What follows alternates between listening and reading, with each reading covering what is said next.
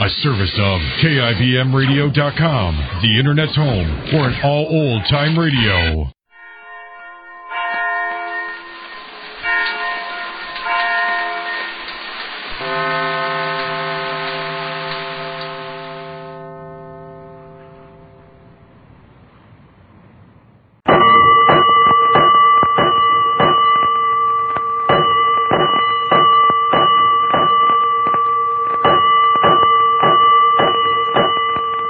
Valves, stand by all stations. Attention, all districts. A 5-alarm fire, 5 bells. Move in immediately. That's it. Let's roll. Let's go. Firefighters.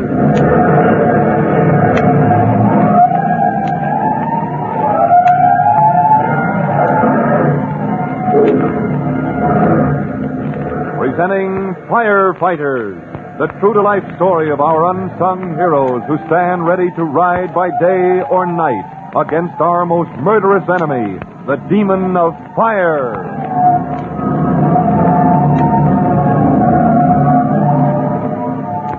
In just a minute, we'll join Tim Collins, rookie fireman, on the roof of the burning warehouse, where Tim has been ordered to break through the roofing to release the pent-up smoke and gas, so that the men from the engine companies can carry hose lines right to the seat of the fire.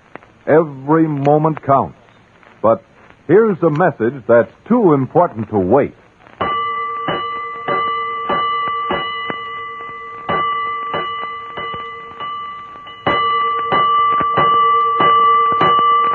Let's go, firefighters. Let's go to the roof of the burning warehouse where you remember Tim Collins, rookie fireman, just a moment ago, began searching for the fireman he is supposed to relieve. He can see a shaft of smoke rising from the other end of the roof where the hook and ladder man smashed the skylight. But as the wind rises, the smoke smothers him in a billowing cloud. Murphy! Hey, Murphy! Oh, gotta work up into that smoke. Can't see anything here. Hey, Murphy, sound off. Here's your relief. Oh, what's that? Oh, an axe. Murphy dropped it. Hey, Murphy, where are you? Sound off. I can't find you. Oh, good grief. Here he is. He's out cold. Oh, let's see. This axe can opener. I'll drop him right here. I hope I can find him again. I'll get my arms under him. A good man. He has a coil of rope fastened to the tools and let it pay out behind us. Yeah. Okay, Murphy. Here we go. I'm going to lift you. Oh, up we go, Murphy. Up. Now to work through the smoke. Up into the wind, Murphy. We'll get behind the smoke there. Oh. Now it's thinning out. I can see daylight. There's the edge of the roof. Edge of the roof? Yeah, we're almost there, Murphy. Hey, you answered me. Oh, who are you? I'm your relief. Oh, but never mind now. I'll sit there. Let you down. Now sit there and breathe.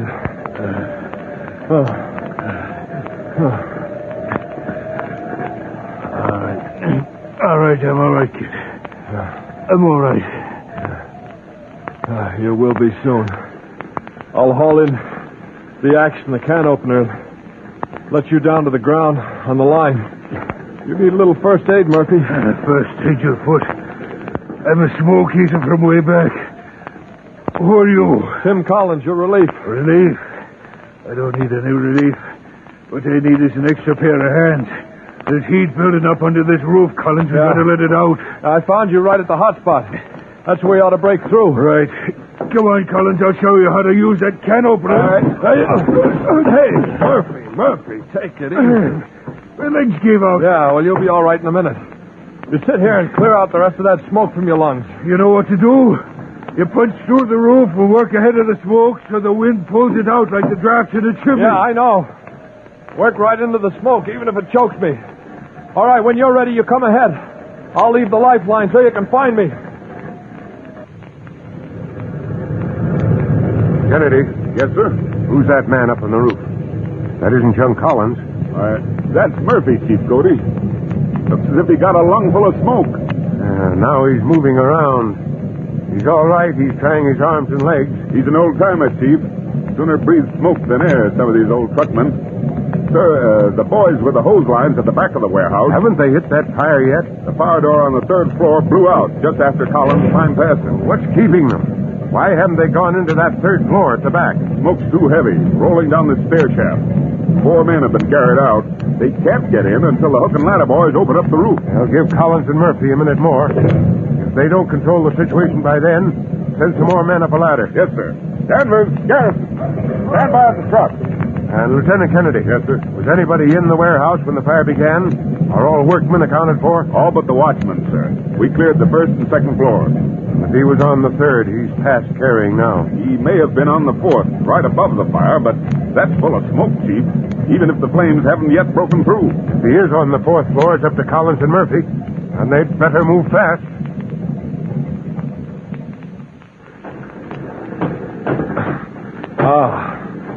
Here are the tools, thanks to this lifeline. I'd never find them if I'd better leave the axe lashed to the line. We may have to haul it out. Oh, blast that smoke. Oh, come on, can opener. Let's get going and get this over with. Let's rip it up. Lucky I didn't run into a beam.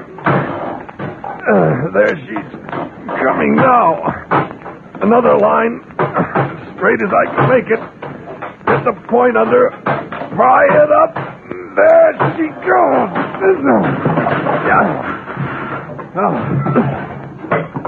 That did it.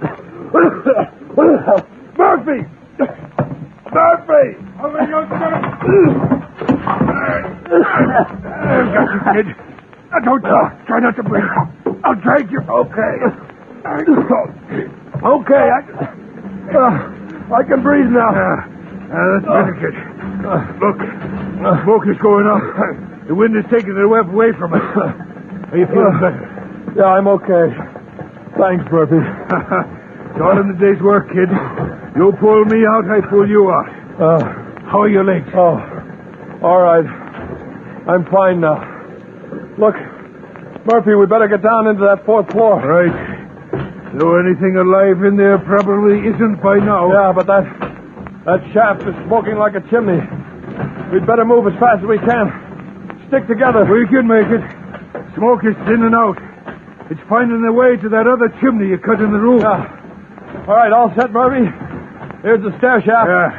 Let's go. Now down the stairs fast. All right. Here's the landing. Hit the deck. I'm right beside you. There's the door. Better feel it before we open it. Yeah, let's see. It's hot, but not too hot. Yeah, well, here's hoping that door isn't locked. Reach up and see. Now, watch it now. If that door's going to blow open... Look, slide back along the wall, Collins. Right up against the wall where the door is. I'll stay on this side, so if the door blows out, we won't be in line with it. All right. Here, take my can opener. Maybe you can... Yeah, I'll reach up with a point.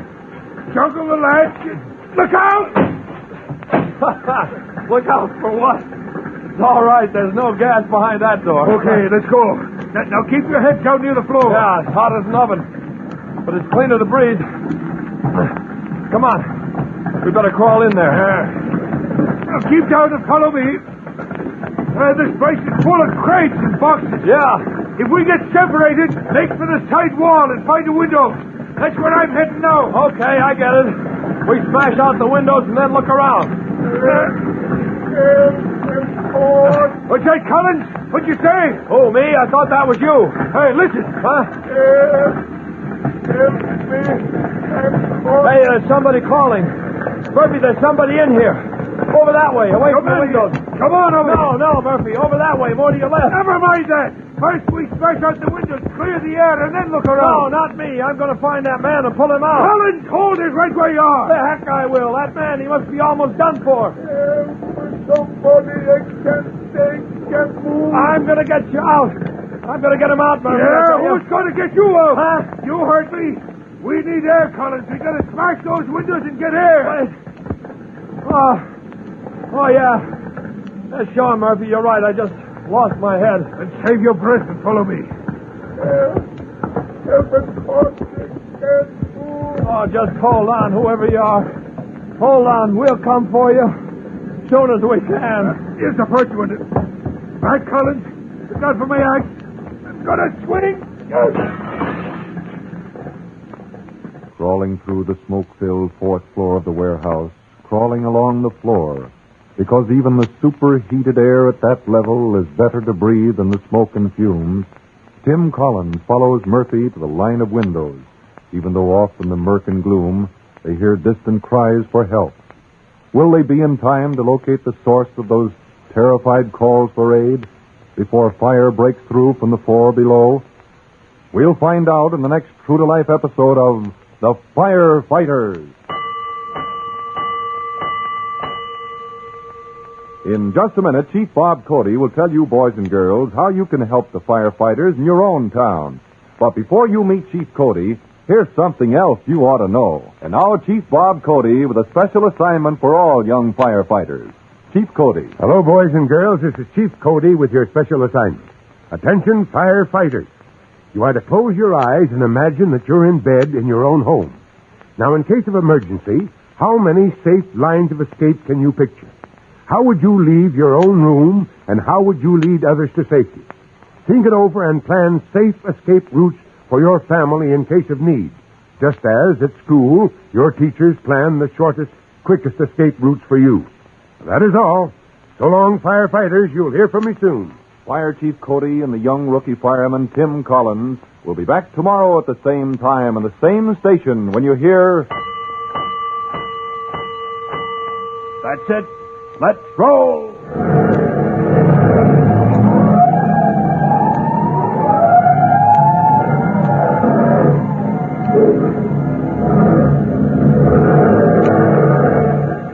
Let's go, Firefighters!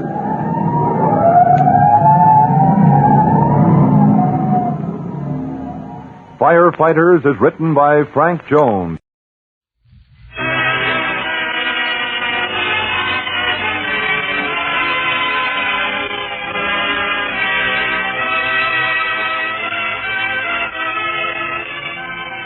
The Radio Theater brings you Margaret O'Brien, Jose Iturbe, Jimmy Durante, and Francis Gifford in Music for Millions.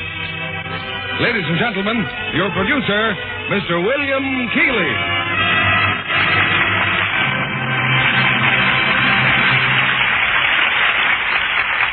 Greetings from Hollywood, ladies and gentlemen. Tonight is an exciting occasion when we bring together a galaxy of stars you'd find almost impossible to duplicate. First, beloved Margaret O'Brien, the only player of any age who has been starred 4 times in 1 year in this theater. Second, the world-renowned pianist and conductor, Jose Iturbe, making his first appearance on our stage. Third, the one and only Jimmy Durante. Finally, for glamour and romance, we have the lovely Francis Gifford. They appear together in Metro-Goldwyn-Mayer's success, Music for Millions, directed by Henry Costa. We raise our curtain on Act 1 of Music for Millions, starring Margaret O'Brien as Mike, Jimmy Durante as Andrews, Jose Iturbe as himself, and Francis Gifford as Barbara, with Marissa O'Brien as Rosalind.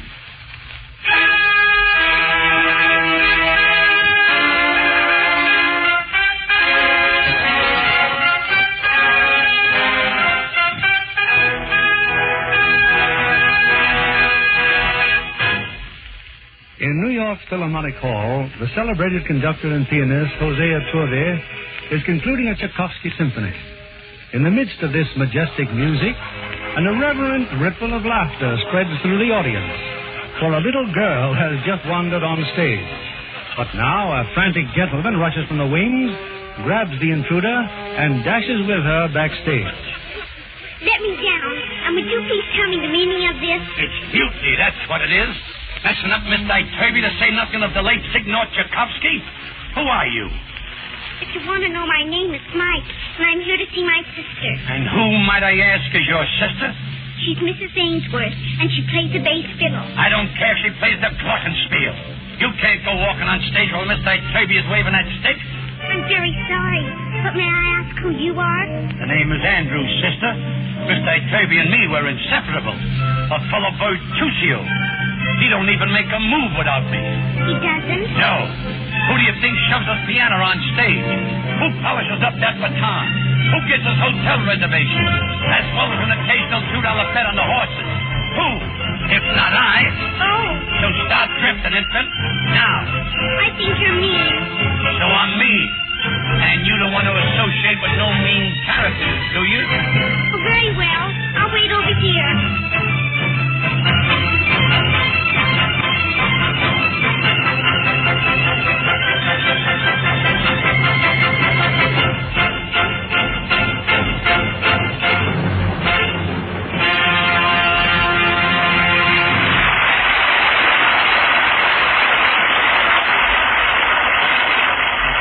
You to take a powder. Mr. Turby is coming and he's burning up. In fact, he's percolating. He's angry because I made the people laugh. A fair approximation of the truth. But I have to wait here until I find my sister. Oh, Barbara! Barbara! Mike! Oh, darling. Where on earth did you come from? Aunt Kate wrote a letter. Didn't you get it? A letter? Why, no. She wrote you to meet me at the train. You mean you came up... And when you weren't at the station, a very nice policeman brought me over here. He even... Barbara, I think perhaps we'd better take a powder. You, me? Such monkey shines at the concert I have never seen. I'm terribly sorry, Mr. Turby. It was just that... There's still a port, Mr. Turby. You better take another bow. Very well. But you, me, I want to see you in my office. Yes, sir. Don't be exasperated, Mr. Turby. Calm heads must prevail. Is he mad, Barbara? I wouldn't be at all surprised. Oh, darling, tell me. Why did you come to New York? Because I missed you so, Barbara.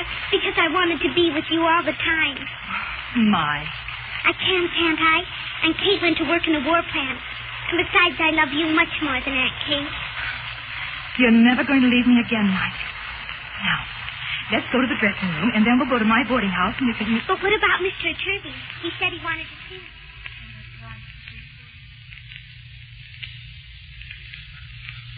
Vaudeville act. A baby walks on the stage. The audience giggles, and she just stands there and stops playing. Who? That girl who plays the string bass. I'll fire her tonight. Good. Great. The minute the orchestra busts up, I'm going on my own. Already the Navy's got Shurovitsky, Konstantinovsky, and Capelloni. The Army's got Fiedelberger, Slivovitz, and Gubelstein. Gubelstein the Piccolo? Yes, Gubelstein the Piccolo. And it's also got Brinkenheimer, Botchkalupo, Tootle Flute, and Murphy. Murphy? We have a Murphy? The past tense, Maestro, we had 'em. Another month and we'll have nothing but females. Perhaps Phil Spitoni had the right idea, after all. And we ain't even sure then. Pretty soon the waves and the wax will get 'em, and then what? We've run out of sexes. That's the conditions that prevail. You think they'll be taking the women, too? Yes, when that happens, we don't have to worry. You know I play piano, too, Mr. Turby. Mm-hmm. In tender no reflection, it's been said quite frequently that I'm a virtuoso. Really? Yes, sir. A child prodigal. Come in. You wanted to see me, Mr. Turby? Oh, yes. Mrs. Answorth, Watch that tap, Mr. Turby. I'm sorry, Mrs. Answorth, but I have forgotten completely what I wanted to see about her. Oh, nothing important, I'm sure. Good night. Good night. Yes, Mr. Turby. Good night. With this scarcity of musicians, I fire nobody. Run along, Andres, run along. What stress and strain. What a dilemma. Andy. Do I hear my name? Oh, Andy, thank you. Thank you for saving my job. I didn't do nothing. Somebody's got to keep this orchestra together, ain't they? But babies I didn't figure on. Draft boards I figure on. But babies I didn't ever figure on. It's a nursery I'm running for babies. Me, a piano virtuoso, who could be out making a fortune. Money isn't everything, Andy. No, but I like to have it around so I could choose the type of misery that is most agreeable to me. I bid you good night, madam. Good night, Andy. Well, Mike, I'm very pleased that Mr. Turby didn't discharge you, Barbara. Well, I'm slightly delighted myself. Come on, darling, we'll take a cab home.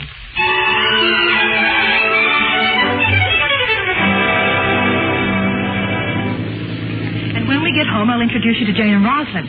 We all live together in Mrs. McGuff's boarding house. Jane and Rosalind play in the orchestra, too. Barbara, do you feel all right? I'm just tired, Mike. Here's something you haven't seen. It's Joe, a picture of Joe. We had it taken just before he went overseas. Do you write to him every day? Every day. Does Joe still write to you every day? Oh, well, he can't now, darling. He's very busy. When was his last letter? Oh, a few weeks ago, Mike. You have no idea how long it takes letters to come from the Pacific. It's so far away. But don't worry, Barbara. I've been praying for him. I'm not worrying, dear. I've been praying to St. Christopher especially. He'll be sure to take care of him. Barbara, you're sick. I'll be all right, Mike, really. Just, standing up for hours with that big bass fiddle, it gets you down sometimes. I'll take care of you. I will. Thank you, darling. Thank you.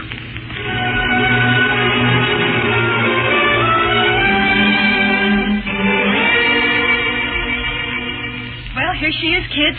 Rosalind, Jane, this is Mike, my big sister. Hello, Mike. Hi, Mike. How do you do? Anything you want, Mike, just holler. Wait a minute. That's one thing she mustn't do. Holler. Oh, golly, that's right. Mrs. McGuff. The landlady? She doesn't like dogs or... Oh, I very seldom bark, Rosalind. She also doesn't like children. Oh. Well, all we have to do is to find a place for you to hide. Just in case. Look no further. You just said where. In case. In Barbara's bass fiddle case.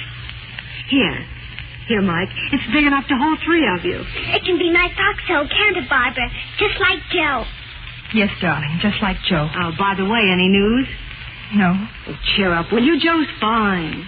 Sure, I know. Well, now, where's Mike going to sleep? With me, of course. Janie, what about the sofa in your room? Well, just the thing. We'll bring it in here. Well, maybe it would be better. We can put it over here. Now, what do you think you're going to do? Help you move the sofa? Sit down and relax. You're not touching the sofa. Why is everybody always worrying about you, Barbara? Oh, I just guess they like me, Mike. Mike? Barbara, what's the matter? Barbara! Oh, she's fainted. Jane, call the doctor. Call him right away.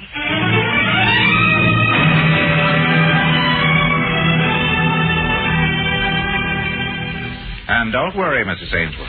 Everything's perfectly normal. You're fine. Well, good night. Good night, Doctor. Oh, it's you, is it? I sneaked out into the hall from Jane's room. Doctor, what's the matter with my sister? Oh, frankly, young lady, nothing. But she fainted. Well, lots of folks do that. But she keeps smiling all the time, too. Well, there's nothing funny to smile at. Indeed. I'm worried. Young woman, can you keep a secret? You're going to become an aunt. Me? Mm-hmm. Your big sister's going to have a baby. But don't you tell anyone. Well, I won't tell anybody, Doctor. Will I be a boy aunt or a girl aunt? Why don't you just wait and see about that? Oh, I will.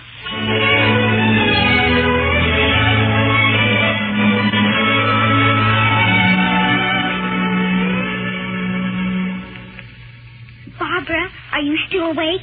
Mike, I thought you were asleep long ago. Barbara, can you keep a secret? I think so. Well, don't tell anybody, but you're going to have a baby. Mike. It's true, Barbara. I just thought you ought to know. I'm all excited, aren't you? Oh, all excited.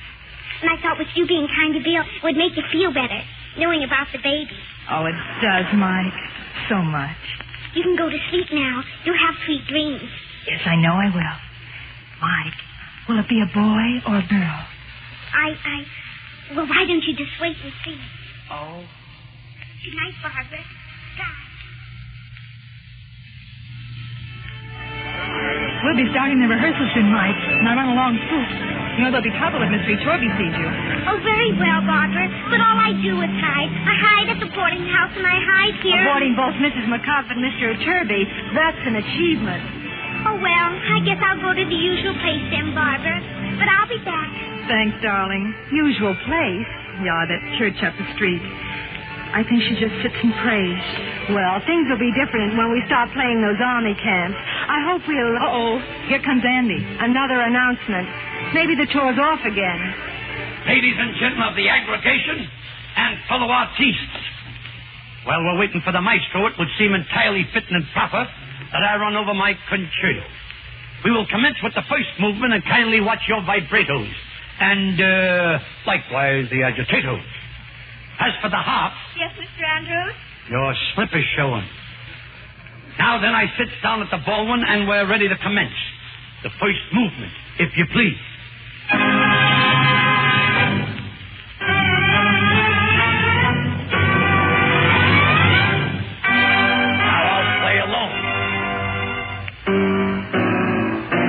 Sitting in my study, putting the finishing touches to my unfinished symphony. And who walks in? My butler, unannounced. He hands me my copy of the Philharmonic News, which I was eagerly awaiting. And what do I see? Right on the front page, a picture, a group picture, with a headline reading, Musical America selects the three greatest conductors of all time, Toscanini, Turby, and me. Who are those two guys? Mentioning me in the same breath. Why, you could have knocked me down with a filet mignon. But after due consideration, I arrived at the conclusion that there's room in this country for more than one great conductor. So, gentlemen, I bow to the inevitable. There's Toscanini, Turby, and me. We are definitely the big three. At concerts I've seen you, applauding our genius. Good morning, Mr. Turby. A fine day, is it not? Good morning, Andrews. The piano, it needs tuning, Mr. Turby. It needs tuning badly. Mm-hmm. Andy, you are a virtuoso. I'm convinced. All I need is a crowd, Mr. Turby. Put an orchestra in that pit. Then let me hear that overture. Hit me with a spotlight, and when I'm finished, believe me, pandemonium, unlocked bedlam, which causes complete chaos. And I say that with tongue and mouth. Now, if we can settle down, please. The Greek concerto first. Please remember, when we're on tour, we shall have very little time for rehearsal. If I may be permitted an interruption, Mr. Turby. Yes, Andrews? The piano solo. I'd be very happy to oblige. You'll be busy waving that stick and... Oh. I think I can handle both, Mr. Andrews. Let me try it anyway, huh? I'm consternated. I got talent oozing from every pore. But no, he's got to play piano too. Please now, allegro moderato.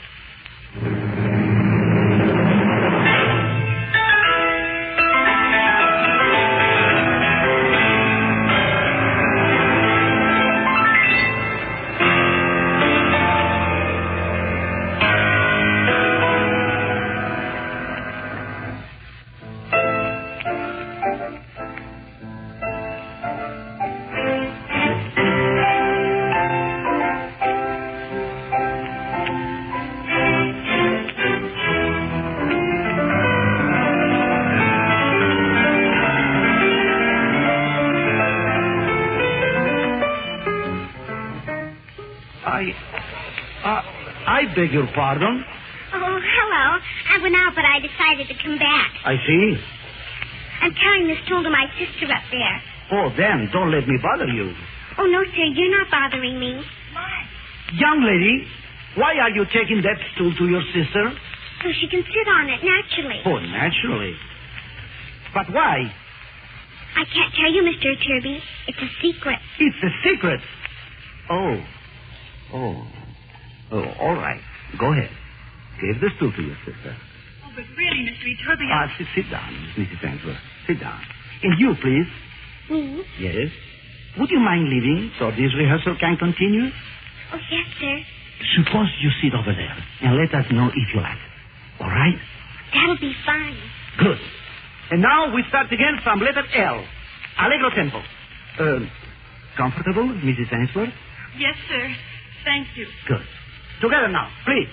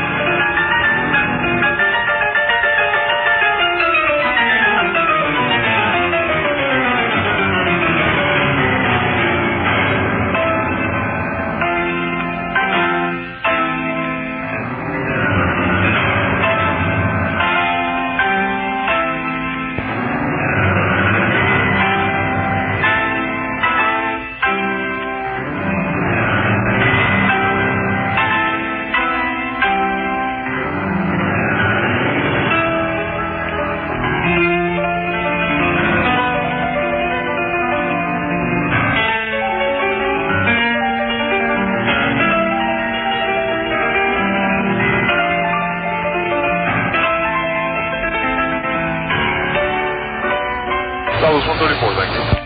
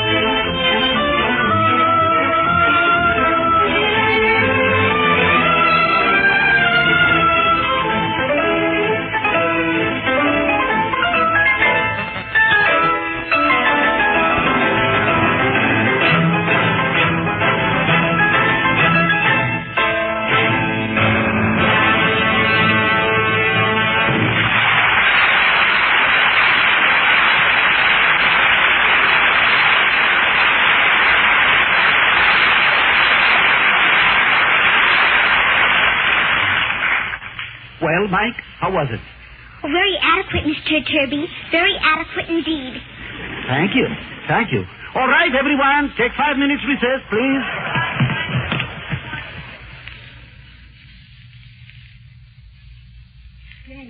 Jane, I've been looking all over for you. Look. A telegram. Quiet, Jane. This is for her. For Barbara. But how did you get it? Mrs. McGuff just brought it here. It's about Barbara's husband. Oh, no. He's missing. Missing in action. Oh, Roz, you've got to tell her. I can't. The state she's in. What if she lost the baby? Could we just be deceiving her? We can wait until after the baby comes. And lie to her every minute of the time? Hey, what those you two? Oh, nothing. Why? We'd better get back to our places. We've been rehearsing to do, remember? Was that a telegram you just put in your purse, Rosalind? Telegram? Well, now, who would be sending me a telegram? I shouldn't have asked. It isn't nice for children to be inquisitive. Not nice to know, but quite natural. Roz? Yes? It wasn't anything that I... Skip it. I just got a bad case of the jitters, I guess. Don't be sad, Barbara. You'll hear from Joe soon. Honest you will. Honest.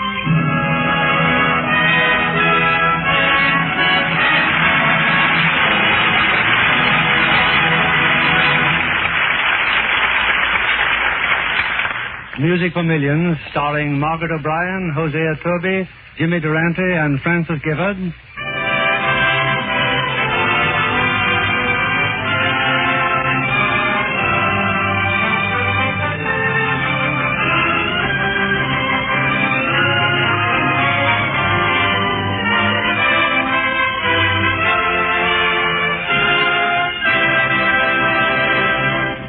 Act 2 of Music for Millions, starring Margaret O'Brien as Mike, Jimmy Durante as Andrews, Hosea Toby as himself, and Francis Gifford as Barbara.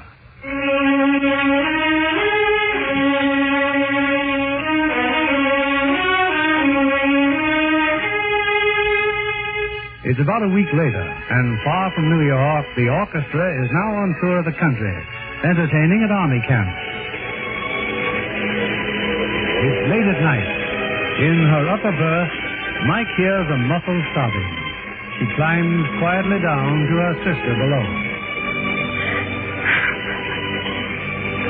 Barbara. Oh, Mike, go back to your berth, dear, please. I couldn't sleep because I knew you were crying. Barbara, I'm not ever going to leave you. Not until Joe gets back. Joe's never coming back, never. Oh, Mike, he's never going to see his face. Oh, dear. God's going to be angry at you. He really will, Barbara. Barbara. Yes. If you just pray hard, Joe will come back. He's sure to. Just my asking isn't going to bring Joe back. Oh, Mike, I'm so lost and lonely. Why didn't you tell God? That's the best thing to do. He'll understand you. Oh, Mike, what does God know of a woman's aloneness when Her husband's gone and her baby's gone. Oh, no, Mike, he doesn't know. Oh, well, maybe he gets lonely, too, sometimes. Maybe he likes people to come to him. The same way you want Joe to come back to you. I haven't prayed since I don't know when. It's easy. You just say what you want. You just say, please. I can word to you.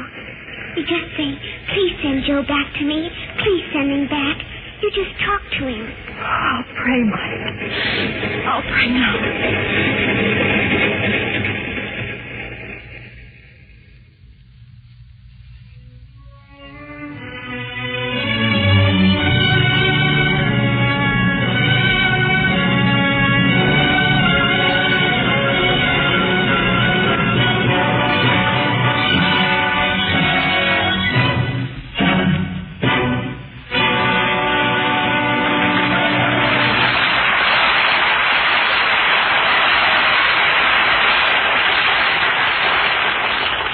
Thank you very much, boys.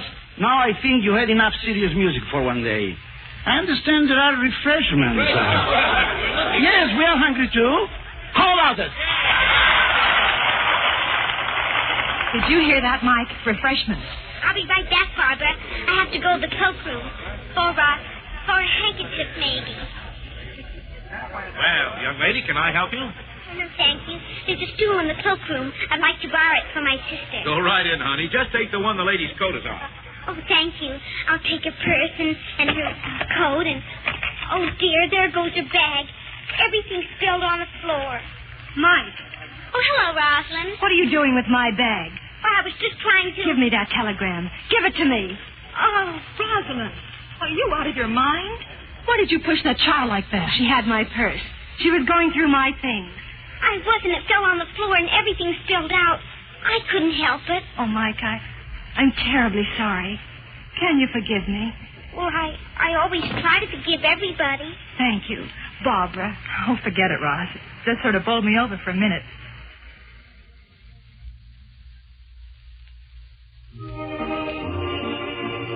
Hey, what is this, a convention? Get moving, will you? They're giving us a shindig in there, dining, dancing, and everything. I didn't know we were going to dance. Sure we are. It's our war, too, ain't it? Oh, by the way, Mr. Andrews, sir. Sir, that's better. The colonel would like to see you, sir. Me? Oh, yes. He wants to thank you for your part in making this a very successful day. Hey, I didn't do nothing. I ain't nobody. We know who you are, sir, and we're not going to forget it.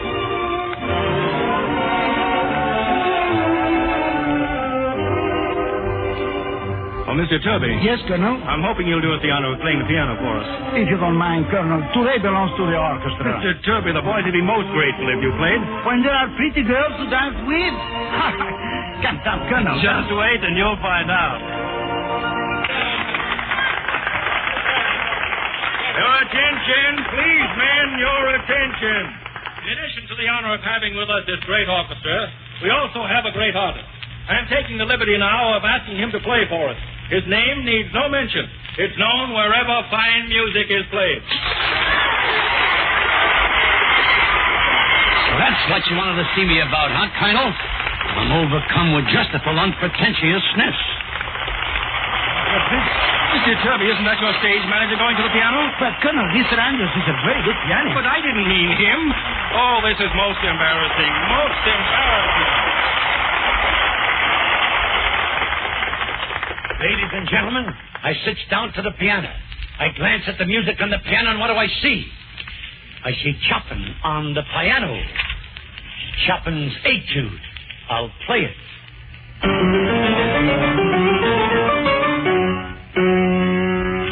Just as I thought, a misprint. I'm chopping up the Chopin.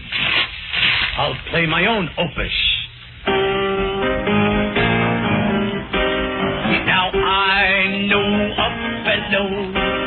a fellow who can make your life so mellow. Now there's one like him in every town.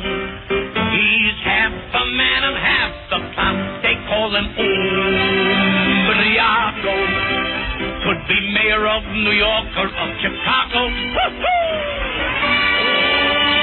Umbriaco. Razors came from Portland, Maine to San Diego. When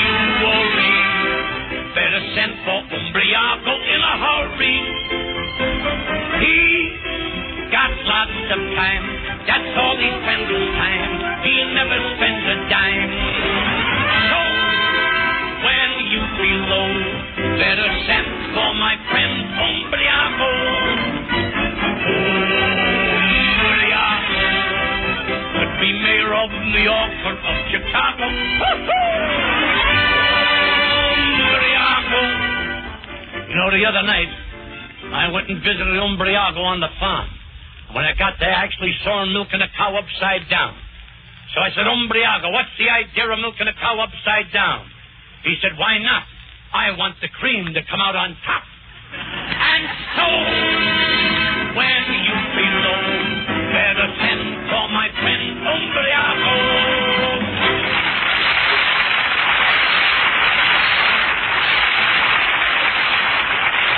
The boy Crucio bids you adieu.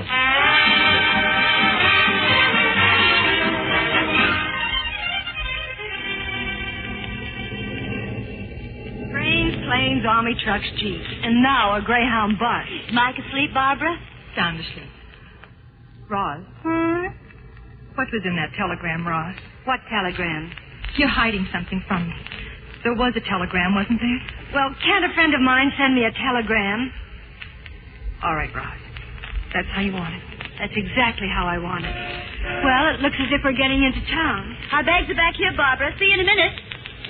We didn't fool her for 1 minute, Jane. I know we didn't. And something's got to be done by somebody. And soon.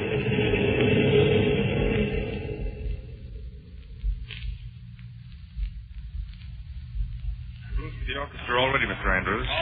Did you get the piano for my style, Turvey? It's in his room, sir. Thank you, Clerk. We artistes have to keep ourselves in tune. You understand. Come on, girls, sign the register. Oh, Barbara. Okay, Andy. I got your twin beds on account of Mike. Oh, thanks, Andy. Now give her to me. I'll carry her upstairs. Careful, Andy. She's heavy. I got her. Thanks, Andy. You're so... I know I am. I'm beautiful. I'm just a nursemaid. That's what I am. It's too bad you're asleep, Mike. But you'd see what I'm enduring on your behalf. Elevator going up. That's us. Why don't I Toby carry you up to bed? You say something, sir? I'm confining my remarks to the woman in my arms. Mike, don't think I don't know. You and I, Toby, are chums. All I'm good for is to carry you around. Me, a portable bassinetti. Shh, go to sleep. Never mind arguing about it.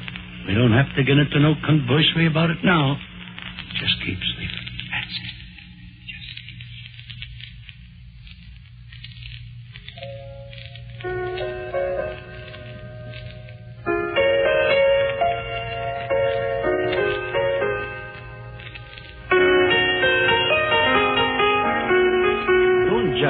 In the doorway, Mrs. Answorth. Jimmy Torby, I didn't think you saw me. Come in. Do you like Claire de Lune?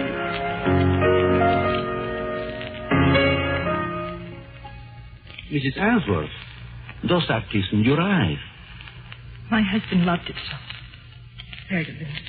And I played that badly to make you cry? Oh, no, it was wonderful. What's wrong, Mrs. Answorth? My husband. I haven't heard from him in the longest time. You're afraid? No, Mrs. Answorth. You mustn't lose your courage. But I... Look at me. Come now. Come. Up. Barbara, the world is going to be a pretty sorry place. I don't care about the world. I care about Joe. I love him and I want him to live. Tried so hard. Just a coward. Coward? No, I don't think so. A woman, yes. Now, sit down, please. Let me play something else for you.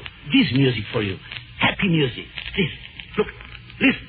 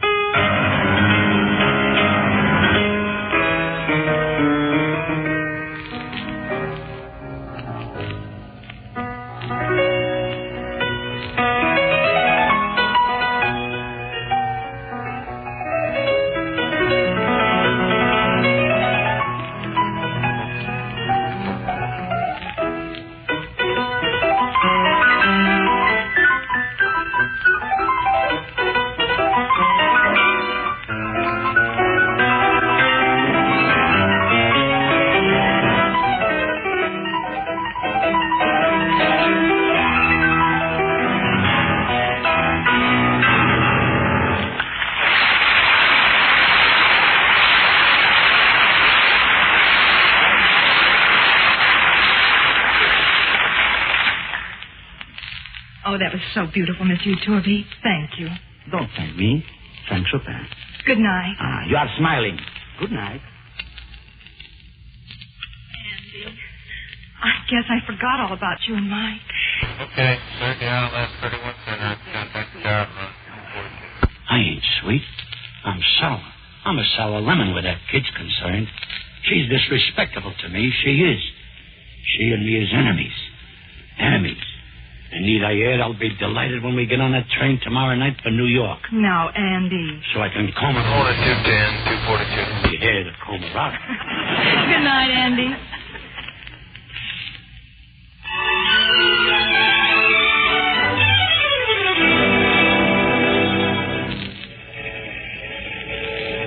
Barbara and Mike are in the dining car. At last I can tell you what happened, Roz. About your uncle? Yes. You phoned him? Yes, well, he's a handwriting expert, like I told you. Will he write the letter? Well, he didn't promise. He mentioned something about it being forgery. But all he has to do is imitate Joe's handwriting and write a letter to Barbara. Oh, Jane, she's going to lose her mind if she doesn't get a letter soon. And the baby. Oh, he's got to do it, Roz. He's got to. We'll call on him the first thing in the morning. But how important it is that Barbara get a letter. She thinks he's dead or something. I could be arrested for even thinking about such a thing. But all you have to say is that he was picked up at sea or in a jungle, anything. Jane, the idea of my using my talents to... Oh, very well, I'll do it. Oh, thanks, Don. I brought along one of Joe's letters. I thought maybe if you studied the handwriting. A forged letter will be at your boarding house tomorrow with phony postmarks, censorship, and everything. And I'm counting on both of you to visit me in jail.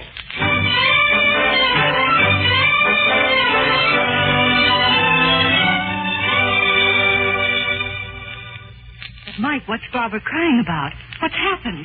She's crying because she's so happy. It came, Rosalind, it came. A letter from Joe. Oh, Jane, Ross. I just don't know what to say. Then just tell us what he says, Joe. Oh, he's all right. He's fine. He was lost on an island for 3 months, but he's safe now. Just listen. He said, what a laugh I had in the boys when I turned up again. I was so glad to be back. I just hugged and kissed everybody. The men, too. He just kissed everybody, even the men. Imagine it. Oh, I'm so happy. I knew the letter would come, Barbara. I knew it all the time. Oh, I know you did, darling. Now, Roz, what a pest I was about that telegram you got. Oh, forget it. Oh, I was so sure something had happened to him. Mrs. McGuff. I just wanted to find out about the letter. It was from him, wasn't it, Barbara? Oh, yes, Mrs. McGuff, yes. And then at the post... Well, and who is this? This child? Oh, she's my sister, Mrs. McGuff. Her name is Mike. Well, how do you do? How do you do? Well, I wish you'd come and stay with us sometime. What? Well, you're more like a home with a little girl running about. But didn't you tell us no dogs and no children? Oh, no. Only boy children and boy dogs. This is a ladies' residence, you want to remember. That's right. I think I have to go somewhere, Barbara. You do? Where? Somewhere to thank somebody for something. She's going to church. I think I'll go, too. Well, it worked, Roz. Uncle Albert's letter worked. But why he had to mention some of the things he did, I just don't... Oh, well. It'll all be over in a few weeks, one way or another.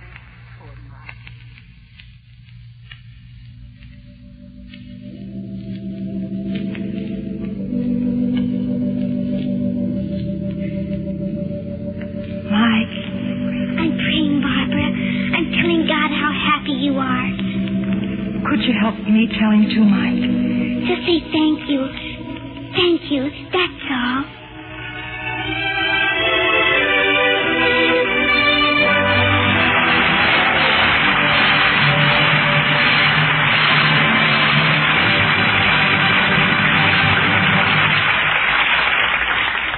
In a moment, we'll return with Music for Millions, starring Margaret O'Brien, Hosea Turby, Jimmy Durante, and Francis Gifford. Back now to Mr. William Keeley. Act 3 of Music for Millions, starring Margaret O'Brien, Jimmy Durante, Hosea Turby, and Francis Gifford.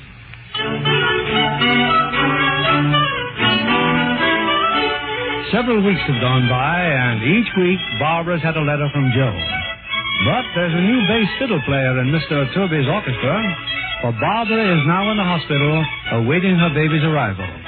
In the room for expectant fathers, Rosalind, Jane, and Mike are waiting too. So here's where you all are, huh?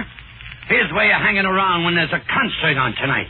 Or didn't you know? Hello, Andy. Hello, she says. Comes time for the downbeat and you're all here having a baby. Now, wait a minute. Not even a half a minute. There's a cab out in front. Get moving. Oh, all right. Come on, Mike. I can. I can't. I'm not going. Well, stay here then. Come on, girls. Oh, Mike, please, you can't stay here by yourself. I'll leave word to phone if there's any news. I have to stay. You do, huh? You ain't gonna sit there and ruin a concert for thousands, are you? Yes. Look, this is no time for whimsicalities. Oh, we can't go and leave her, Andy. Yes, you can. Go on, grab that cab. I'll get her out of here and get another taxi. Be nice to her, Andy. Come on, Jane. And please, mind Andy, Mike.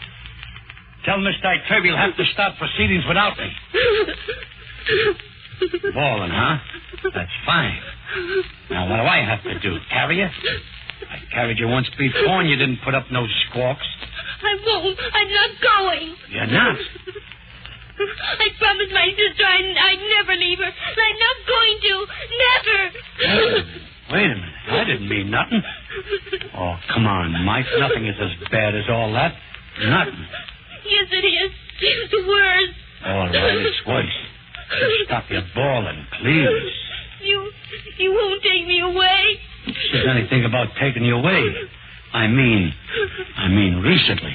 You changed. I guess so. I knew I was a softy, but I never thought I'd fall apart completely. Well, move over, sister. We may be here for a couple of weeks. Why? You know, that there stork, he's a pretty temperamental bird. The stork? Yeah, the stork. The stork doesn't bring babies, Mr. Andrews. It don't? No, it doesn't. Only children think the stork brings babies. You should know better than that. And tell me, what does bring them? An angel. An angel? A real angel. Everybody knows that. Well, you're really grown up, ain't you? Just a real old-timer, huh? I'm over 7. I know everything except one thing, Mr. Andrews. I mean about the angels bringing babies. Why does it have to be in a hospital? You mean you don't know why is that? I don't think I do. Oh, everybody knows that. Sure, you just figure it out sometime. You tell me. It's a cinch. You could figure it out in no time. Do you know? Do I know? Do I know? You didn't know about the angel, though, did you? You thought it was a stork, didn't you? All right, I'll tell you. Yes? Okay. Angels got wings. You know that, don't you? Oh, I know that very well. That makes them something like an airplane, see? And an airplane has got to have a landing field, see? And the hospitals, well, they make the best landing fields. Oh, of course. Were you ever a baby, Mr. Andrews? Was I ever? Of course I was a baby. I was born, I know that. Did you cry? Did I cry? Sure, I hollered. That's where I acquired my attractive hoarseness. You cried because you wanted to get back to heaven. Did you know that? No. Honest? Honest. You didn't want the angel to leave you. But he left me. He certainly left me. He certainly ain't bothered with me none since. He ain't around here now. Aren't you happy sitting here with me? Oh, sure, I'm happy. Everything's... Minus 3,000, you're in about 3/4 minutes. I think you're hunky-dory too, Mr. Andrews. Oh, me? Yes, and I like the way you play the piano. I even like it better than the way Mr. Turby plays. No, you do? Yes, and I think you're pretty. You think Now, wait a minute. I'd like to believe that, but I can't be dishonest with myself. Look at me. I'm looking. Do you see the hair that ain't there? Do you see the schnoz that is there? Do you see this macadamized complexion? Do you see what I see when I look in the mirror? I still think you're pretty. I thought that you and me was enemies. Do you know something, Mike? Know what, Mr. Andrews? You know that angel? The one that brings you in place of the stork? Yes. Well, he ain't never left you, Mike. He's right with you every minute. And I can tell you he just don't stay around with most people. he just drops that bundle and runs. But he ain't never left you. And I got an idea that he ain't never going to either. I hope your angel and my angel like each other. Yeah, Mike. Me too. Me too.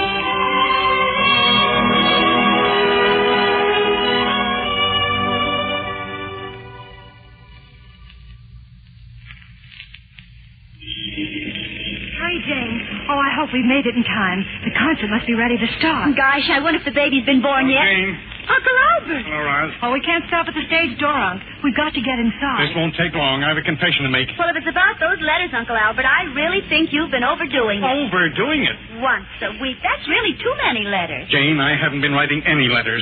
That's what I wanted to tell you. I started to write the one you asked me to forge, but I couldn't do it. But you got your letter the very next day. If Barbara got a letter from Joe, it was from Joe. I never wrote a word. Oh, Uncle. Oh, that's wonderful. That means Joe's all right. He was on the island. He is safe and sound. And you're not angry? I thought, well, bless my soul. Come on, Jane. We're going in there and we're playing tonight like we've never played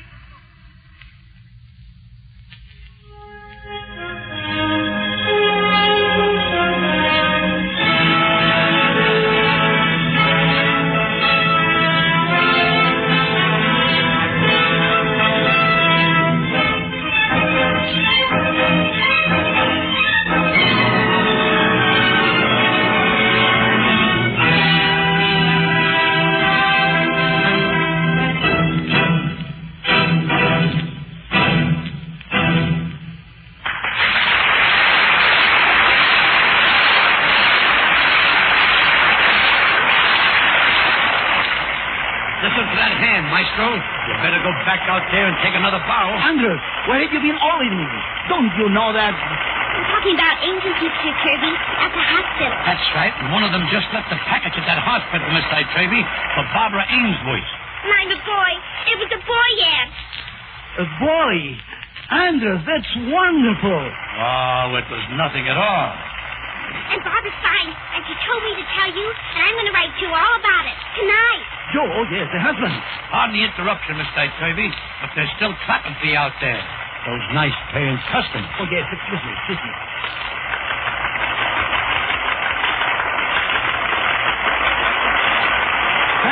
Thank you very much. Now, you will excuse me, I have a special announcement to make to my fellow musicians. Ladies and gentlemen of the orchestra, it's a boy!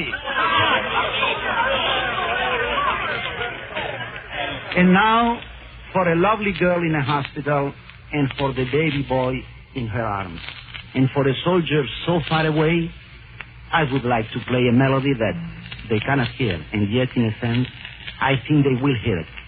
I know from now on, I will always think of it as belonging to them as their own Claire de Lune. Mike, get off the stage, Mike. But I want to hear Andy. And I want you to hear it too, Mike. Everything turned out just fine, didn't it, Mr. Kirby? Yes, Mike. Just fine.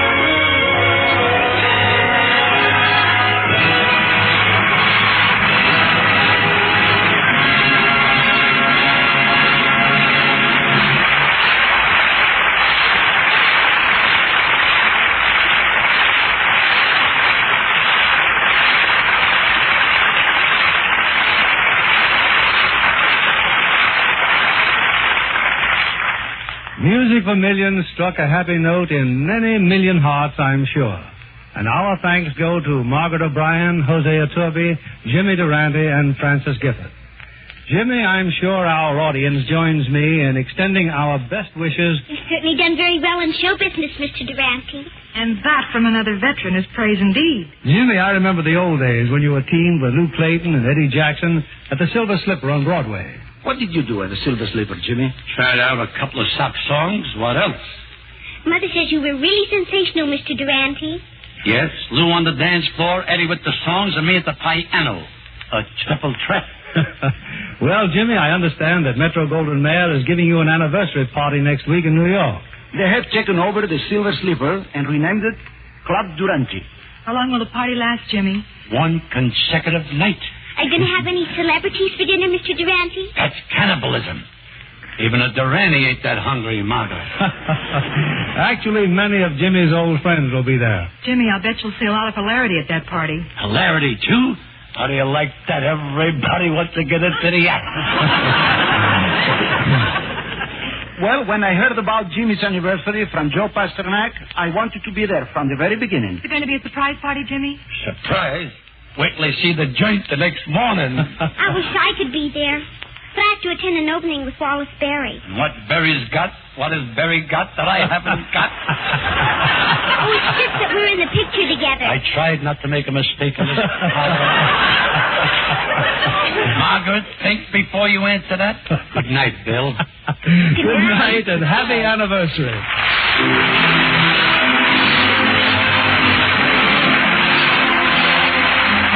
This is William Keeley saying good night to you from Hollywood.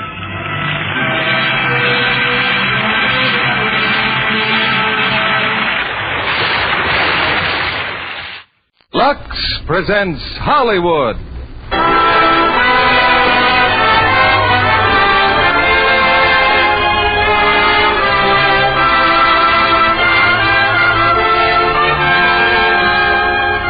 The Lux Radio Theater brings you Margaret O'Brien, James Craig, and Francis Gifford in Our Vines Have Tender Grapes. Ladies and gentlemen, your producer, Mr. William Keeley.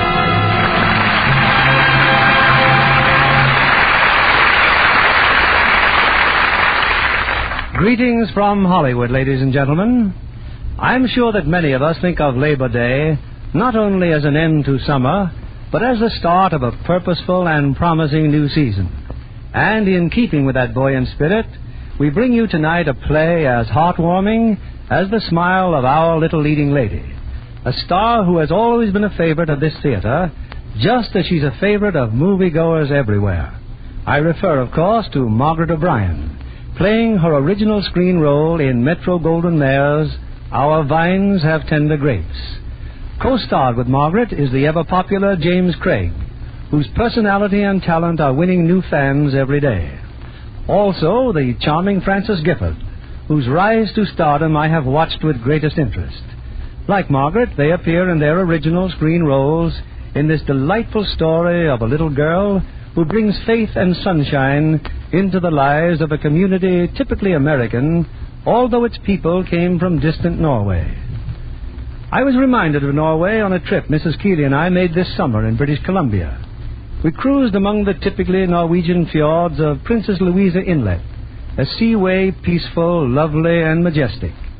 When we found that the captain of the Malibu Arrow had provided a generous quantity of Lux toilet soap, I suspected it had been done for our benefit, as a friendly reminder of my pleasant work in Hollywood. But he assured me that, on the contrary, Lux Soap was a regular passenger on all the boats his company chartered. In fact, wherever I traveled north of the water, I found that our Canadian friends are as loyal to Lux Toilet Soap as we are, and are equally loyal members of our audience each Monday night. So, from northern Canada to southern California, our curtain rises on the first act of Our Vines Have Tender Grapes, starring Margaret O'Brien as Selma, Francis Gifford as Viola Johnson, and James Craig as Nels, with Joseph Kearns as Pa.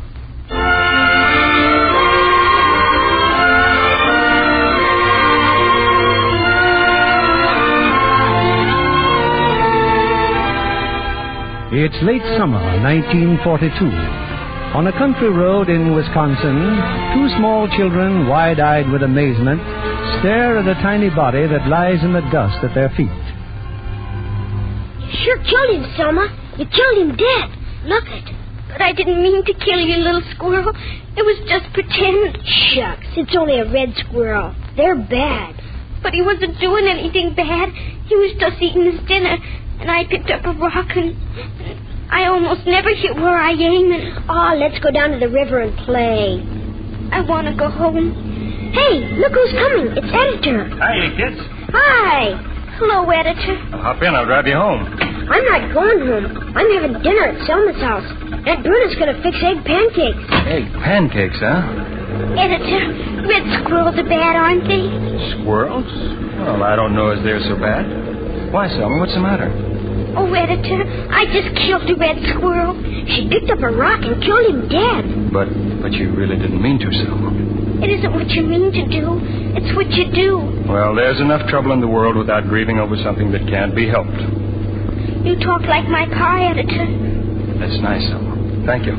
Hey, who's that down there? It's a lady. What lady? Yeah, what lady? Suppose we find out, eh? Hello there. Can we give you a lift? No, thank you. I'm really enjoying the walk. You're new here, aren't you? Yes. Oh, I'm sorry. It's not a matter of curiosity. You see, I'm Nels Helverson, editor of The Spectator here in Fuller Junction, and when a stranger's seen in this part of the country, well, that's news. Oh, how do you do, Mr. Halverson? I'm Viola Johnson, the new school teacher, 1st to 8th grades. Well, that's wonderful. Meet one of your pupils, Selma Jacobson. How do you do, Selma? Hello. I'm 6. Oh, and this is Arnold Hanson. They're cousins. Hello, Arnold. Hello. Going any place in particular, Miss Johnson? Oh, just on my way to the Parasons. Well, now, that's quite a walk. Better let us take you. All right, I will. Stand up, Arnold. Don't mind holding a young man on your lap, do you? Oh, I think not. Oh, shucks. You know, Miss Johnson, it always makes a much better news item to pad it with a little human interest. For instance, where does our new school teacher come from? Milwaukee. Mm-hmm. And ask how she likes Fuller Junction, Miss Johnson said. But Miss Johnson doesn't like Fuller Junction, and I'm afraid you wouldn't quote what you'd have to say. Oh, that bad? Well, for one thing, it's awfully small. Well, so's a diamond, Miss Johnson. Well, tell me, what is there in Milwaukee you can't find right here? Oh, well, Milwaukee's a city. There are concerts, lectures, theaters.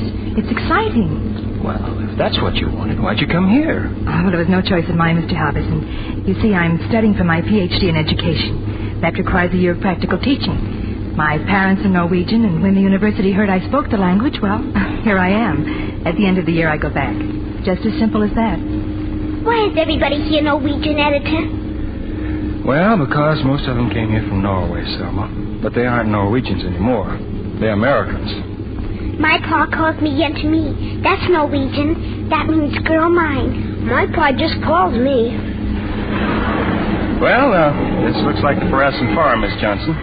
Oh, by the way, if you have any spare time, I'd like to show you some of the things around Fuller Junction you can't find in Milwaukee. Oh, I'll have plenty of spare time, Mr. Halverson. Thank you very much. Goodbye. Bye. Bye, Selma. Bye, Arnold. Goodbye. I wonder if Miss Johnson ever ate egg pancakes. You know something, Selma? I'll bet she never did.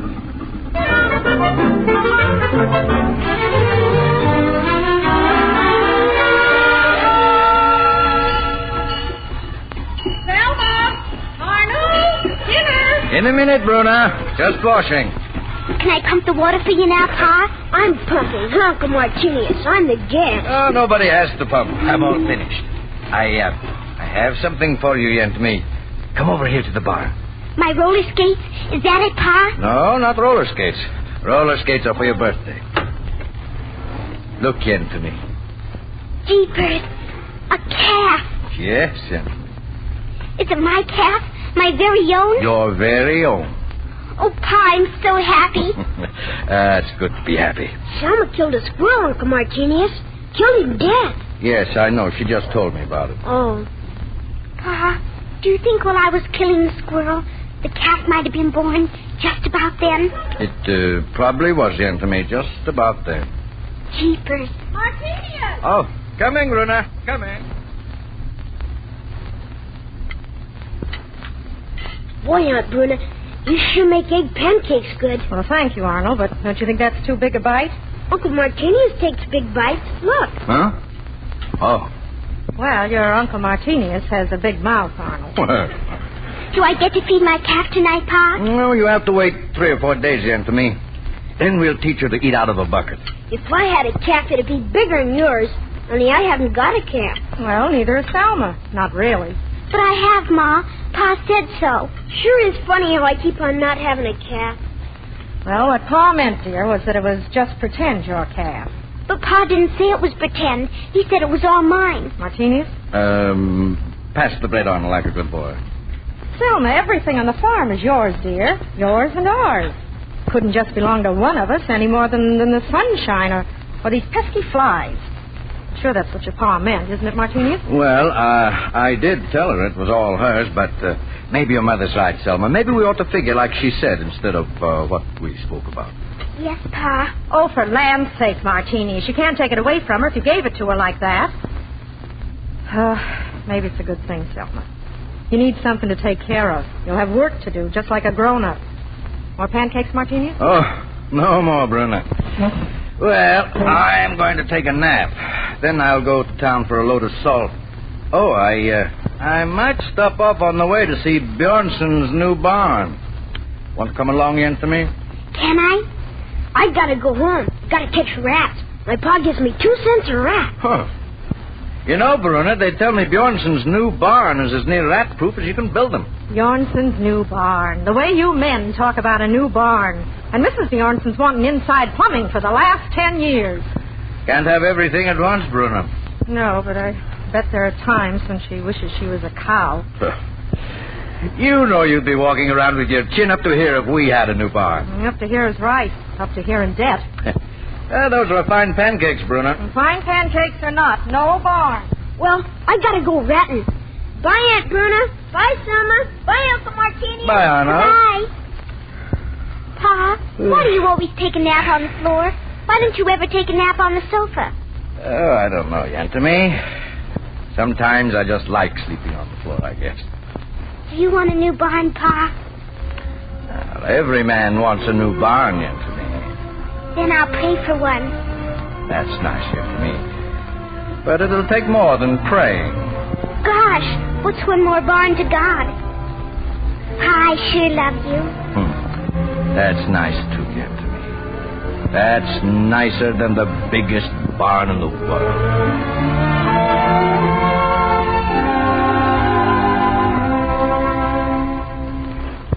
Ma, look where the moon is now. Yes, dear. And that means the minutes are moving, too. Almost time for bed.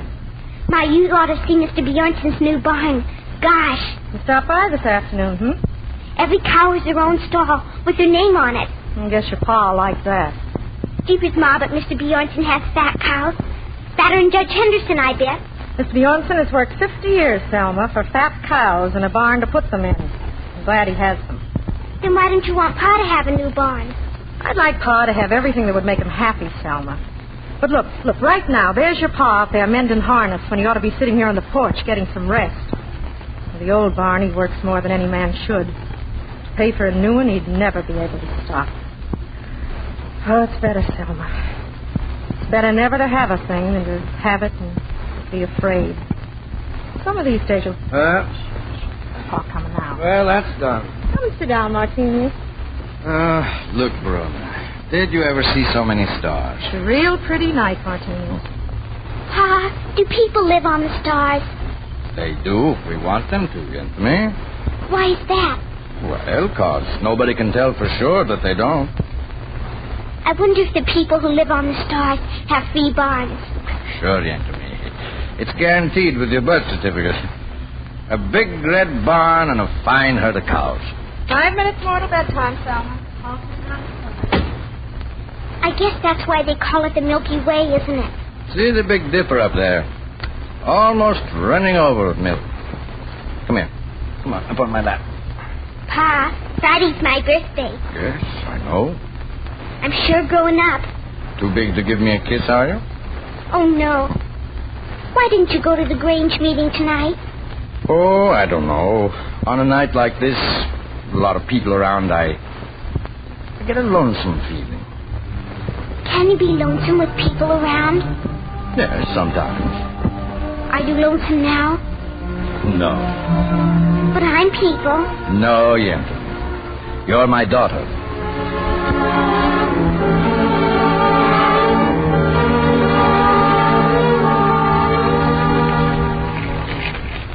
This sure ain't much of a place to roller skate. It's a fine place. It's solid cement all around the silo. Anyway, there isn't any other place to skate on a farm. When do I get my turn? They were my birthday presents. You can have your turn after a while. I want my turn. Uncle Martini said I could have a turn. But they were my birthday presents. You're a big old pig. I am not. You're a big old pig and you eat slop. I was going to let you have a turn, but now I won't. I want a turn. You're a big old pig. I want a turn. Aunt Rona! What's the matter now? Someone won't give me a turn on the skate. Selma, let Arnold have the skates this minute. Oh, all right. Tattletale, why don't you go home? 'Cause I want my turn. And if I don't get my turn, I'll tell your pa, too. If you do, I'll slap your face.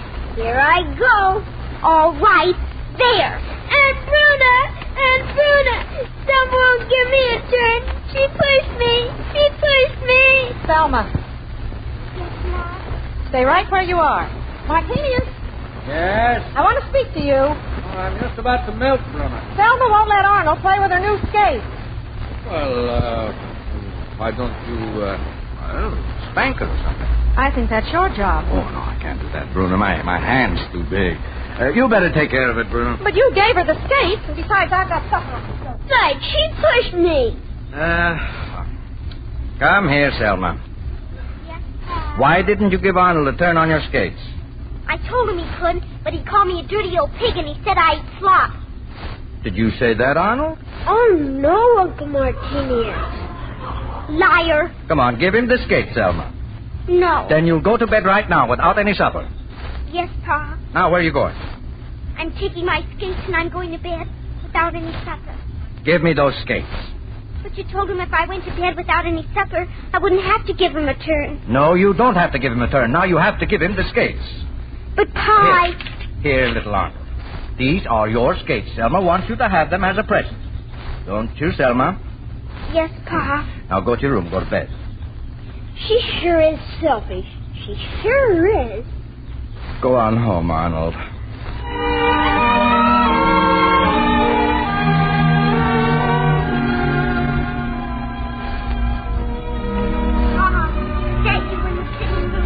I'm trying to read my newspaper. What do you want? Get away from those stairs. Can't I kiss you good night, Pa? Go back to bed.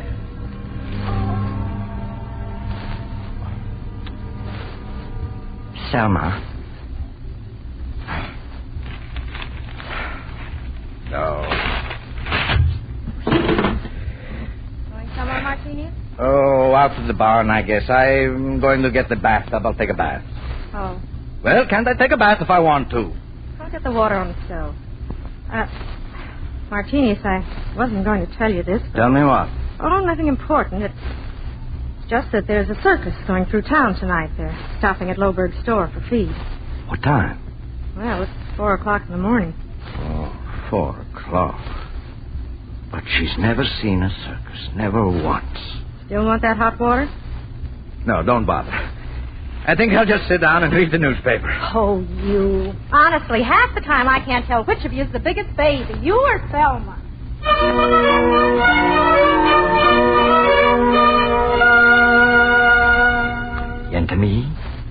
Yentamy, wake up. What's the matter? There's a circus. A circus is going through town. I want you to see it. I want to sleep. But a circus, lions and tigers, elephants maybe. Elephants? I'm going to take you. Oh, but Pa, I'm too tired. Oh, come on now. Wake up, wake up. A real circus? Yes, Yentamy. What do you think of that? A real circus.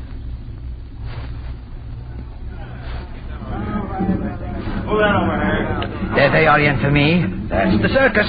But Pa, all I can see is trucks.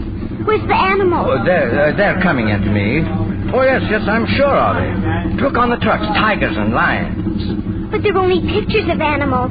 Yes, but inside there are wild animals. And look how close we're standing to them. Pa, I'd like to see the wild animals without the trucks. Well, yes. Let's walk down there. Oh, look, Pa, a real elephant. Where? Oh. Is he going to come out? Is he? Well, I don't know. Wait here, Yentamy. I'll ask the trainer. Oh, hurry, Pa. Hurry. Oh, excuse me, mister, What's the trouble, Jack? Were you figuring to bring the elephant out? No. Oh. Is he going to pass, Lizzie? I know it's a lot of trouble, but maybe I could pay you something if you... You got a sawbuck? What? Have you got a fin? Well, I'd be willing to pay... Have you got $5? $5? Oh, $5. 2, 3, 360. I never carry much money around.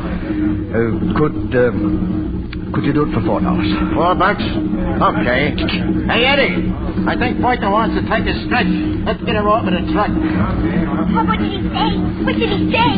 He said he was always glad to show elephants to little girls. Come on.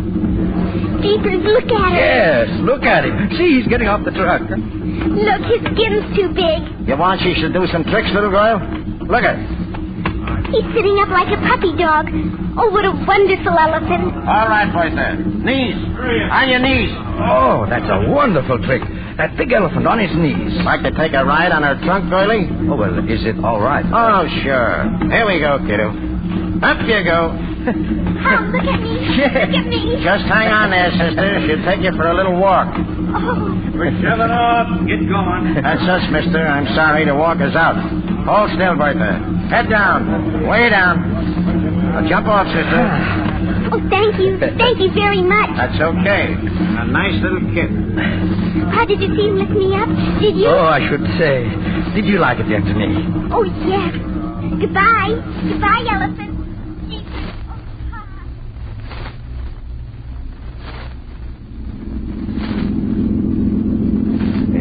Better get inside my coat. It's getting chilly. Maybe we'll see the frost before the sun comes up. No frost, gentlemen. It's too early in the season. Besides, you'll be back home in bed before the sun comes up. Pa. This time when I go to bed, may I kiss you goodnight? Yes. I'm sorry about this afternoon. You know, sometimes I get a meanness inside of me, like when you get lonesome. Yes, I know, Anthony. This has been about the nicest summer of my life. You'll have more, Anthony. Even nicer.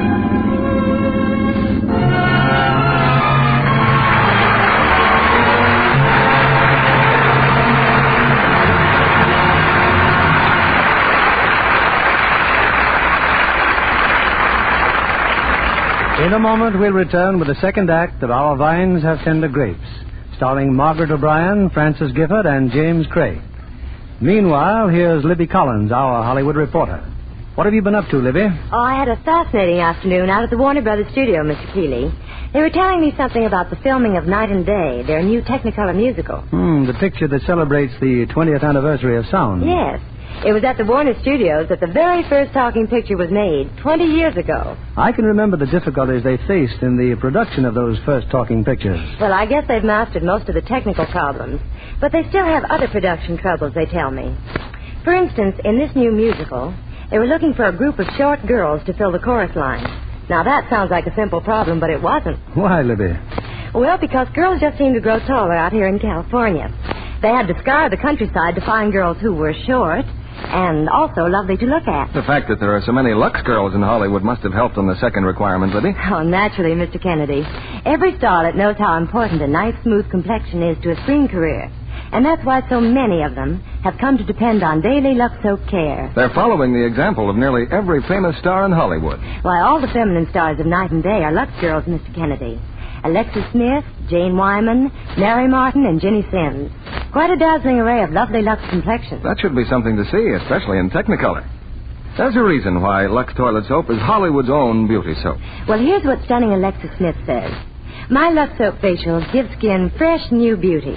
They're a quick, easy care that really works. A thrifty soap, too. Each satin smooth cake can be used to the last thin slipper. Why not try Lux Toilet Soap for your own precious complexion? Screen stars tell you it makes a luxurious bath soap, too. Mr. William Keeley returns to the microphone.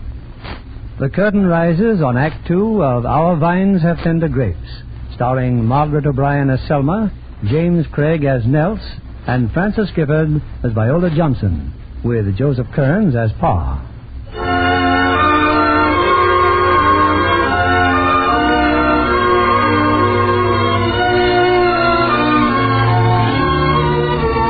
A few months have passed, And now, in deep autumn, the days whirl by on the Jacobson farm. For Selma, there's school and the nice new school teacher, Miss Johnson. And after school, her proudest possession, the little brown heifer calf. Look at her, Ma. I guess Elizabeth's just about the most beautiful calf in Wisconsin. Well, right now, she's the hungriest. Here, Elizabeth, come get your supper, girlie. You were late from school today, dear. I stayed to talk to Miss Johnson. Only I couldn't talk to her very much. Why not? 'Cause Editor came, and I guess he wanted to talk to Miss Johnson, too. Again? Well, that's just fine. Why is it fine? Why? Well, because Miss Johnson's very nice, and an editor's very nice. And if two nice people like each other, well, then it's fine. Oh. Run In the barn, Martinez. Well, I just figured up the potato crop. And? Over $700 net. That's some potato crop. That much, huh? Another year like this, and we'll be richer than Judge Henderson. How much did my potato money figure out, Pa? Oh, now let me think. You picked 104 bushels. That's $4.16. Jeepers. And then you got exactly 84 cents bonus coming to you. Comes to $5 even. Oh, thank you, Pa. Thanks. Bruno, I've been talking with the WPB. Oh? Yes, they said they could release enough lumber for a 10-cow barn and a machine shed attached. Martinez. Well, don't worry yet. I haven't found anybody yet who's willing to lend me the money. But I may find somebody when I go into town tomorrow. Oh, I never. Pa, can I go with you tomorrow into town? It's Saturday, and I want to see Editor about something. Yes, I guess you can go. Snow tonight, Bruno. Snow for sure.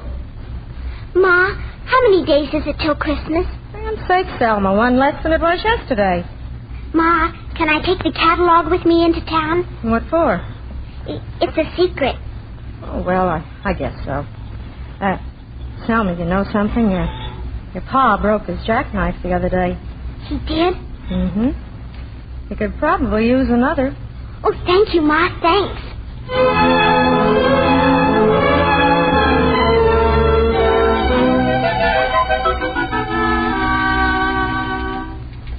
And the accompaniment for the Christmas exercises will be played by our grade school teacher, Miss Viola Johnson.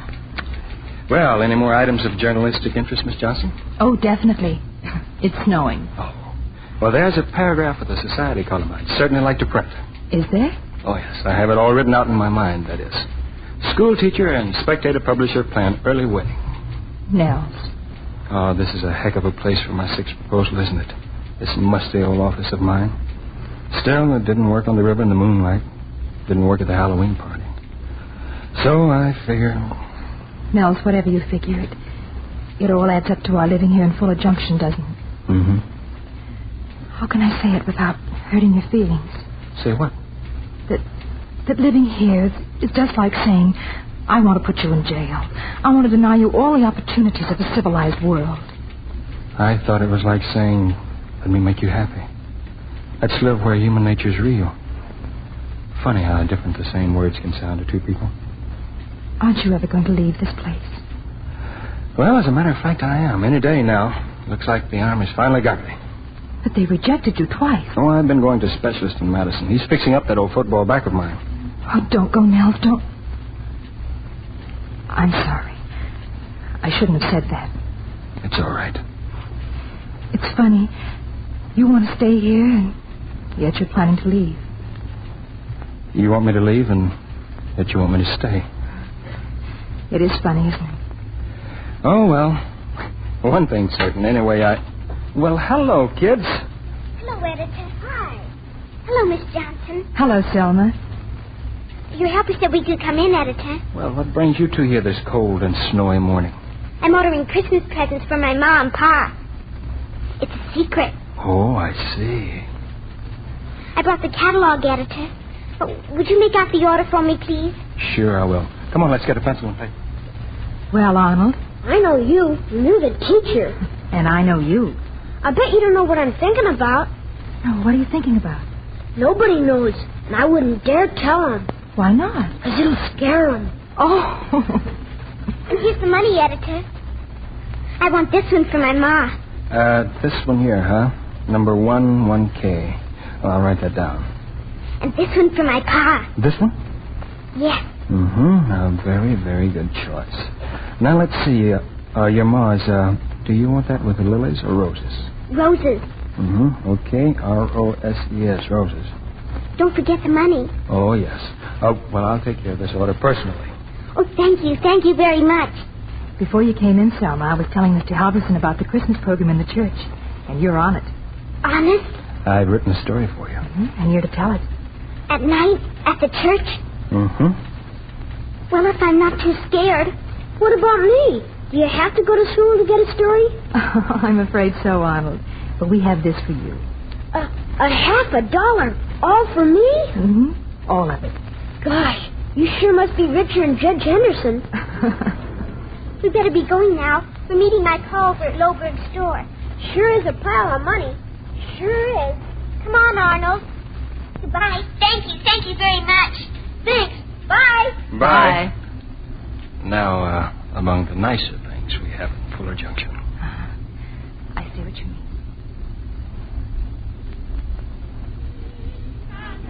Nature sings, and heaven and nature sings. Is it now, Bruna? Now does she give the story? I think so. Oh, what if she forgets, Bruna? I tell you, Martinius, you're worse than she. Continue our Christmas program now with a recitation by Selma Jacobson. Jeepers, Miss Johnson, I'm scared. Oh, you'll be fine. Now walk out nicely.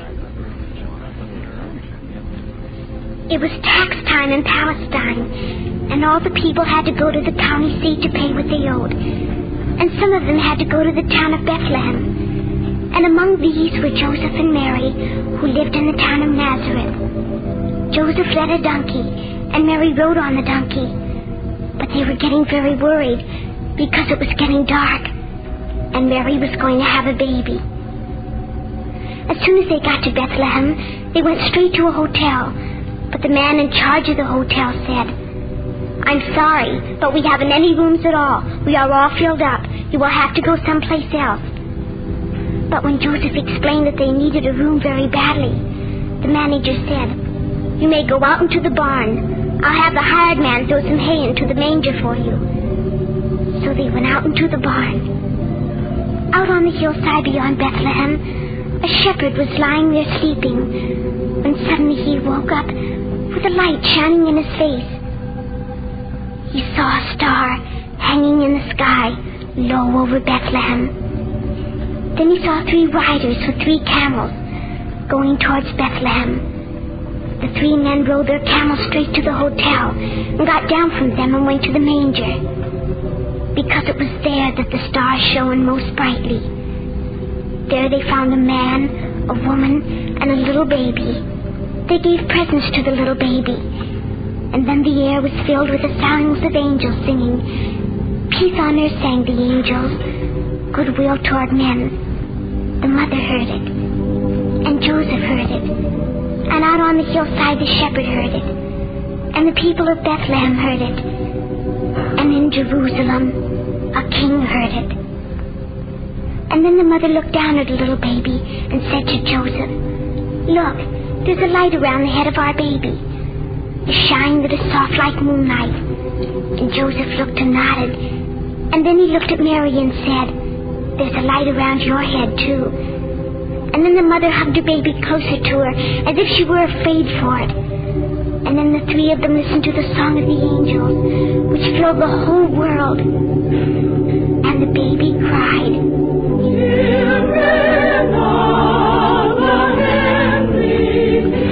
Forget to me. She was fine, Martini. She was just fine. Sing our Savior's worthy praise.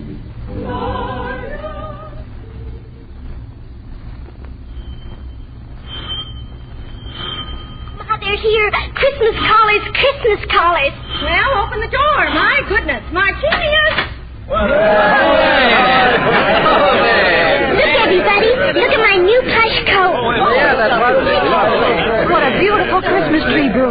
And this lamp, the most beautiful I've ever seen. Selma gave it to me, Cole. And look, everybody, my present. Oh, jackknife! You should have seen the wrappings, too. Feel it, Holgar. Sharper than Judge Henderson's. From Selma. Sit down.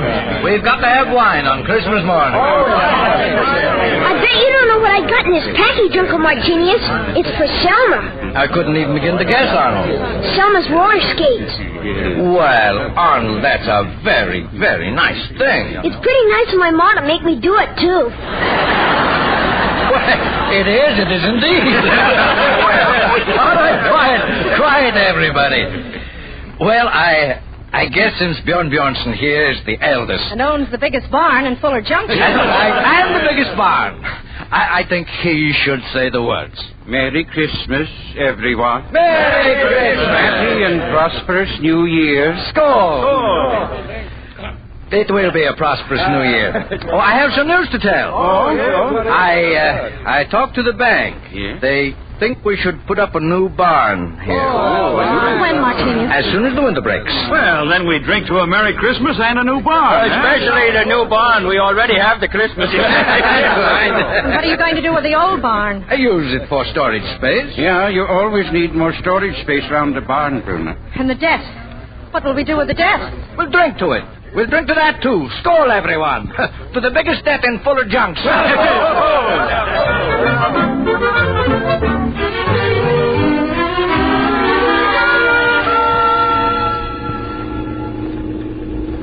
Well, now that you've dragged me out of school now, School was out an hour ago. I have papers to correct. Where are we going? To Aurora, dinner and a show. Aurora? Why not? May as well use up all my 8 tickets in one big splurge. Nell. Well, I got my papers this morning and a 2 weeks furlough. I see. I'll be leaving, too, as soon as the spring term is over. It's funny. I never quite thought you meant it before. I couldn't spend my life here, Nels. I'd suffocate, honestly. Sure. Well, we'll have a double celebration. We're both going away. Spring certainly comes here with a vengeance, doesn't it? Look at the river. It's almost a flood. And almost it is. Always floods over this time of year. Isn't it dangerous? Sure, if you get into it. We do something else this time of year, too. What? Oh, it's highly traditional. We kiss a school teacher. Nels. You know I'm in love with you. And who am I to break tradition? Still want to leave Fuller Junction? I have to, Nels. I just have to. Sure. Sure, I guess I understand.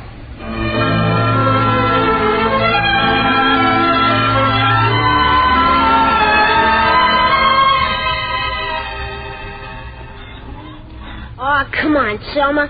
I don't want to play any more with that old calf. Oh, all right. You can rest now, Elizabeth. But there's nothing else we can play. Everything's all flooded up. Sure is terrible, all that water out there going to waste. Let's play boat.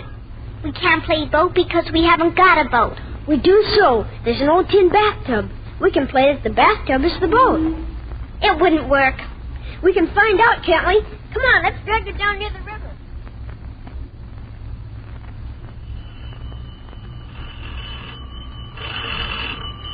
Answer, Martinius. I'm covered with dough. All right, I'm coming. Hello? Oh, Cola. Arnold? Well, they're playing in the barn. Sure, I'll tell him. Goodbye, Cola.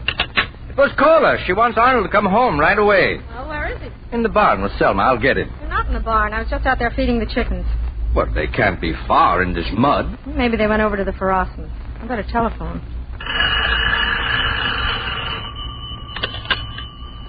One M3, Emily. Well, pretty good, thanks. Only wish this flood would go down. Hello, Mrs. Ferrosman. This is Bruno Jacobson. Got a couple of kids there, name of Selma and... What? When? Why didn't you... All right, thanks. Bruno. They're in the flood. They've got the bathtub in the river. Oh, my genius. Then maybe I can get to them. What if you can't? I don't know. But they can't drown. They can't. Call some people in town. Tell them to go to the bridge.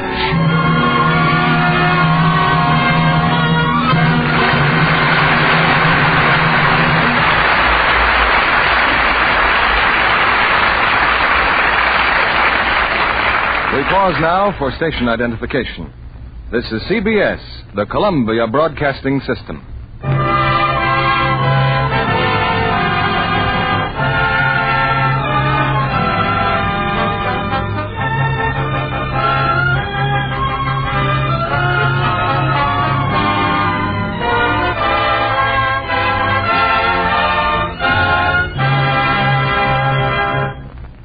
In a moment, we'll bring you the third act of Our Vines Have Tender Grapes, starring Margaret O'Brien, Francis Gifford, and James Craig. From south of the border comes our lovely young guest tonight, Miss Linda Christian, who, after a much-traveled life, discovered that all trails lead to Hollywood, and in her case, to Metro-Goldwyn-Mayer Studios. Right, Linda? That's right, Mr. Keeley. Producer Joe Pasternak saw me in a fashion show and gave me a part in MGM's new Technicolor musical, Holiday in Mexico. And from the crowds at last week's premiere in Hollywood, that's a great start for a new career. Well, it was a thrilling experience to work with the stars like Walter Pidgeon and Ilona Massey. And an exciting story, too. Terrifico, as you say in Mexico, with plenty of colorful music to go with it. Yes, there's Jose Turbi and Xavier Cugat, and the lovely new singing star Jane Powell. She's beautiful to watch as well as to listen to. Well, Linda, when our audience sees you in Holiday in Mexico, especially in those close-ups, I'm sure they'll agree that you're a match for anybody, with that gleaming auburn hair and flawless complexion. Thank you, Mr. Kennedy. You're looking at the Lux complexion, and Lux toilet soap is one thing that always went in my traveling case. The stars of my picture use it, too. Thank you, Miss Linda Christian. I'm sure with such beauty and talent, you're slated for success. Exacting camera close-ups call for lovely, smooth complexions. And here's the beauty care that Hollywood stars depend on. Daily active lather facials with Lux toilet soap are so simple. Just smooth the creamy lather well in, rinse with warm water, then cold. Pat dry with a soft towel. Give skin quick, new loveliness. In recent tests by skin specialists, actually 3 out of 4 complexions improved in a short time with this daily Lux soap care. Why don't you try it tomorrow? Here's Mr. Keeley at the microphone. Act 3 of Our Vines Have Tender Grapes, starring Margaret O'Brien as Selma, James Craig as Nels, and Francis Gifford as Viola Johnson, with Joseph Kearns as Pa.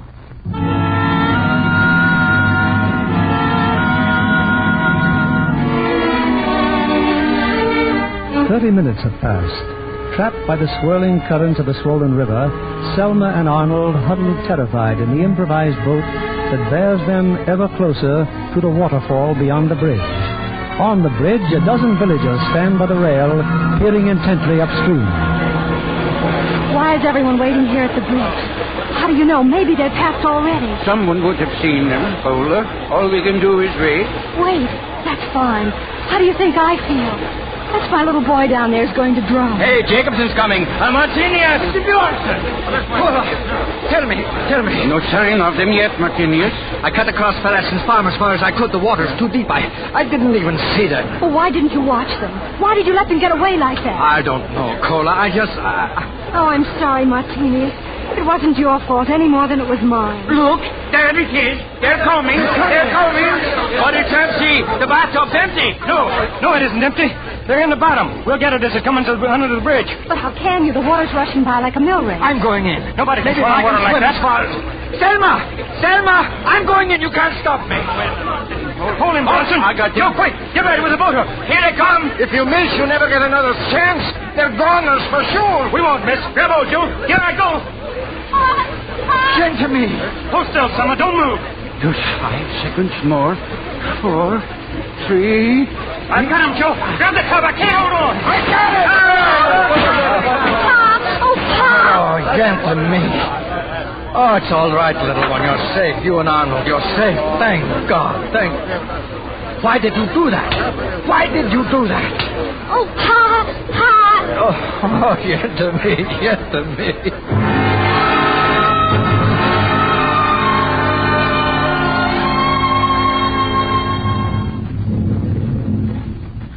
Look at them, Arnold. Wild geese. They're coming back. Wild geese.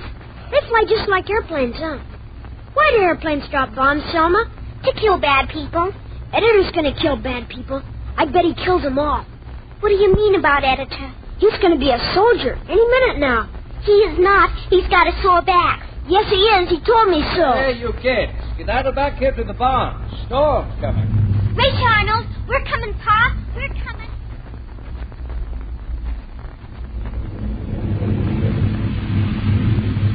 Know what had happened to a fish who was out in that rain? He drowned dead. Yes, I guess he would, Arnold. Well, milking's about done. Pa, Editor isn't going to be a soldier, is he? Yes. But won't he get hurt if he's a soldier? Shucks, they can't hurt Editor. Why, he can run faster than Judge Henderson. Will he, Pa? Well, you can't tell, Jen, to me. It's just whatever happens. But why is he going to be a soldier? Well, because he thinks he ought to. But why? I don't think it's true about peace on Earth. If Editor's going to get hurt, maybe. Well, look, Aunt Me, now, take this milk. Now, milk's a good thing, isn't it? It's good for everybody, isn't that so? Yes, Pa. Well, just because it's good is no reason we get it free. We have to work for it. Does that make sense to you? Yes. Well, the way I look at it, the same thing with peace on Earth. It's good for everybody, and it don't come free either. You have to work for it.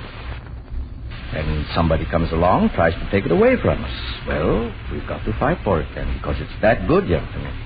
So I guess that's why Editor's going. Does that help you to understand? Does understand mean I've got to be glad about it? No. Then I guess I understand. Good. Well, looks like I'll have to drive you home tonight, Arnold. Oh, look at it come down. You know what kind of weather this is, Yen, to me? No, what kind, Pa? Checker weather. Come on, let's go into the house and find our checkers. Martini, quick! What's the matter? Bjornson's barn has just been struck by lightning. It's burning up. Bjornson's new barn? It's a car. They need every man they can get.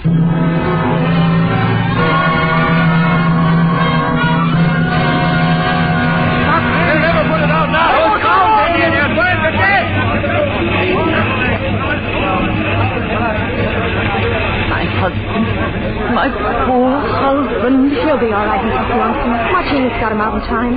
He'll be all right. There's no insurance at all. No.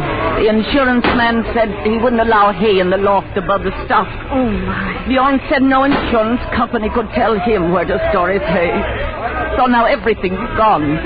Barn, stock, hay, everything. Such a pity. Oh, that shooting. Well, they saved a few cows. But the others, it's better they don't suffer. It's better. 50 years he worked for his new barn. He is an old man, Bruno. It is better they save one shell for a broken-hearted old man.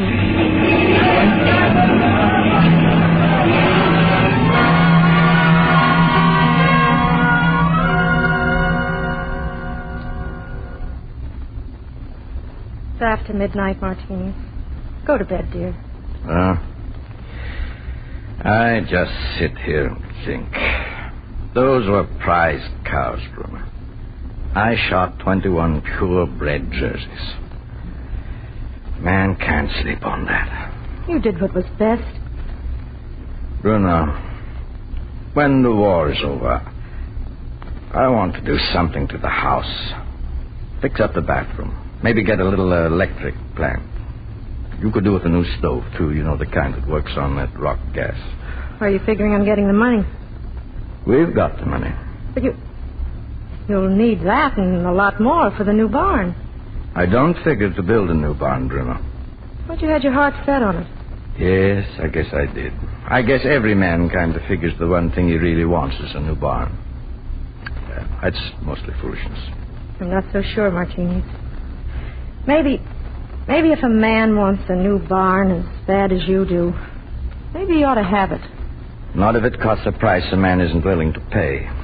I've got you, Bruno. I've got Selma. Now, if I had a new barn, I'd have everything. There wouldn't be anything else I'd want. You know, maybe it's a good thing for a man to want something. Something that he's never going to get. Just to keep his interest up and help him take care of the things... Oh, here now, Bruno. Here. Bruno. Just look at me. Well, I don't know about you, but I'm going to bed. Church in the morning, Martini? Yes, I think I'd like to go to church. I think I'd really like to go.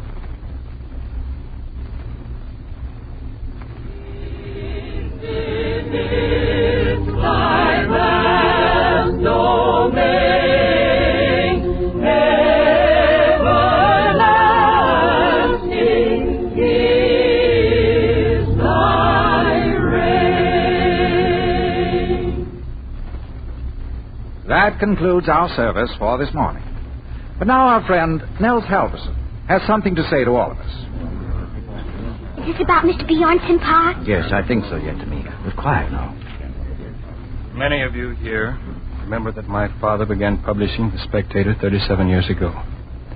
We have never missed an issue since. Unfortunately, that record will be spoiled next week. I won't be here. I'd like to read you a part of my father's first editorial. He said this. We are all children by adoption of the land in which we now live. The earth is here, and the water and the sunlight, and the labor to make it yield. The only thing which can make a land evil is the people who inhabit it. If we have within us the generosity to share in times of stress with those who are in need, then we can raise our heads among the nobility of the earth. Then we can say, this is a good land, and the men who live in it have no fear. All of you know what's happened to Bjorn Bjornsson. He needs our help. As the collection plate is passed, please give as much as you can.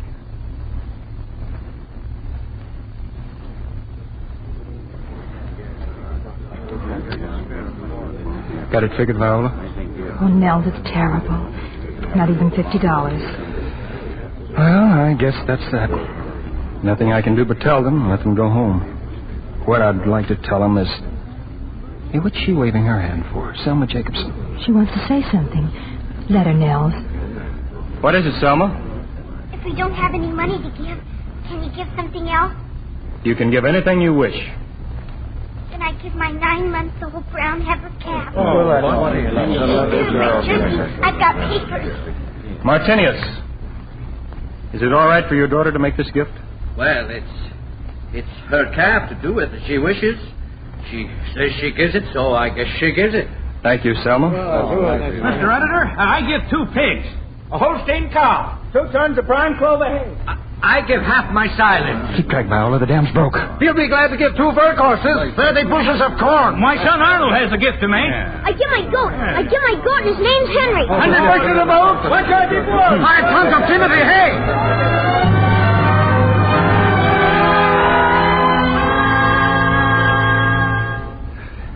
Well, what's it all come to?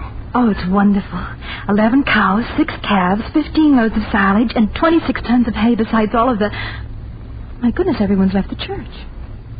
They've got work to do now. Nels. Do you think if I asked the school board, they'd reconsider my resignation? They might, if the reasons were good enough. It's going to be a little bit difficult to explain that I've fallen in love with the whole town. I'm afraid they wouldn't understand that, but, well, if you'd fallen in love with one person in the town, that might be good enough reason, if it were true. It's true, Nels. It's been true for a long time. But it wasn't until this morning that I understood why. You suppose a fella can, kiss a girl in church? Well, I think under the circumstances it's quite permissible. Arnold, where are you? Just sitting in church, Ma. Will you come out here this minute? Shucks. Just when we were going to start kissing. Well, how do you like that?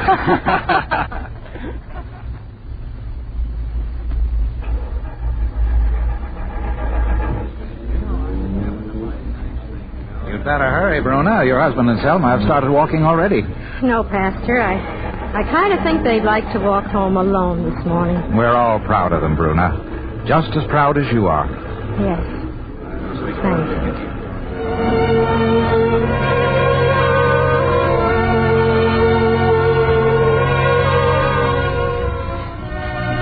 Pa. Yes? Do you still have that lonesome feeling inside of you? No. Didn't you even have a lonesome feeling in church with all those people around? No, Yentamina. I guess spring's here. Look at the pussy willows by the roadside. The grass is growing, too. And me, Pa. I'm growing, too. Yes, Yentamina. All of us. We're all growing.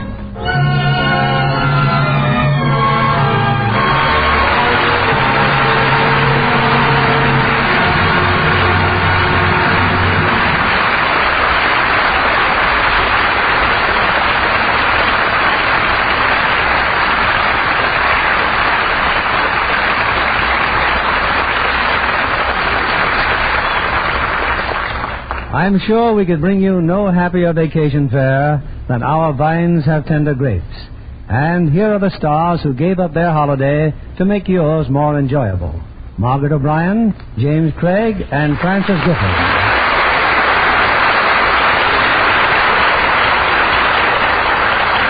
Margaret, I saw you and your mother in a newsreel the other day. You were placing your hand and footprints in cement at Grauman's Chinese Theater. I saw that too, but tell me, why'd you take your shoes off before you place them in the cement? Because it's easier to wash your feet than to clean your shoes. That's very sound reasoning. And right close to my footprints are Mr. Charles Lawton and Mr. Edward G. Robinson. They're very good friends of mine. And I'm in Pebblesville from Judy Garland. Well, I'd say you were in mighty good company, Margaret. And those are neighbors who'll never move away. Incidentally, Margaret, I understand that in your new Metro-Goldwyn-Mayer picture, Three Wise Fools, you play the part of a little Irish girl. That's right, Mr. Keeley. And it's about time an O'Brien had an Irish role. I hear you have an Irish brogue, too. Shouldn't I play the role of Sheila O'Monaghan, and I come from Ireland with me old manservant, telling fellows to do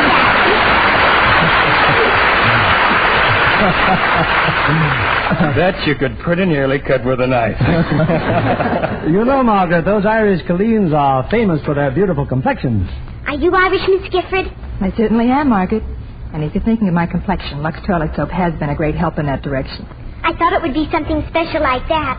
And I'm sure our audience will think your loveliness is something special, Francis, when they see you in Metro-Goldwyn-Mayer's picture, Little Mr. Jim. Thank you, Mr. Keeley. What are you presenting next week, Mr. Keeley? Next week, we're bringing our audience the drama of two fascinating people in one of the most popular plays ever to reach the stage or screen, The Baronets of Wimpole Street, starring Loretta Young and Brian Ahern. I might add that Brian plays the role he first created so successfully on Broadway. The Baronets of Wimpole Street is the tempestuous love story of Elizabeth Barrett and Robert Browning, their dramatic struggle against misunderstanding and misfortune in one of history's most famous courtships. Well, that's a play your audience won't want to miss, Mr. Keeley. Congratulations. And good night. Good night, and all our warmest thanks. Good night.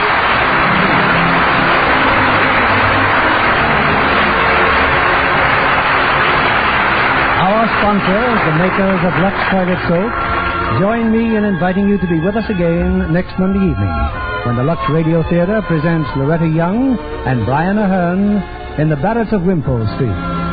This is William Keeley saying good night to you from Hollywood.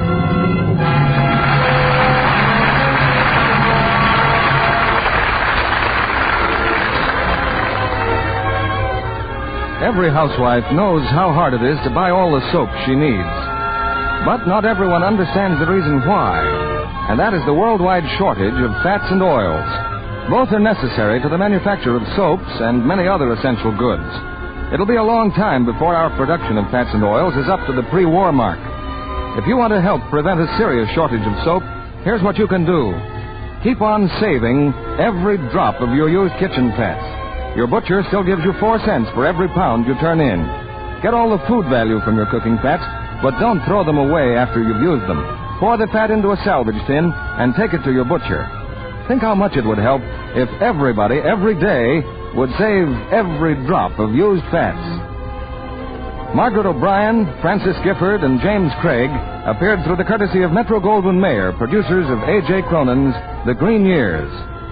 Heard in our cast tonight were Joseph Kearns as Pa, Marissa O'Brien as Cola, Johnny McGovern as Arnold, Dorothy Scott as Bruna, and Griff Barnett, Edwin Cooper, Janet Scott, Tyler McVeigh, Cliff Clark, and Charles Seal. Our music was directed by Louis Silvers. Our Lux Radio Theater production of Our Vines Have Tender Grapes has come to you with the good wishes of the makers of Lux Toilet Soap, Hollywood's own beauty soap. This is your announcer, John Milton Kennedy, reminding you to tune in again next Monday night to hear The Baronets of Wimpole Street with Loretta Young and Brian Ahern. This is CBS, the Columbia Broadcasting System.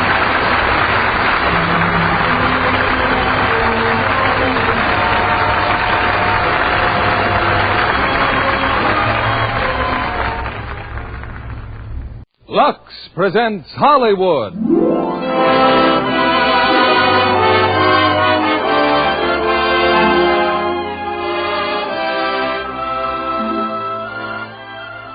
Lever Brothers Company brings you the Lux Radio Theater, starring Judy Garland, Margaret O'Brien, and Tom Drake in Meet Me in St. Louis. Ladies and gentlemen, your producer, Mr. William Keeley.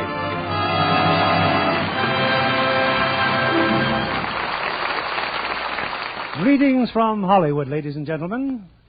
The theme song of tonight's play is the title of Metro-Goldwyn-Mayer's screen hit, Meet Me in St. Louis, based on the novel of the same name by Sally Benson, currently playing in theaters all over the country. The title refers, of course, to the World's Fair in St. Louis in 1904. 10 million people attended it, but twice as many people in our listening audience will be going there tonight with three of Hollywood's most charming stars, Judy Garland, Margaret O'Brien, and Tom Drake. They take you back to an era of nostalgic charm in a warm and haunting story of romance. And in that same nostalgic spirit comes a letter from a young girl who was married last September in a family heirloom dress of Maltese lace. The lace, she says, was very delicate and 97 years old. Yet when we washed it with Lux Flakes just before the wedding, it came out perfectly preserved in color, daintiness, and texture. We were astonished that a lace so old and delicate could be so beautifully restored. To Mrs. T.A. Gunderson, the bride, our heartiest thanks, and our sincere best wishes for a happy future with Lux Flakes. On to Act One of Meet Me in St. Louis, starring Judy Garland as Esther, Margaret O'Brien as Tootie, and Tom Drake as John, with Gail Gordon as Alonzo.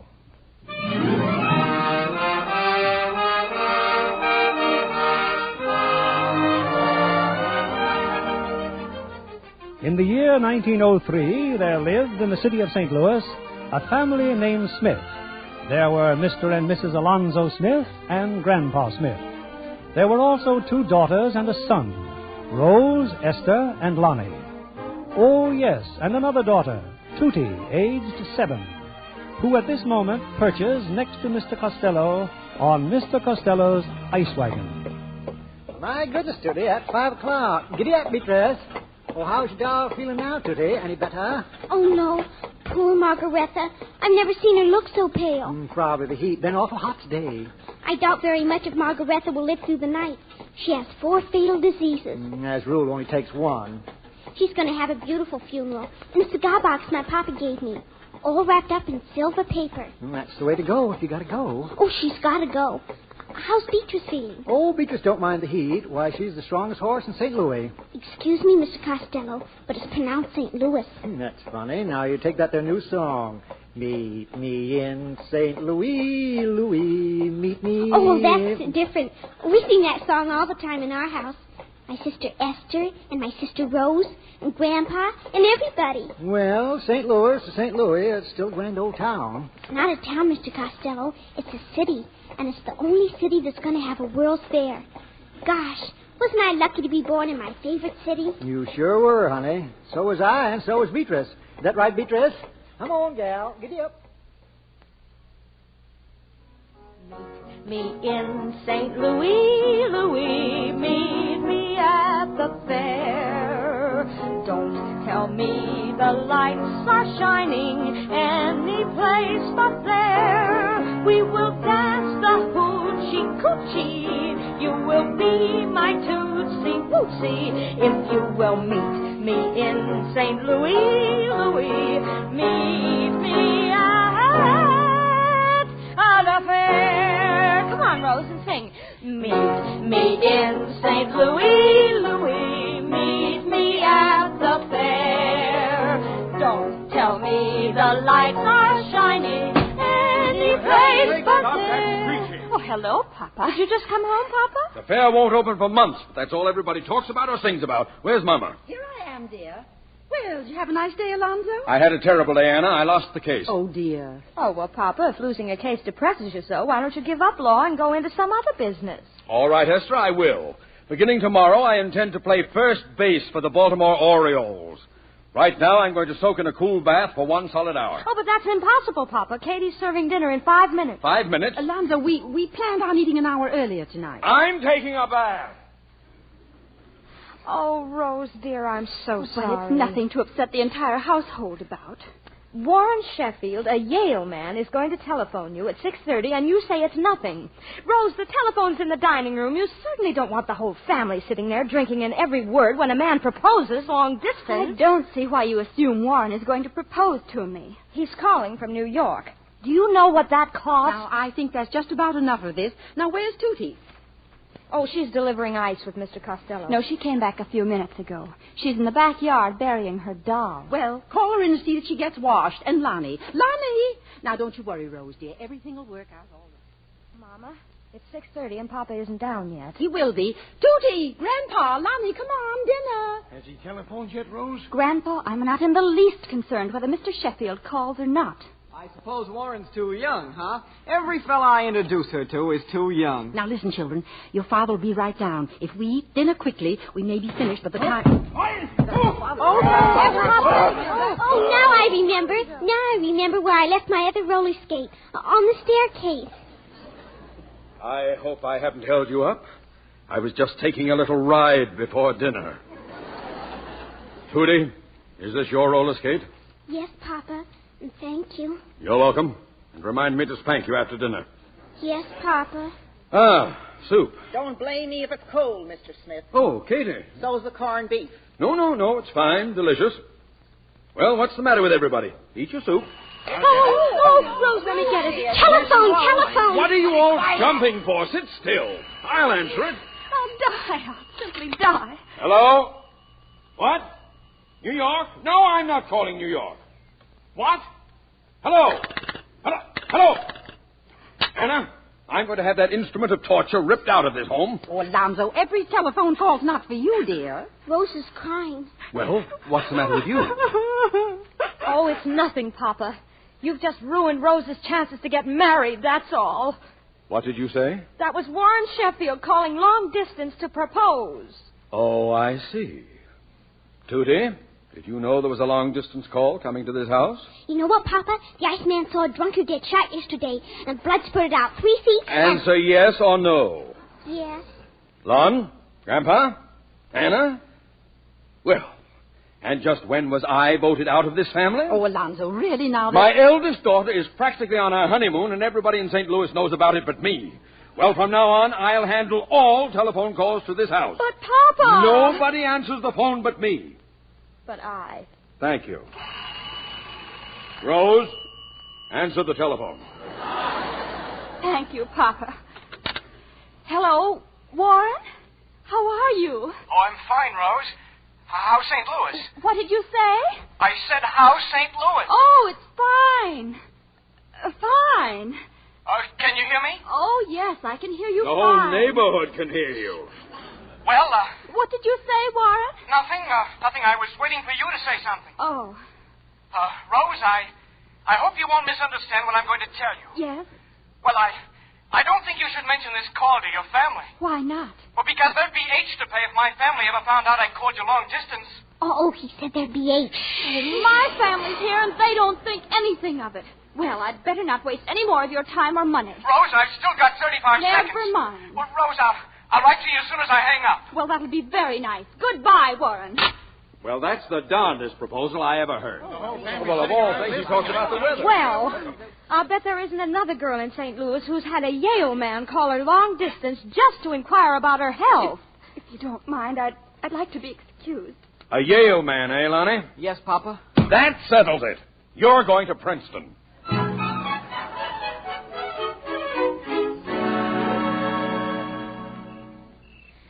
Oh, it's nice just sitting on the front porch, isn't it, Rose? I just love a summer night.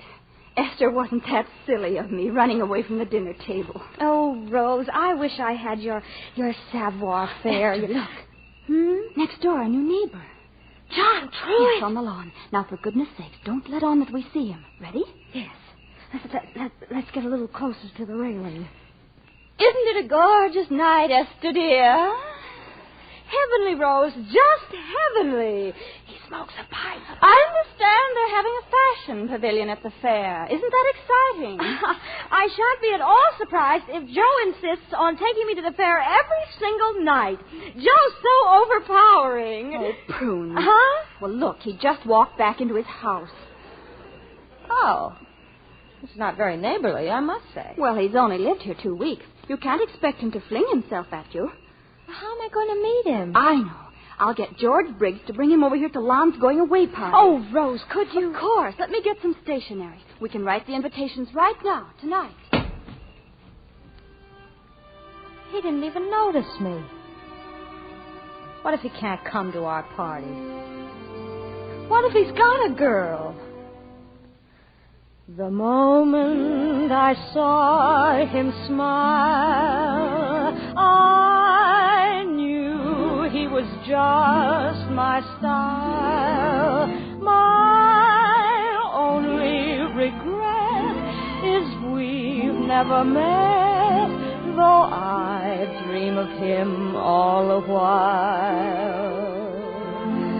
But he doesn't know I exist, no matter how I may persist. So it's clear to see there's no hope for me, though I live at 5135 Kensington Avenue and he lives at 5133. How can I ignore the boy next door? I love him more than I can say. Doesn't try to please me, doesn't even tease me, and he never sees me glance his way. And though I'm heart sore, the boy next door affection for me won't display.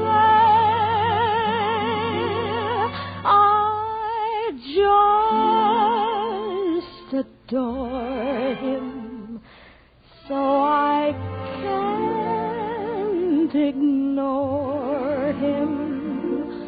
The boy next door.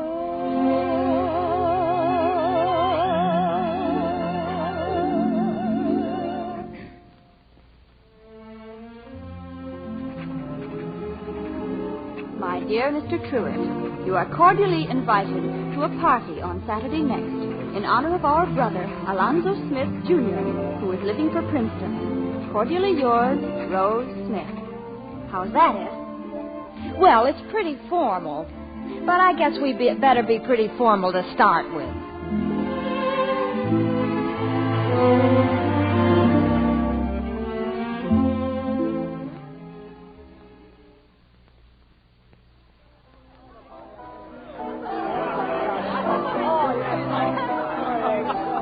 Princeton's all right, John, huh? Oh, Princeton's a peach of a school. A peach of a school. Well, that's where I'm going. Oh, Esther. Yes, Alonzo? May I present our neighbor, John Truitt? I'm sorry, I didn't quite catch the name. John Truitt. Oh, well, welcome to our house, Mr. Truitt. Well, thank you. You know, this is the first party I've been invited to since we moved to St. Louis. Oh, do you live here? Well, of course he lives here. Right next door. Oh, well, that's where I've seen you. I thought you looked familiar. If this dance isn't taken, Miss Smith, I'd be very honored. Oh, I'm terribly sorry, but oh, well, since you're our next-door neighbor. Thank you.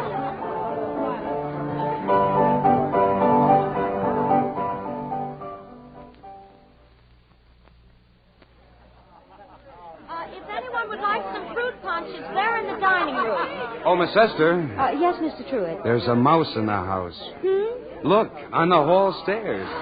Why, Tootie Smith, why aren't you asleep? There was too much noise down here. Noise? We've just been dancing and singing. I want to sing, too. Oh, come on. Well, all right, just one song. Now, what would you like to sing, darling? Baby's Boat? Or did you ever see a rabbit climb a tree? Or... Oh, I hate those songs. I want to sing a new one.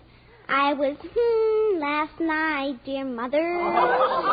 Well, you can't sing that. Oh, do let her. She's such a sweet little thing. Sweet. She's a little hoodlum. Oh, well, all right. Go ahead, Tootie.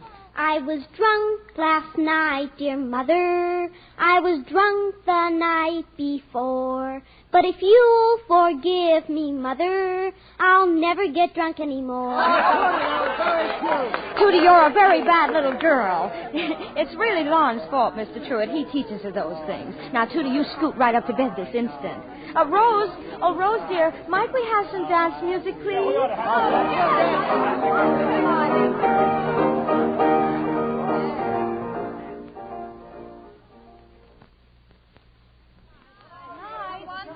Good night. Looks like I'm the last one leaving. Well, good night, Miss Esther. Good night. Well, don't forget your beauties, please. Presently, Rose, dear. Well, I guess I better get going. We'll be seeing some more of you, won't we? Oh, you bet. You'll be joining our crowd Friday. We're all taking the trolley out to the fairgrounds just to see what progress they're making. Oh, sure. Well, good night. Good night. Oh, that Welsh rabbit you served was ginger peachy.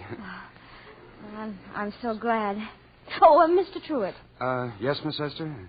This is an untoward request, but would you mind accompanying me through the house while I turn out the lights? Well, It's just that I'm afraid of mice. Well, sure. That's the least a man can do for his charming hostess. Just those two lights in the hall, and then we'll be finished. Oh, if you can't see, just take my hand, Mr. Truitt. Well, thanks. This way. Say, that's nice perfume. Do you like it? It's essence of violet. Exactly the same kind my grandmother uses. No, this is different. Well, here's the hall. Hadn't we better save those lights for your folks? Well, I'll just turn them down dim. There. My, it's certainly dark in here with the lights off, isn't it? Gosh, Miss Esther, I hope I'm not too presumptuous, but you don't need any beauty sleep. Oh, what a nice thing to say. Oh, this has been a great evening. I'll never forget it. Do you mean that? Yes, I do. Do you always shake hands with the girl when you say goodnight? Oh, no, sir. Only when I think an awful lot of her. Oh. And you know something else, Esther? What? You've got a mighty strong grip for a girl. Good night, Esther. Good night, neighbor.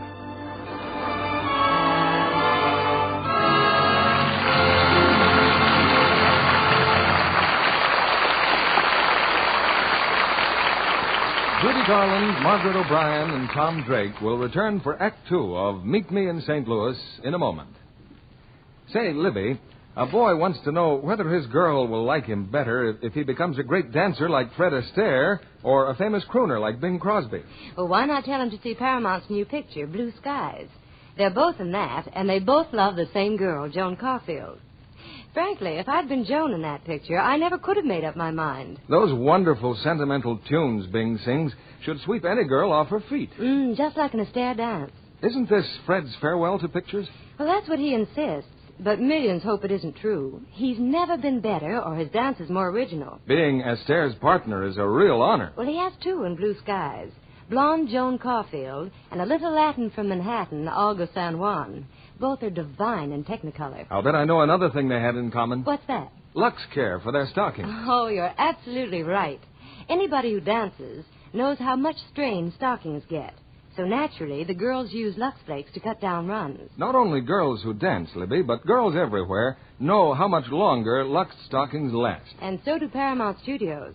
Stockings for the chorus got the same Lux care as those of the stars. But of course Joan knew about Lux long before she went to Hollywood. Wasn't she a model in New York? That's right. And models soon learned to get more wear from stockings by luxing them every night. Well, actual strain tests proved how right they are. In these tests, stockings rubbed with cake soap went into runs very quickly. The Lux ones lasted and lasted. Twice as long, in fact. Girls on a budget appreciate that. Right, Libby. Now, a suggestion to the ladies of our audience. Because Lux is made of scarce materials, please don't waste it. Here's your producer, William Keeley. Act 2 of Meet Me in St. Louis, starring Judy Garland as Esther, Margaret O'Brien as Tootie, and Tom Drake as John.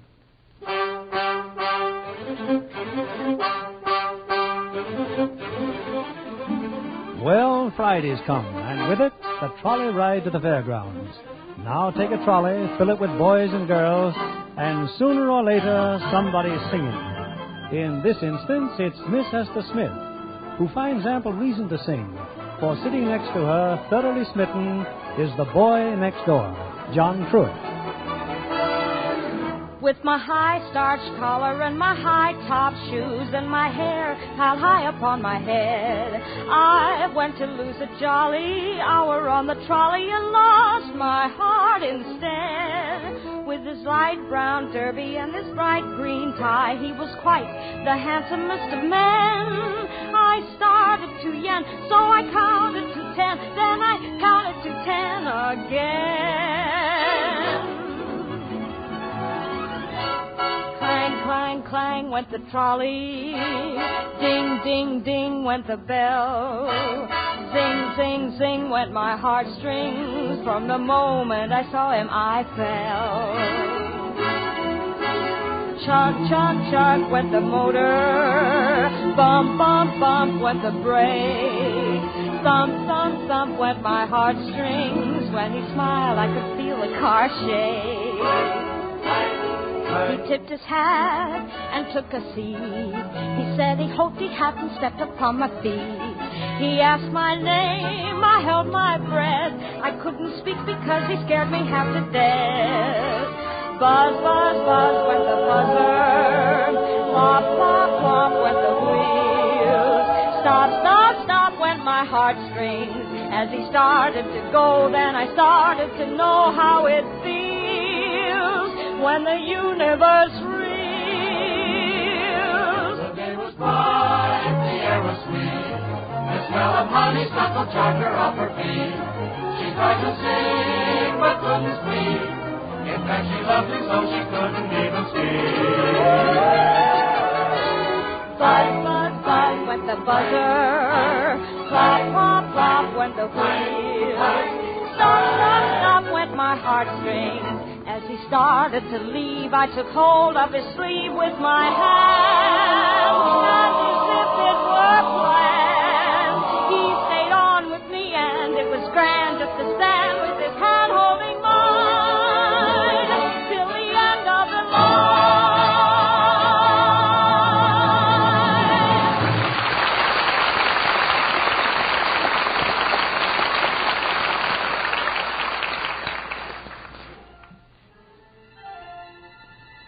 It's a few weeks later now, Halloween, and at the Smith home, disguised in sagging pants, a long red nose, and bristling mustaches, Miss Tootie Smith is about to brave the thrills and terrors of this ghost-ridden night.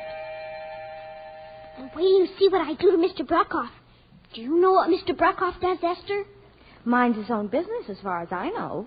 He buys meat and poison, and then he puts it all together and kills cats. Thousands of cats.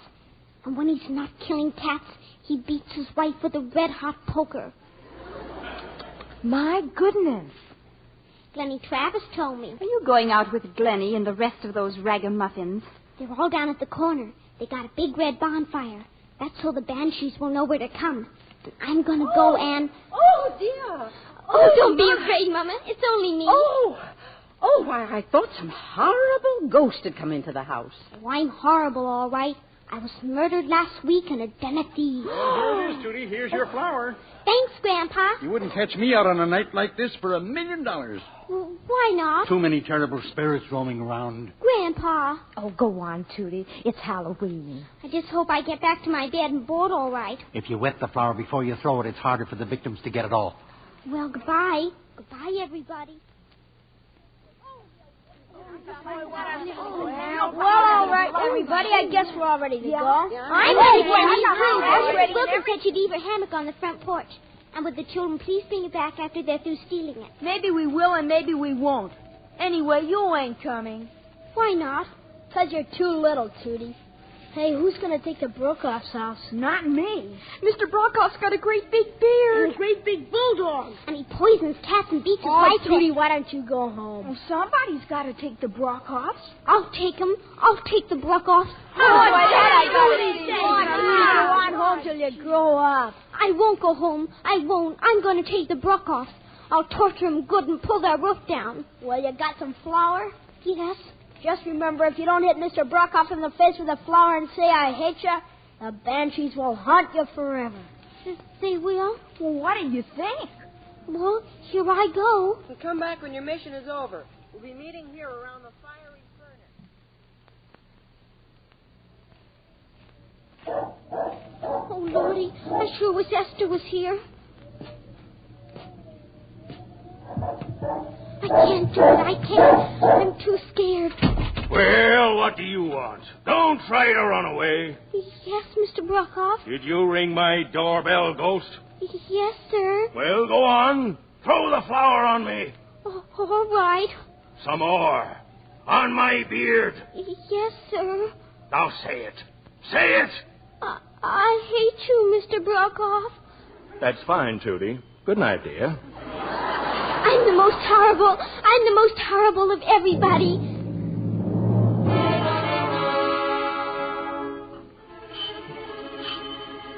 Is that you, Tootie? I'm coming. Well, did you have a nice... Why, Glennie. Esther, you better come quick. Something happened to Tootie. What are you talking about? Down by the trolley. She got hurt, Esther. She's bleeding like anything. Oh.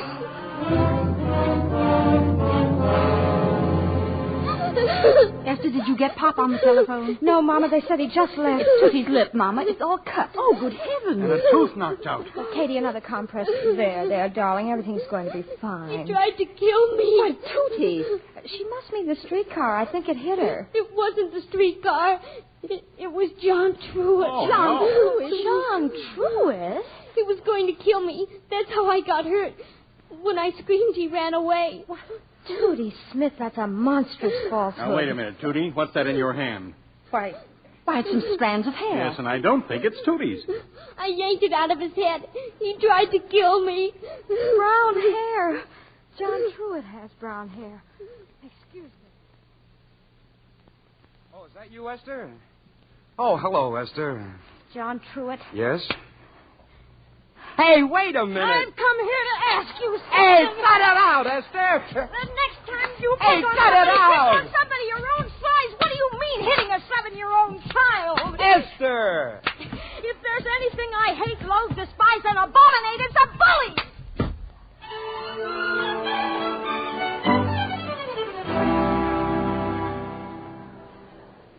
I want to sleep in Esther's bed, Mama. Of course, darling. Oh, I hate to think what your father's going to say when he hears about this.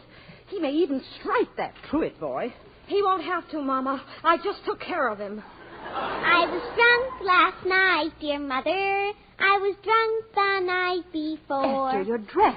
Oh, that must have happened when he was trying to hold me off. I bit him. I bit him, too. Did you, Tootie? That's not what Tommy Berkheimer says. I've just been talking to him. Did the trolley go off the tracks, Grandpa? No, but the cable came off when the motorman put on the brakes so fast. At least that's what Tommy tells me. What are you talking about? It seems the kids had found an old suit of clothes, so they stuffed it with straw, and somebody put it on the trolley tracks. We thought the car would go off the tracks. Tootie Smith, why, you're nothing less than a murderess. You might have killed dozens of people. Oh, Rose, you're so stuck up. Tootie, how did you get that lip? How? Because John Truitt butted in. He dragged me up an alley so the policeman wouldn't get me. Huh, as though policemen never pay attention to girls. But I yanked his hair out and got away. Then I fell down and cut my lip.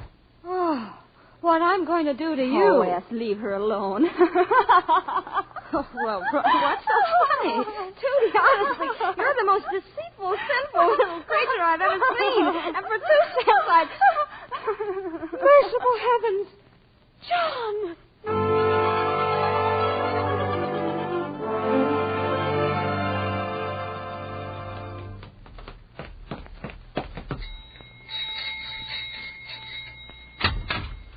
Oh, no, Esther, not again, please. Oh, John, there's been a terrible mistake. There has? Oh, yes, you see, Oh, did I do that? Black eye, and this, and this, and this. Oh, I'm terribly sorry. Oh, that's all right. How's Tootie? Oh, she'll live. Oh, John, it's awfully nice of you to accept my apology. Well, if you're not busy tomorrow night, could you beat me up again? Yeah, well, I guess I better be getting home.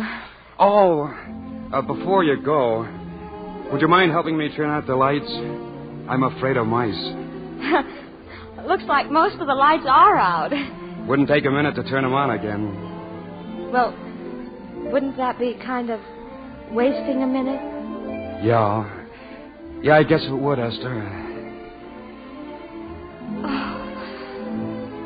You know, you've got a mighty strong grip for a boy.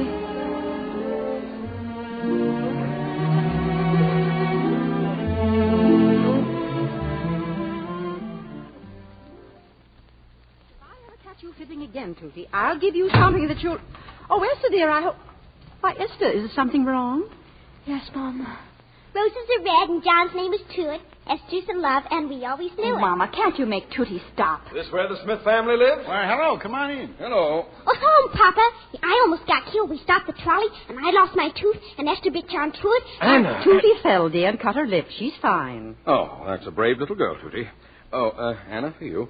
Why, Alonzo, what a lovely box of candy. Is anything wrong? Anna, the firm is sending me to New York. Well, that's lovely, dear. Just as long as you'll be home for Thanksgiving. No, you don't understand. I'm to head the office there. We're moving to New York. Moving? To New York? Oh, I don't believe it. Oh, I simply don't believe it. Why, Anna, I thought you'd be overjoyed. But New York is such a big city, and... Well, what'll the children do? The same as they do here. Go to school, play, have their friends over. What friends, Alonzo? Yes, what friends? The friends they'll meet in New York. And Tootie just ready to be promoted. And Esther a senior. I've worked all my life to be a senior. And Rose in the Conservatory of Music. Yes, what about me in my life? You can take that with you. It's settled. We're going.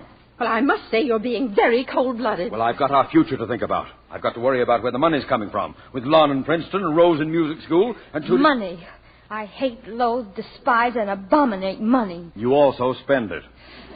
And what about Katie and Grandpa and the chickens? Not that we have many left. That's a minor detail we can discuss later. So I'm a minor detail, am I? You know very well, Papa, I was talking about the chickens. Oh, never mind what happens to your family, as long as the chickens are provided for. Now, I guess we're all a little excited. We'll talk this over calmly tomorrow.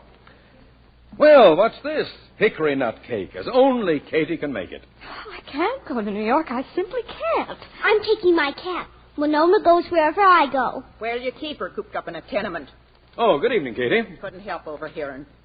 Don't they have houses in New York? Rich people have houses.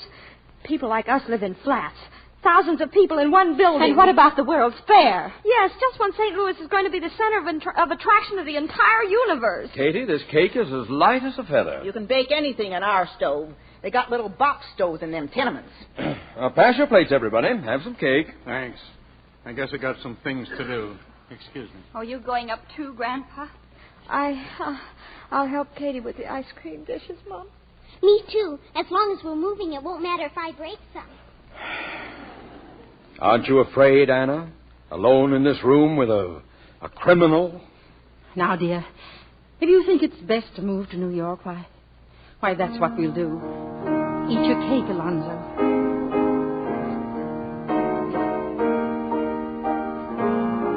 It's good to hear you play, Anna. Why, that's a nice song. Remember when I used to sing it? Yes. Oh, dark and fair weather, you and That's just lovely. Tootie and well, I guess we'll have some cake after all. I want the piece with the rose petals. Mighty nice song. Mighty nice. Rose and I... Well, there's nothing like good music and a piece of hickory cake. No, sir.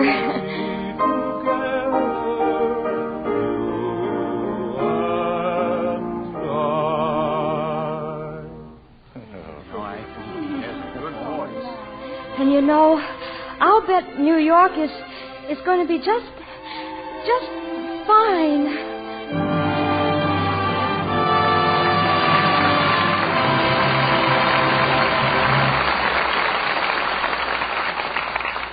We pause now for station identification. This is CBS, the Columbia Broadcasting System.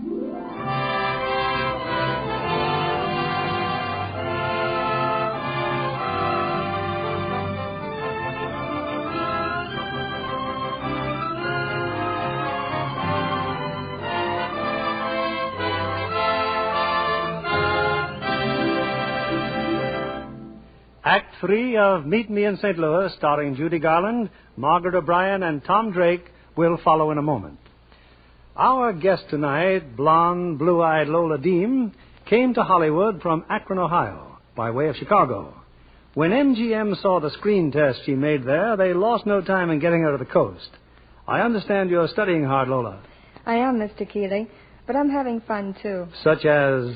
Oh, watching pictures being made and seeing as many previews at the studios as possible. That's where I saw The Yearling, Metro-Goldwyn-Mayer's new Technicolor picture, which people are talking about for the Academy Award. A superb example of fine acting and photography. And how I envy Jane Wyman in her role opposite Gregory Peck. Oh, a Gregory Peck fan, eh? Who isn't? And Claude Jarman, Jr. is so appealing as Jody with his pet fawn. Well, it's often the details that count in making a successful picture, Lola. For instance, the company spent months in Florida to make each sequence in The Yearling true to life. Tell me, Lola, do you have any special rule for success? Yes, Mr. Keeley, to profit by experience. And I'm doing that right now. How is that, Lola? Well, when I was working as a radio receptionist back east, I found that good grooming was important. So, naturally, I used Lux Flakes. You see, I was on a budget, and I saved a lot by wearing blouses and sweaters I could Lux myself. They always looked wonderful. Hollywood studios feel much the same way about Lux, Miss Dean. They've discovered by actual experience how safe it is for colors. So they make it a rule to use Lux Flakes for everything washable. Well, I do, too, but I wish I could find more Lux in the Hollywood stores. Well, the materials they need to make Lux are scarce. But it's wise to keep on trying. Smart girls like yourself don't risk spoiling nice things with a strong soap, because they know washing things the wrong way can fade colors easily. Tests on all sorts of fabrics prove that. There's no doubt about it. Lux things do stay smart longer. Thank you for coming tonight, Miss Lola Deem. We return you now to William Keeley. Act 3 of Meet Me in St. Louis, starring Judy Garland as Esther, Margaret O'Brien as Tootie, and Tom Drake as John.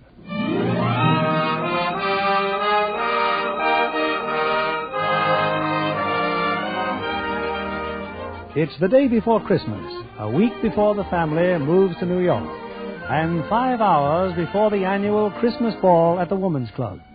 And Alonzo Smith, Jr., home from Princeton for the holidays, has a problem.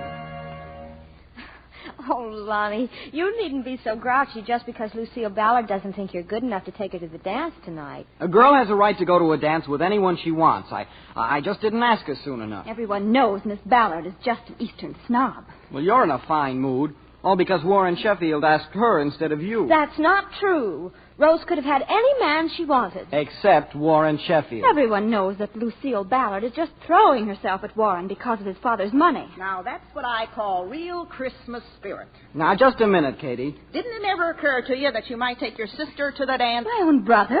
I'd be the laughingstock of St. Louis. Well, thank you. Oh, Katie's absolutely right. Oh, Lon, it's our last dance in St. Louis, and it'd be tragic if either of you missed it. It's all right for you to talk. You have a date, a real one. Well, Rose, if I didn't have a date with John Truitt, which I have, I'd be thrilled to go with my own brother. Well, I'd be willing, Rose. I mean, I'd be glad to. You would?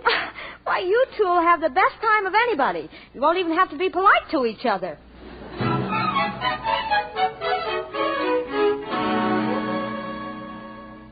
Now, hurry, yes. It's 7:30.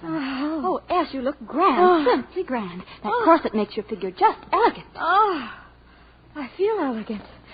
But I can't breathe. But if we're going to wreck Lucille Ballard's evening, we definitely need every ounce of allure. Oh, Rose, don't you think I could be alluring without a corset? No, Esther, I don't. After all, you're competing with an Eastern girl. We'll have to monopolize all the worthwhile men. Well, there'll only be about 20 boys worth looking at. We could certainly handle 20 men. But what about John Truitt? Oh, I'll devote myself to John. But in between times, I'm going to make my presence felt amongst the others.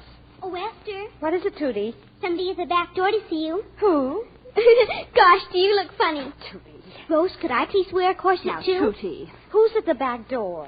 Oh, somebody that looks like John Truitt. Oh, Rose, give me my kimono. I wonder what he could want. What are you giving me for Christmas, Rose? You'll find out tomorrow. I certainly hope it's a hunting knife. Nothing I need worse than a good hunting knife. But, John, well, come on in. Yes. I've got some bad news. My tuxedo. Well, what about it? It's at the tailor's. You see, I was playing basketball, and when I got there, it was closed. But can't you borrow one? I've tried, but everybody who's got one is going to the ball. What about your father's? That was my father's. Well, then find the tailor and make him open the shop. Well, I know his name is Johnson, but I don't know where he lives. Oh, this is simply ghastly. Oh, yes, I wouldn't blame you if you never spoke to me again. Oh, you didn't do it on purpose. I guess there's nothing else I can say. Unless you want to do something else tonight. No, I better just stay home and do some packing. You know, we're leaving St. Louis in a few days. I know. And this is a fine going-away present I'm giving you. I'll bet you really hate me. Oh, no, John, I don't hate you. I just hate basketball. Isn't it awful, Esther? I wish I were dead, that's all. Well, there's only one thing to do. Lon will have to take both of us. You don't think I'm going to the smartest ball of the season with my own brother, do you? I like that. You wanted me to go with you. You didn't have a date. But I can't handle 20 men alone. I admit it. Did you ever stop to think of what people would say? Come in, Grandpa. You know, the man who built this house cheated your father. The walls are thin as paper. Oh, Grandpa. Now. Esther, it's a funny thing. I took my tuxedo out of the mothballs only yesterday. Looked pretty good, too. That suit of mine does the greatest one step you ever saw. Grandpa, are you actually... Esther, what's this Tootie says about your not going to the dance? Who says I'm not going? Of course I'm going.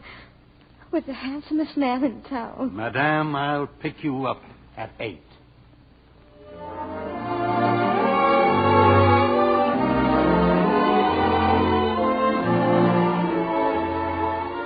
Esther, I'm here. I made it. Oh, gosh, yes. I didn't find Mr. Johnson until 20 minutes at 10. But he opened up the shop, and, well, here I am. Oh, John, so much has happened, and I'm so glad. And if I'm crying, it's just because everything's turned out so simply divinely, and it's Christmas almost. But what's happened? Don't you see them dancing? Rose and Warren Sheffield. Miss Ballard's a simply charming girl, even if she is an Easterner. She said we're all grown up, aren't we? And since all Warren talks about is Rose, my goodness, why doesn't he fill her dance card? Who's Lucille dancing with? Lonnie, of course. Oh, she's terribly fond of him. It's really so obvious. And now you're here. Oh, John, I've never been so happy in my life. Esther, could we go outside for a minute? I want to talk to you. Well, of course, John, if you like.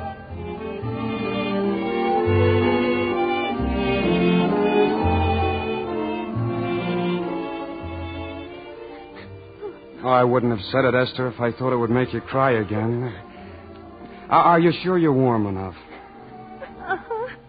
Oh, I've imagined you saying it thousands of times, and I always planned exactly how I'd act. I never planned to cry. Well, at least you didn't laugh. Laugh? I guess I never asked a girl to marry me before. I guess maybe I was kind of, John, no one could have done it more beautifully.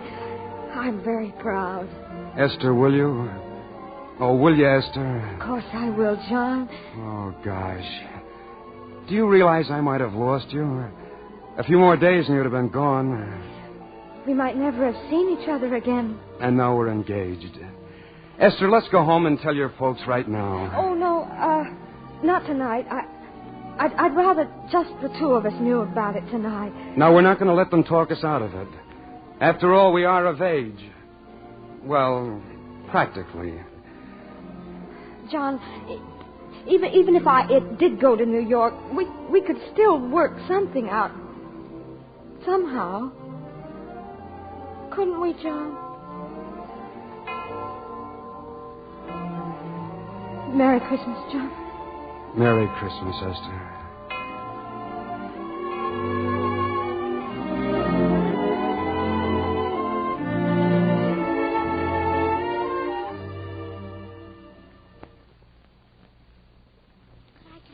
With you, Esther? Of course, darling. Come on now, cover up. You weren't asleep either, were you? Mm-mm. I've just been lying here, thinking. Was the dancing nice? Wonderful. I've been watching. The moon's so bright, but I haven't seen anything. Did he come? Did who come? Santa Claus. Now you know he's not going to come until you're fast asleep. Then sing to me, Esther. Sing to me till I'm asleep. All right. What kind of song, darling? A Christmas song. Have yourself a merry little Christmas. Let your heart be light. Next year all our troubles will be out of sight.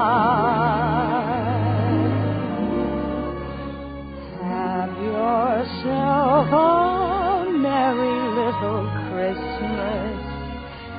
Make the Yuletide gay. Next year all our troubles will be miles away. Once again, as in olden days,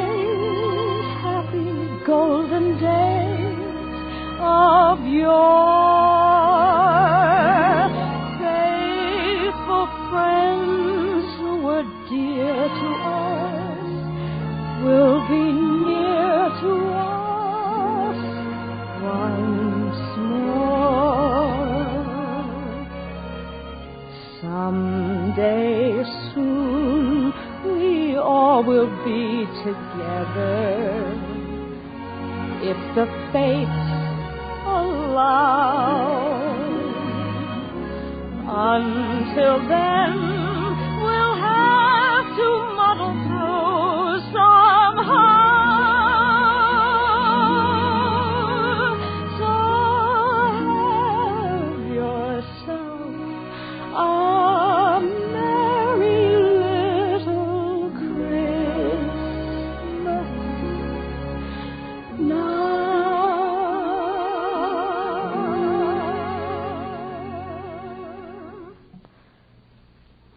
You're still awake. I can't go to sleep. I can't. Oh, Esther, how will Santa Claus know where to find us next year? We'll be in New York. Oh, you can't fool him. He can find anybody he wants to find. If he brings me any toys, I'm taking them with me. I'm taking my dolls, and the dead ones, too. I'm taking everything. Of course you are. You won't have to leave anything behind. Except your snowman, of course. My snowman. Well, we'd look pretty silly trying to get the snowman on the train now, wouldn't we? Snowman, my snowman. Tootie, come back here. My poor little snowman. What's going to happen to them? Snowman, snowman. Tootie, darling, it's all right. It's all right. What on earth happened, Esther? What was Tootie doing in the backyard? She just ran out, Papa, and it started to smash all her snowmen. Nobody's going to have my snowman. Not if we're moving to New York. Oh, don't cry, darling. You can build other snowmen in New York. No, you can't. You can't do anything in New York like you can in St. Louis. You're sure she'll be all right? Yes, Papa, you go back to bed. I'll take care of her. Well, good night, Esther. Good night. Tootie, darling, New York's a wonderful place. Wait till you see the fine home we're going to have and the friends we're going to make. But the main thing, Tootie, is we're all going to be together, just like we've always been. That's what really counts. We could be happy anywhere as long as we're together. Anna, wake up. Rose, Grandpa, Lonnie, everybody get up. Esther, Trudy, come on, all of you. Come on downstairs. Papa, what's wrong? Everything's wrong. Anna, where are you? Grandpa, come downstairs this minute. Now, everybody get in here and sit down. There's nothing to sit on, Alonzo. Nothing but packing boxes. Then come into the dining room. I've got a few words to say to this family. Well, what is it, for heaven's sake? Well, we are not moving to New York. And I don't want to hear a word about it. We're going to stay right here in St. Louis till we rot. We haven't rotted yet, Alonzo. But what will you say to the firm, Papa, to Mr. Fenton? But I've changed my mind. I'm a junior partner, not a puppet on a string. But New York, Alonzo, you did think it was a fine opportunity, didn't you? Well, I was looking forward to going, yes. But after all these weeks, watching my family's hearts breaking, and then Tootie a little while ago, and... Well, New York hasn't got a copyright on opportunity. The trouble with you people is you don't appreciate St. Louis because it's right here under your noses. I'll take that. Hello! Is this you, Rose? Oh, I'm me. Do I sound like Rose? Well, then get her to the phone. Wake her up or something. Now, just a minute, young man. Who do you think you're talking to? Papa, please let me take it. Hello? Rose Smith, I haven't slept a wink since I took you home from the dance, and I won't go on like this any longer. Warren. We're going to get married, and I don't want to hear any arguments. Now, that's final. Oh, I love you. Warren. Anna, who is that boy? Do you know? Alonzo, he's a very fine young man. Now, we'll talk about it later. Oh, Rose, darling, you handle the whole thing magnificently. He's just putty in your hands. Well, I hope you'll be very happy, Rose. And sometime, if you can arrange it, I'd like to meet that young fellow. Papa, Mama. If Rose is going to get married, maybe we better open up her Christmas presents now. You little faker. It's your presents you're after. He's been here, Santa Claus. Well, of course, in the living room. Oh, good heavens, it's Christmas morning. Papa, you've given us the nicest Christmas anybody could ask for. We're staying in St. Louis. Good morning, Mr. Costello. Good morning, Today. Going to help me deliver ice today? Today? Do you know what today is? Sure do. First day of May, 1904. It's Fair Day, Mr. Costello. Today's the day the World's Fair opens. My family's going, and Papa says we're not coming home till they throw us out. Is that a fact? Well, gee up, me dress. But don't you worry. I'll help you deliver ice tomorrow.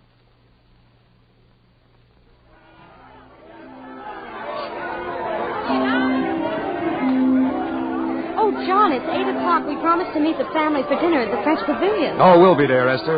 I just didn't want you to miss this. Miss what, John? The electric lights. Look, Es, they're turning them on. Oh. Here they come. Oh! John, it's just breathtaking. I never dreamed anything could be so beautiful. Imagine there's never been anything like this in the whole world. That's right, Es. There's nothing like this. And no one like you. Just think of all the things we'll have to tell our kids someday. I wonder if they'll believe it, John.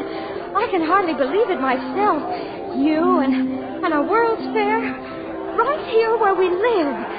Right here in St. Louis.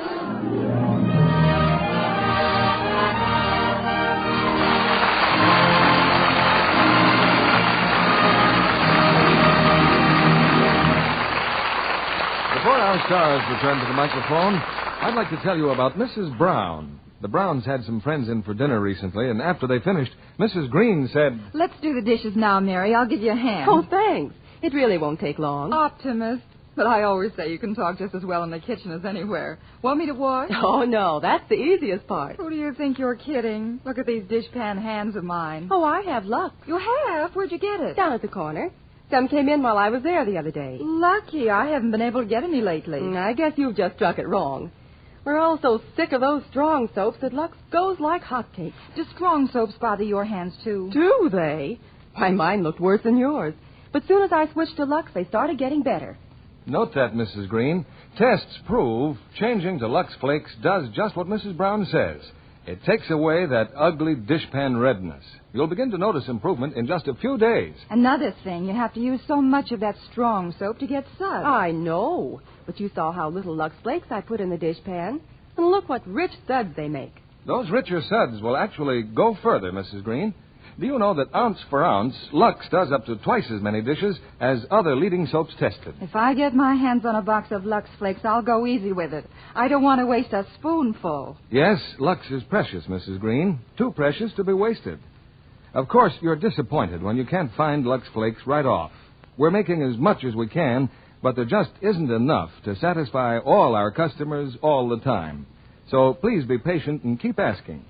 When you do find Lux Flakes, you'll be delighted how soft and smooth they leave your hands, in spite of dishwashing.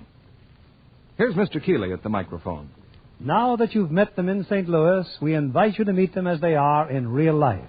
Tonight's delightful stars, Judy Garland, Margaret O'Brien, and Tom Drake.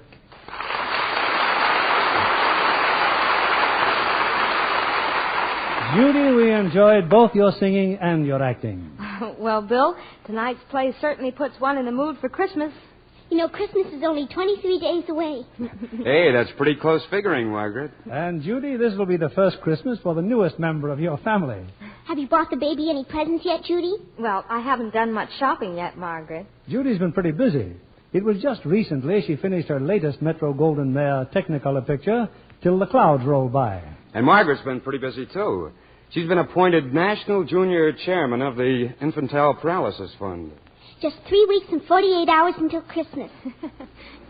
And during the Christmas holidays, Margaret, you'll have to see Tom Drake's new MGM picture, Courage of Lassie. As a matter of fact, Margaret has one of Lassie's puppies. Is that right, Margaret? Yes, and I named him Laddie. But just think, only 18 shopping days until Christmas. That's right, Margaret. And we've been doing some shopping on a play for next week. What are you presenting next week, Bill? Two brilliant stars who rank among our greatest favorites, Irene Dunn and Walter Pidgeon. They appeared in one of the screen's most entertaining comedies, Columbia Pictures' recent hit, Together Again. It's the fresh, delightful story of a woman torn between love and her career as a small-town mayor. A play I'm sure our audience will love. Well, Irene Dunn and Walter Pidgeon really make a great team, Mr. Keeling. And remember, only 23 days until Christmas. Yeah, and remember, too, the days are getting shorter, Margaret. That makes things even better. Good night. Good night. And best holiday wishes to you all.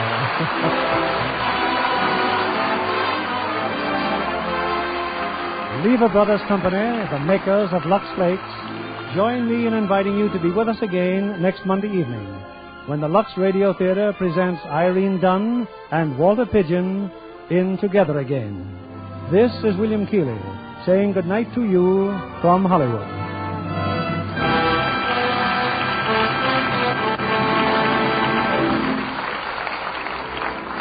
More than 2 million servicemen returning to civilian life are homeless. Help out by making your extra rooms available to rent and by listing your sales or rentals with the Veterans Housing Center. Judy Garland, Margaret O'Brien, and Tom Drake appeared by arrangement with Metro-Goldwyn-Mayer, producers of The Secret Heart. Heard in our cast tonight were Gail Gordon as Alonzo, Colleen Gray as Rose, Regina Wallace as Mrs. Smith, Norman Field as Grandpa, and Billy Roy, Noreen Gamil, Dick Ryan, Clark Gordon, Charles Seal, Truda Marson, Johnny McGovern, Joel Davis, Jerry Farber, Howard Jeffrey, and Lois Kennison. Our music was directed by Louis Silvers.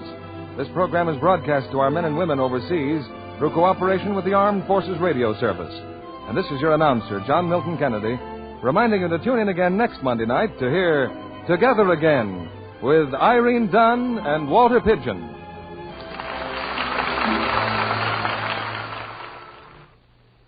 Rely on Spry, S-P-R-Y. For wonderfully light, fine, delicious cakes. Rely on Spry. For tender, flaky pastry. Rely on Spry. For crisp, golden fried foods. Rely on Spry. For all you bake and fry, it's Spry, the pure, all-vegetable shortening. Rely on Spry, S-P-R-Y.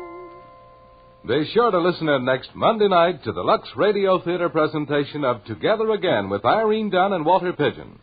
And why not tune in at 8:30 tonight to hear The Joan Davis Show?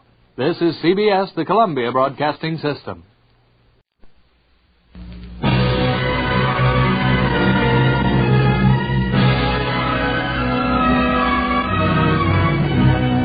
The House of Squibb presents Academy Award. Tonight, Margaret O'Brien in Los Angeles.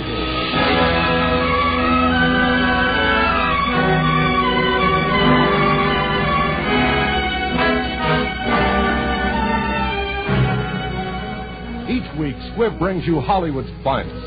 The great picture plays, the great actors and actresses, techniques and skills chosen from the honor roll of those who have won or been nominated for the famous Golden Oscar of the Academy of Motion Picture Arts and Science.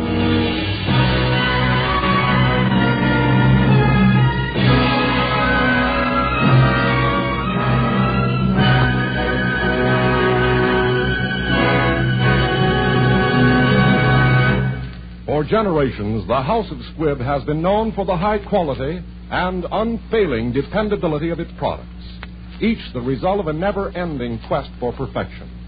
Today, the great family of Squibb products reflects the tremendous advance of science in its contribution to human health and well-being.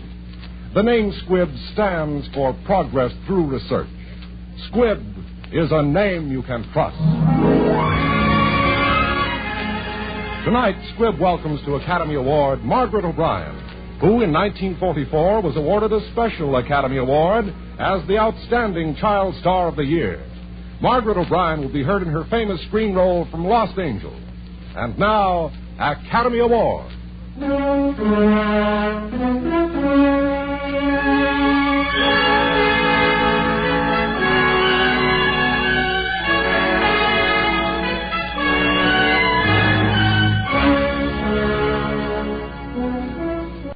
This is the story of a little orphan who fell into the hands of some very bright characters known as professors.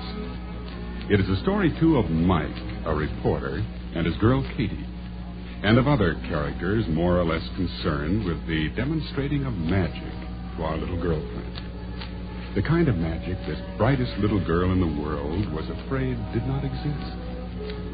But since it is her story, let's begin with a statement made to the press by one of the professors when they found her on their doorstep. Ladies and gentlemen, our long search is over. Our subject, a female infant, newborn, has been found. The necessary legal steps have been taken, and the child is in our hands. Today, under the banner of the Pickering Institute, we begin experiments.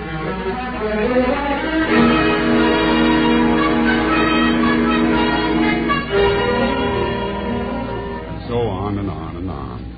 What he was trying to say was that little Alpha, for that is her name, was going to get the works. Well, 6 years go by, and Alpha plus the works is ready to be interviewed. And here to interview her is Mike Regan. How do you do? Won't you sit down? Thanks. What paper are you from? The transcript. Oh, reactionary, isn't it? Oh, I suppose you read it every day. Just the editorials. I go over them with Professor Smith. And what do you think of our editorials? Oh, we find them amusing. Have you prepared a list of questions you want me to answer? Well, We could begin by my giving you the schedule of my day. I have an English lesson first, then history, art, and... Then reading and writing and arithmetic, huh? Oh, of course not. I have algebra, economics, Chinese, semantics, and beginning tomorrow, philosophy, because I'm 6 years old today. Oh, happy birthday to you. Thank you. Tell me, what do you do for fun? Oh, I like reading best. Oh, reading. Like the Horatio Alger stories, the Bobbsey Twins fairy stories, stuff like that, huh? I've been told about them. What, fairy tales? What's wrong with them? After all, there's no point in wasting time on things that aren't true. Oh, wait a minute. Just what isn't true about fairy tales? Are you serious? Dragons, flying carpets? Now, really? Well, I'll just have to tell that leprechaun I had breakfast with this morning that he isn't real, I guess. A leprechaun? What's that? Oh, a little man, green hair, blue nose, shoemaker by profession, Irish. I suppose you've seen witches, too? Of course. And what about dragons? Do you believe in them? Why, certainly. You've never seen one. Well, if that's not a woman for you. Now, listen, Professor, do you know what a zebra is? Of course. Have you ever seen a zebra? Well... But you believe there are zebras, don't you? Yes, but... Well, all right, then. I believe there's a whole world of magic outside. All kinds of magic. You do? Sure. Now, mind, some people go their whole lives long and never see it.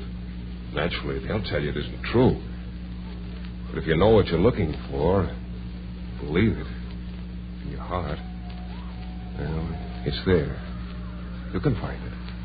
Can you? Mm-hmm. Time for your music lesson, Alpha.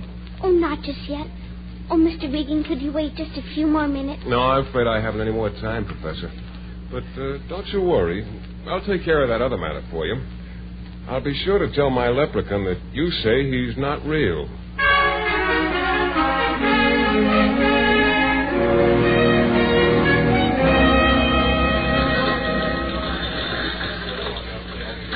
Say, Gus, you're a bright reporter with an eye for scoops.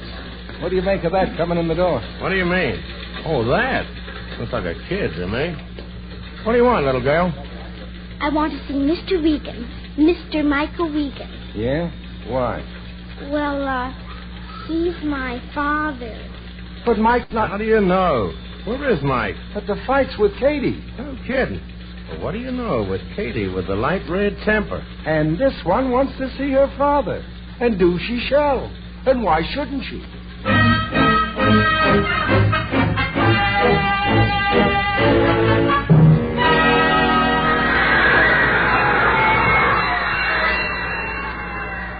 Michael Regan, please go to dressing room 4. Dressing room 4. Your baby is waiting for you there.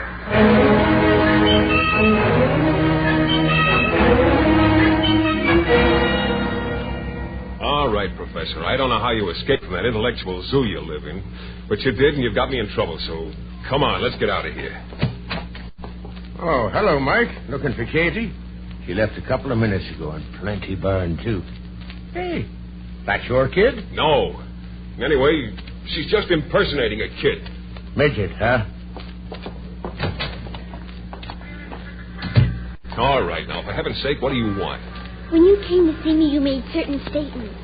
You said that there were dragons and flying carpets and witches and, well, magic. What? You said not everybody could, but you know how to find it. That's what you said. So? Show me. Well, I'll tell you how it is, kid. Of course, if it isn't true, please don't feel bad. After all men lie. I know that. What? Oh, look, honey, I didn't lie to you. There is magic. All kinds. It's what makes people laugh, be happy, and have friends. I told you I could find it. I'll find it for you. But first, we have to go to a certain nightclub and find Katie Mallory, my girl. Oh, why don't we just go look for magic? Why do we have to see her? Because she's very, very angry with me. And since you're the other woman in the case, you'll have to help me fix it. All right. How do I do it? Professor, it's very simple. You do it by being exactly 6 years old.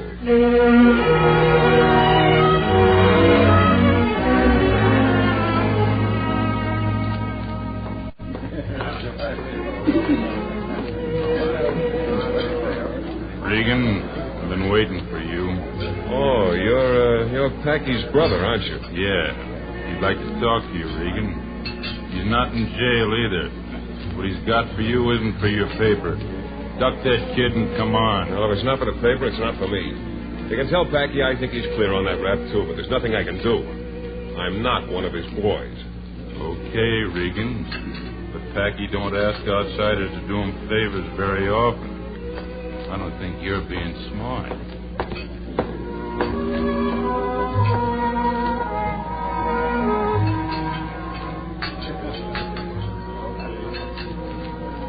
I think Katie's pretty, Mike. Oh, thanks. Oh, and eat your spaghetti, Professor. I think Katie's beautiful. Do you like her better than you like me? What? I said, do you like her better than you like me? Don't laugh at me. Oh, Professor, I swear you're getting younger every minute. Do you like me? Why? I don't know. Oh. Hey. I like you. Hold on. Professor, what's the matter? What did I do? Mike, what did you do to her? Oh, hello, Katie. I beat her. What do you think I did to her? He likes you better than he likes me. What's the matter with her? Well, judging from my past experiences, I'd say she's in love. Oh, look, I've got to call the Institute. Oh, take it easy, Professor. Baby, he doesn't like me better, just differently, honest. Now, supposing you got to like me, you'd still like Mike, wouldn't you? People can like lots of people. People with big hearts, that is. Has Mike got a big heart? Yes, darling. Bigger than his head.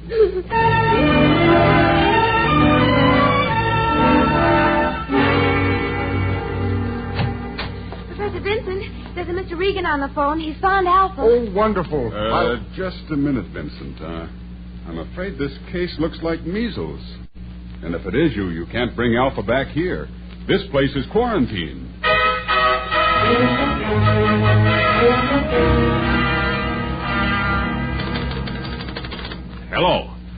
Hello. What's that?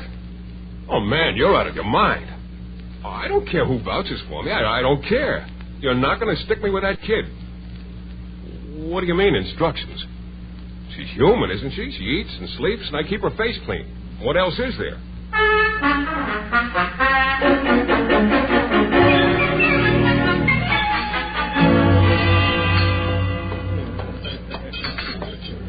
Now, look, Katie, I can't keep the kids. You know how I live. So I was just thinking, your place is right close by, and... Not a chance, Mike. Not a chance. Uh-huh. Why not? Because you're her fairy godmother, my friend. But now she's come to you and said, show me. So you're the fellow who's got to show her, Mike. No one else. Oh, I'll spend lots of time with her. It's just that I... Oh, no. Did you see the way she looks at you? Well, you've got to pay for that look. You're a big guy to that kid. And that means you're the guy who's going to sit up with her tonight if she gets sick on that spaghetti. Come on, Professor. Get your hat. And the guy will have to get up at 8 o'clock tomorrow to get her breakfast. Oh, no, Michael. This time one of your pigeons has come home to roost.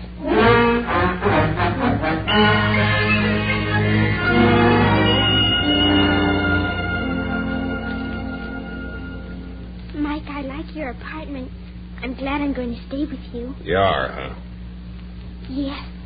Well, I don't mind you staying with me, Professor. Not if you'll play ball. What I mean is, if you'll kind of not get in my hair. You mean if I will cooperate? Yeah, you're right. Very well, I will cooperate. And also, if you wish, I will play ball with you. Professor, you really are a character. Now, look, my instructions are simple. You keep reasonably quiet, eat what you should, and wash at frequent intervals. Is that all clear? Yes. Okay, then we understand each other. And you start right now. Hey, you don't look so hot, Professor. Maybe it's that green light on your face. I don't think so. I think it's the spaghetti. Oh, no. Oh, good heavens. Well, come on. No. Go ahead. I got to answer the phone. No, wait for me. Oh, ye gods.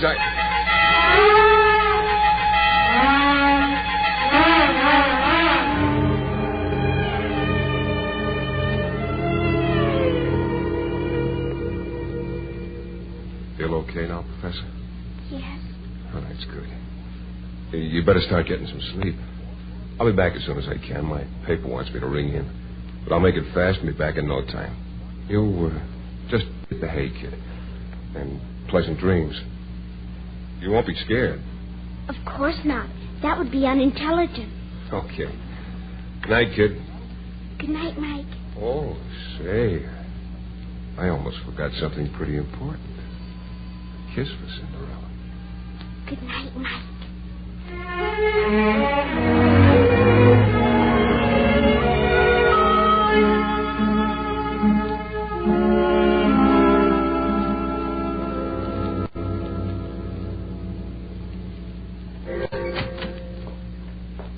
Mike?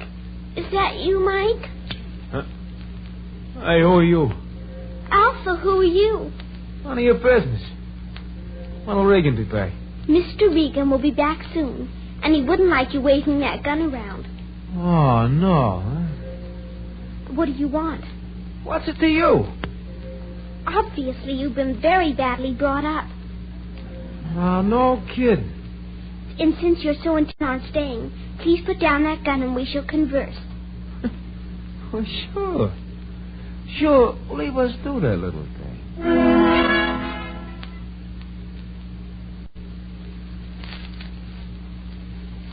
Forms into brisk action that wakes up your whole mouth, leaves it feeling youthful and alive, with a refreshing new sense of cleanness. And that gives you such a fine feeling of assurance when you're meeting people. Your smile will be brighter, and you'll feel brighter every time you use Squibb Dental Cream. So, before every date, as well as every morning and night, brush your teeth with Squibb Dental Cream. Taste, feel, and see the refreshing difference. Before continuing with Part 2 of Academy Award, we wish to thank Metro-Goldwyn-Mayer for making this story available. Metro-Goldwyn-Mayer are also producers of The Yearling, starring Gregory Peck and Jane Wyman.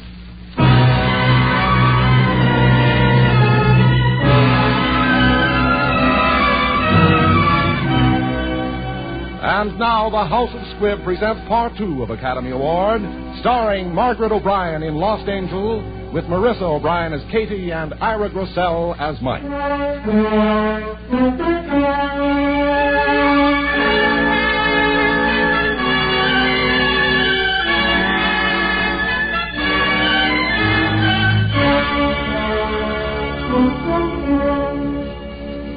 And there is said to be a wonderful bird here called a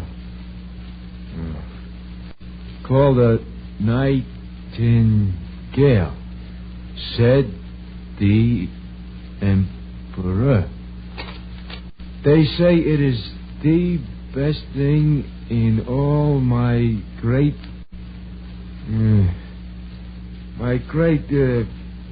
empire. Empire.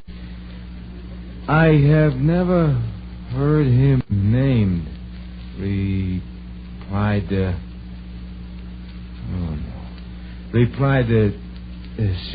Cavalier. Cavalier. Then why wasn't it empire? Oh, Packy, it isn't the same at all. You see, Mike. Call it. But I'd pay you a little visit since you wouldn't come and see me. No, look here, Packy. Shut up. Make it short and sweet. Look, you gotta find the guy. Lefty Moran. He's the only one who can clear me on this rap. He saw the whole thing. I can't go looking for him. I'd be picked up in 2 minutes. But a reporter like you knows every angle, see? So you're gonna do it for me. You get it? While you hide out here. Right. I think you should help him. You keep out of this. Why? Because I like Packy. Oh, you're getting like an awful lot of people. Yes, it's getting easier and easier. Look, Packy, if I find him, I get the whole story? Sure, but you're wasting a lot of time, Bud. Okay. But you'll go right to sleep now, Professor. Okay. And as for you, Packy, you'll go to sleep, too. But I don't feel like it. I'll read to him some more. Oh, murder.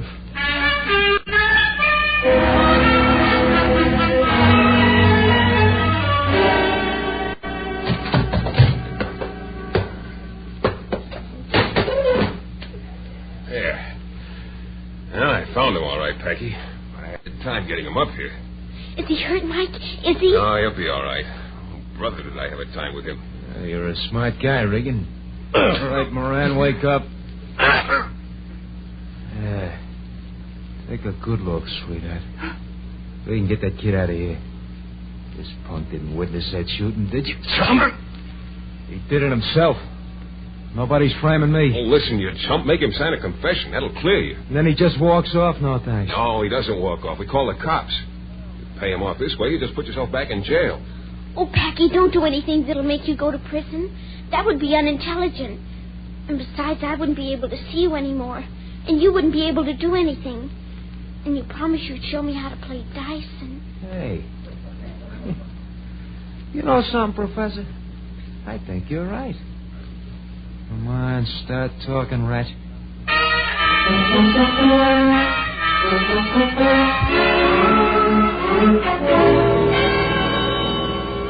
Furthermore, you cops, you'd have never found that chump if it hadn't been for Regan. You guys can really take lessons from him. And that kid? Oh, boy, what a kid. I'll be seeing you, Professor. Remember, always use your own card. Oh, there she is. There's our little Alpha. We caught a gangster, Professor Vincent, and now Packy won't have to go to jail, and the cops team... You unprincipled man. Is this the care with which you watched over her? Gangsters, criminals. Why, to me, you're no better than one yourself. Don't you dare talk that way to Mike. I hope it gives you some satisfaction to know that you've probably ruined years of work. That you... Well, Mr. Regan, the Pickering Institute has some influence in this city. You haven't heard the last of this? Oh, yes, I have. I've heard the last of it. Get out of here, Vincent. All of you. Let us go home, my dear. But I can't leave Mike. Mike, I can't go. Look, Professor. You came to me so I'd show you magic. Well, there's loads of magic, isn't there? There's all kinds. I showed it to you, didn't I? Now you've got to go back. The professors are good people, and you've always liked them. But, Mike, it's different when you love people. It's not the same as liking them. I love you, Mike. And when you love people, you have to be with them. Don't you see, Mike? Regan, if I spoke harshly to you, I'm sorry. Perhaps I... Oh, will you please get out of here? All Mike!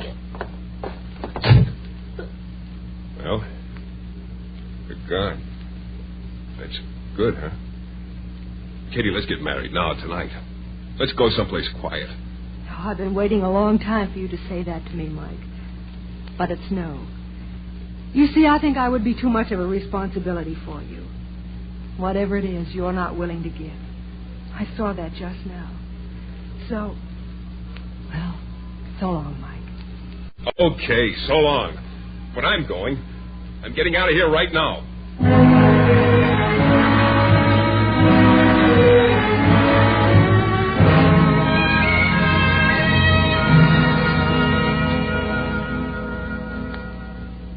Shall we try the test, Alpha? It's really simple once you've caught on. Can you do it, my dear? I don't want to. Don't make her go through with it. Alpha, would you like to have Professor Zimmerman read to you for a while? No. Well, would you like to go out for a nice walk? No. Darling, would you like to see Michael? He doesn't want to see me. But what exactly was the nature of the magic that Mr. Regan showed you, Alpha? Oh, there were lots of things. There was a flying carpet. It looked like an airplane, but it was really a flying carpet. And then there was a man whose shirt lighted up, and... Alpha, you know, there are explanations of these things, and they're just as entertaining when you understand them. Oh, but that wasn't the real magic. That was just a little kind. And what was the real magic? Loving people.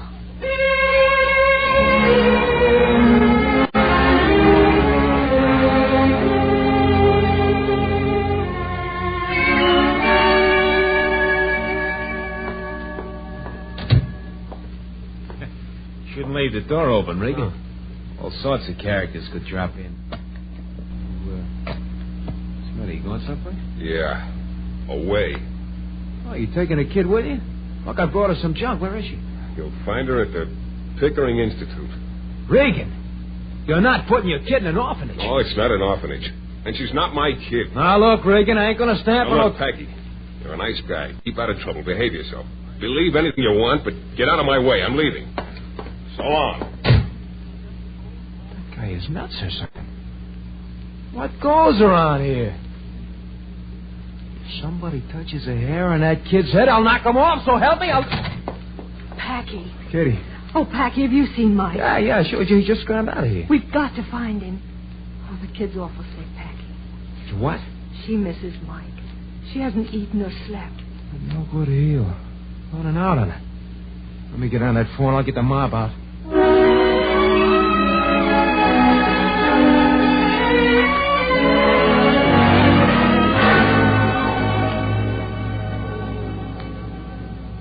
Well, I guess there's nothing more we can do. He's just vanished. Packy, couldn't the boys find him either? Oh, no, I don't get it.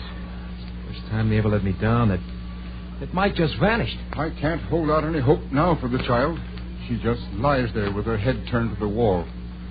Oh, I'd give everything I possess to find Regan. Everything. Don't take no bows, Mac. So would we. If he knew, if he read the papers, he'd come. I know he'd come. Where's my kid? Regan! Oh, Mike, I knew you'd come. Regan, I'm so glad to see you. I could shoot you in the stomach. Did you hear them paging you, or did you read about it in the paper? I read what in the paper? Who paged me? What's the matter with you people? Now, look, Vincent, I want to talk to you about that kid. Oh, Mike, do you mean you came all on your own? Of course I came on my own. What do you mean? Hey, what's happened? Has anything happened to Alpha? You see, she's been rather ill. Nothing serious. What is it? What's the matter with her? Don't you fools know how to take care of a child? Can't I leave my kid here for a couple of days without you? Mike. Oh, Mike. Professor. Mike. Hey, what's all this nonsense about not eating? Oh, Mike. You got the other professors at me. I'm in hot water with Katie. I'll probably lose my job. Oh, Mike. You came. I knew you would. It's magic. Oh, Professor. Easy. Mike. Well, there are just a few details to clear up. Naturally, we cannot turn Alpha over to a bachelor. No. Well, Katie?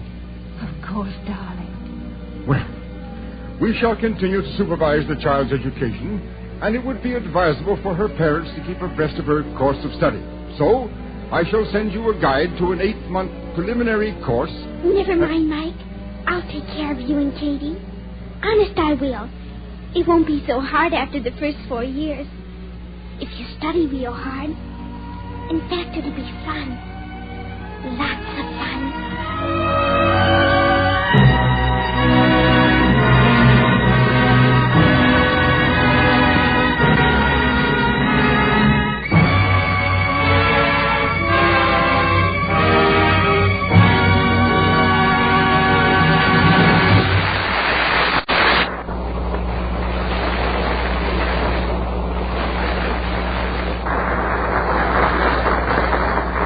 Play your part in holiday festivities with greater zest.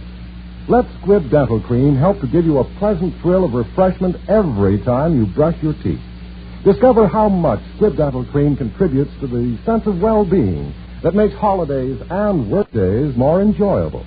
Let the cool mintiness and the brisk foaming action of Squib Dental Cream tingle your whole mouth awake. Your mouth feels cleaner because it is cleaner. And your smile will grow brighter because Squib Dental Cream sweeps away the dullness that hides the natural luster of your teeth. So, for better dental care, for a wide-awake thrill of refreshment any time of day, brush your teeth often with Squib Dental Cream. Use it whenever you want to look your best, feel your best, and make the best impression. Remember to ask tomorrow for Squib Dental Cream. Taste, feel, and see the refreshing difference.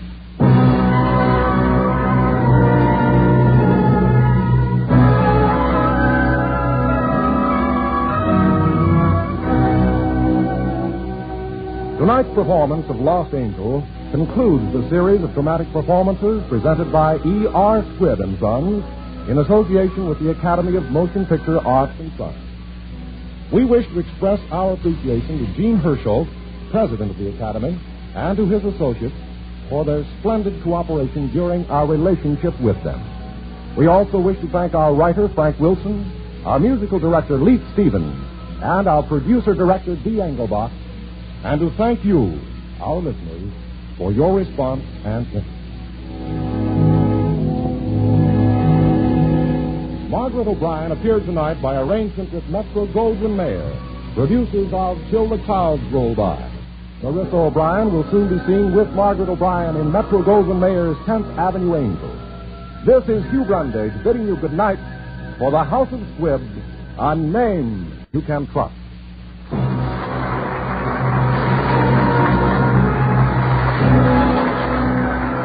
This is CBS, the Columbia Broadcasting System.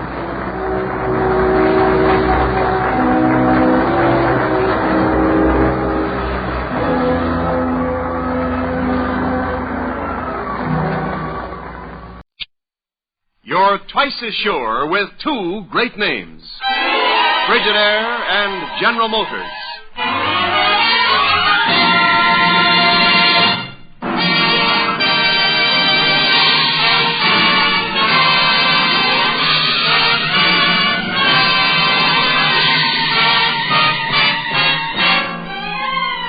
Frigidaire presents Hollywood Star Time direct from Hollywood.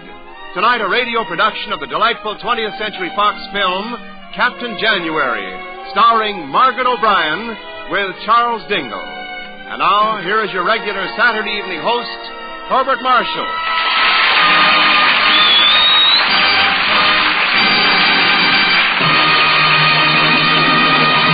Good evening. Tonight's play, Captain January, is the charming story of a child and an old man who lived in a lighthouse. And it's a real pleasure to present in those roles two seasoned motion picture veterans, Margaret O'Brien and Charles Dingle. Good evening to you both, and welcome to Hollywood Star Time. Thank you, Mr. Marshall. Is it good to be a seasoned veteran?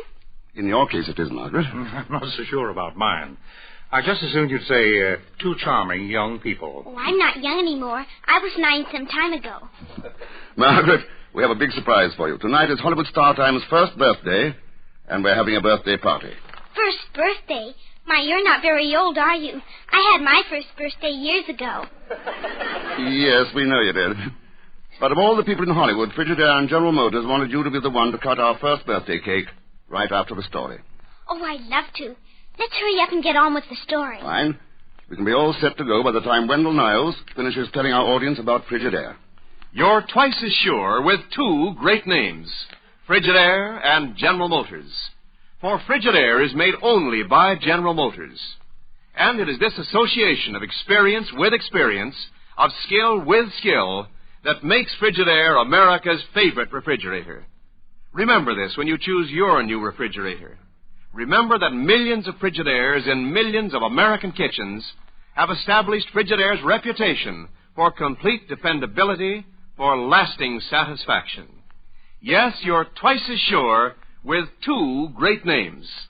For Frigidaire is made only by General Motors. No other company can make a Frigidaire.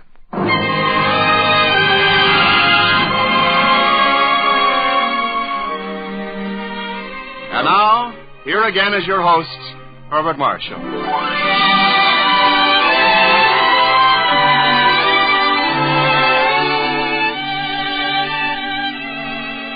Now, Margaret, we're all ready for you to tell us the story of Captain January.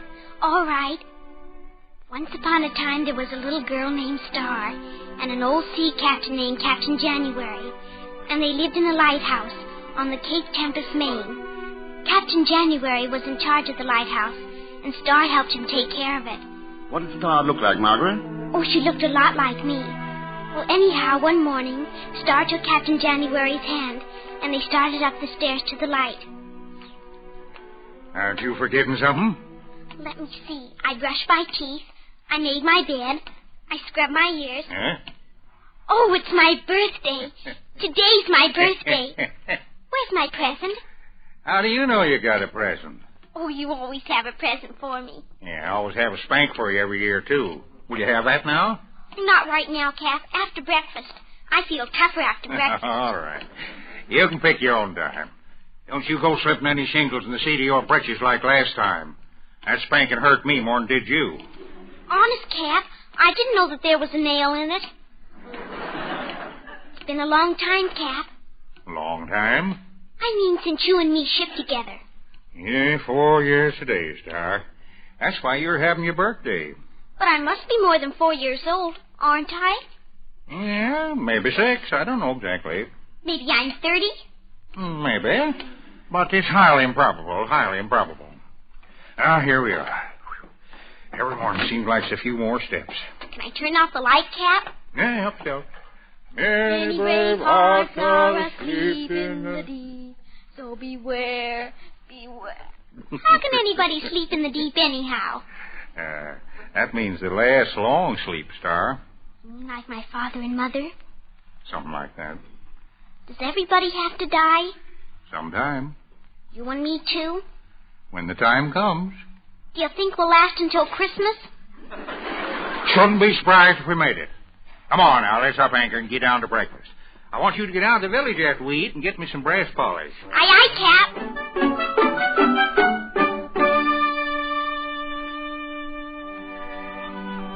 Well, after breakfast, Star went down to the village store. Oh, no, wait a minute. What about her birthday present? Oh, yes. Captain January made her a wooden doll, and she just loved it. Well, anyway, after breakfast... How big was the doll? Oh, pretty big. Well, anyway, after breakfast, Star went down to the store, and there were a couple of old tars waiting around outside. Tars are sailors. Oh. They were all friends of hers. Hi there, Star. Hiya, mate. Hey, Star, you learned to spit a curve in the wind yet? Huh? You can dress like a sailor, you can do the hornpipe like a sailor, you can even talk like one. But you never be one till you learn to spit a curve in the wind. That right, Captain Jerks? Sure is. You're just a bloomin' landlubber till you can. Then I'm going to learn now. Now just watch me. Jumpin' whales, let me try it. No, that ain't it. Now watch me close. Get the idea? Yeah, I got it. How's this? Little girl, stop that. Uh-oh. You men are nothing but disreputable loafers. You ought to be ashamed of yourselves, teaching a child to behave this way. That's no way to talk to Captain Jerks. Why, he can spit 15 feet in a 20-mile gale. Indeed. And the skipper once killed 3 gorillas with a table knife. This is outrageous. What kind of a man is this Captain Cap's January? the finest man in the whole world. See that lighthouse down there? Well, he owns it. He saved 1 million people in his day. You go right home and tell him I'm coming to have a talk about you. I don't think he'll like you. Don't be impudent, young lady. I didn't mean to be. Cap always tells me to be polite to old ladies. What? I'll attend to you later. Who's she anyway? The new truant officer from Salem. What's a truant officer? Stormy weather for kids. I bet she can't spit a curve in the wind.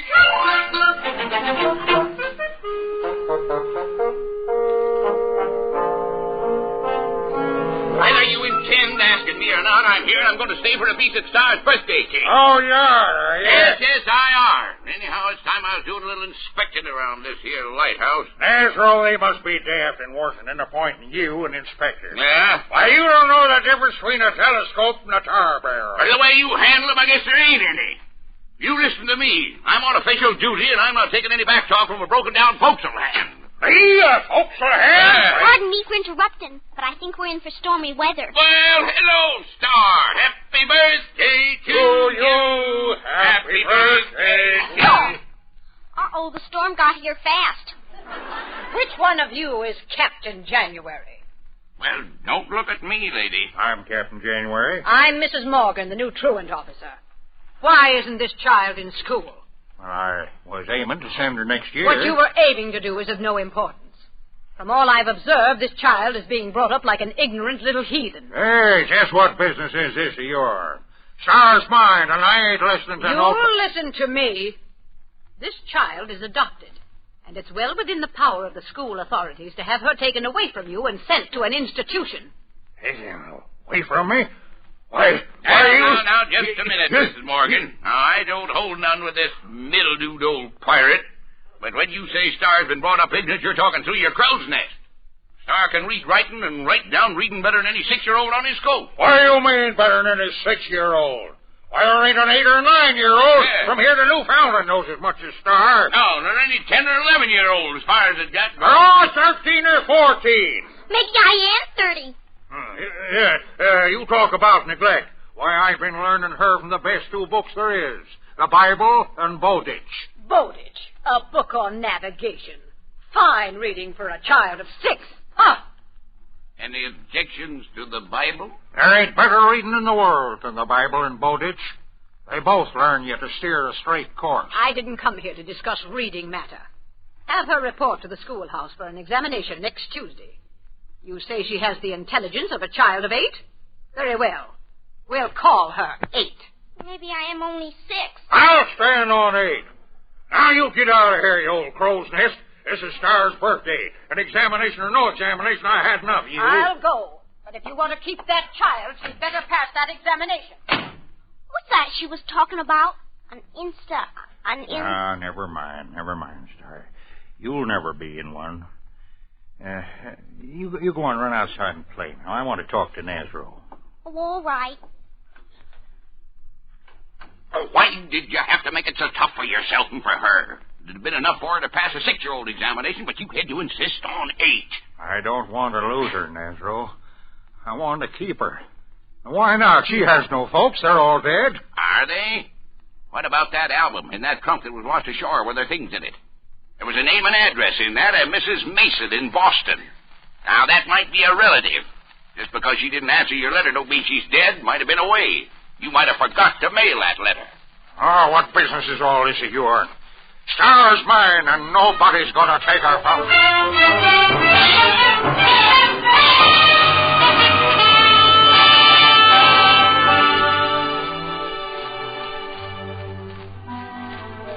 All right, Star. Now the 2 times table. 2 times 1 is 2. 2 times 2 is 4. Right. 2 times 3 is 6. Yeah. 2 times 4 is...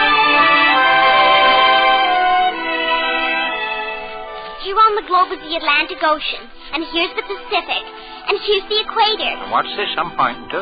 China. And what comes from China? Tea. And what else? Chinese people.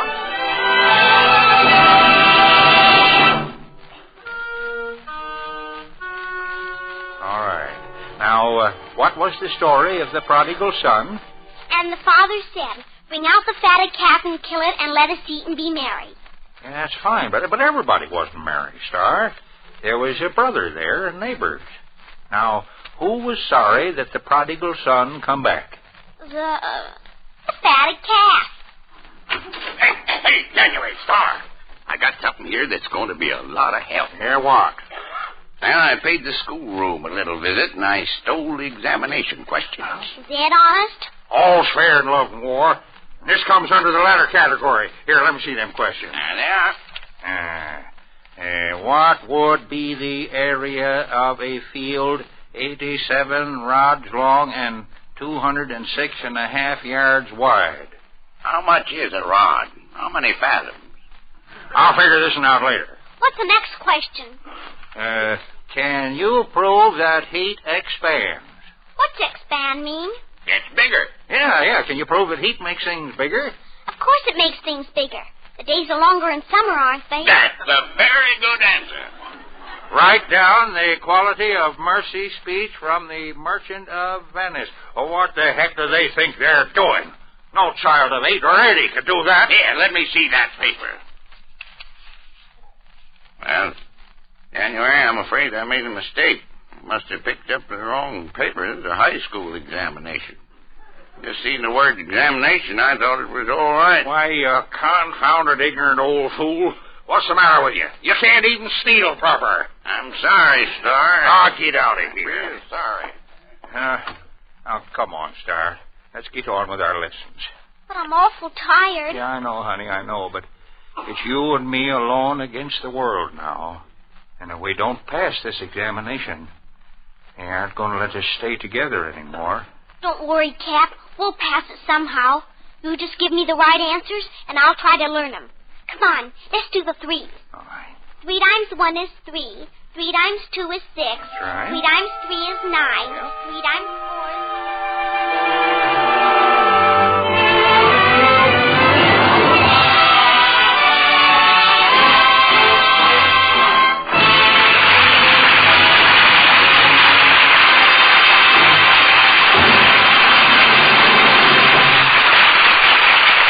In just a moment, we continue with Act 2 of Captain January, starring Margaret O'Brien.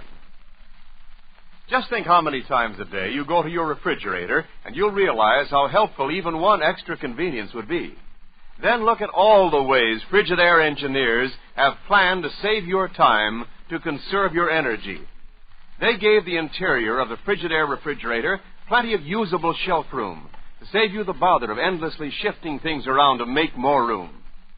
They made it easy to store all those special things you keep in a refrigerator. Gave you generous space for tall bottles, a big meat tender, handy glass-topped hydrators for fruits and leafy vegetables. Lots of room for the frozen food you'd like to keep on hand for quick, easy meals. They finish the interior of the food compartment with lifetime porcelain. A white with a damp cloth, and it's clean. Yes, and they even design special ice trays. Those unique Frigidaire Quick Cube trays to give you trigger-quick ice service. Most important of all, Frigidaire engineers powered the Frigidaire refrigerator with a mechanism that doesn't require attention of any kind. Uses less current than an ordinary light bulb. It's the famous meter miser, simplest refrigerating mechanism ever built. Remember, Frigidaire engineers designed the Frigidaire refrigerator to save your time, to conserve your energy. And remember, you're twice as sure with two great names. For Frigidaire is made only by General Motors.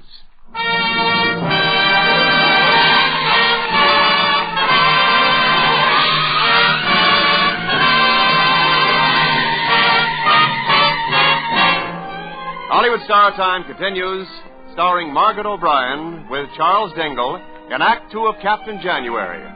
Margaret O'Brien appears by arrangement with Metro-Goldwyn-Mayer, producer of the all-star Technicolor musical Till the Clouds Roll By, including Judy Garland, Frank Sinatra, Van Heflin, and June Allison.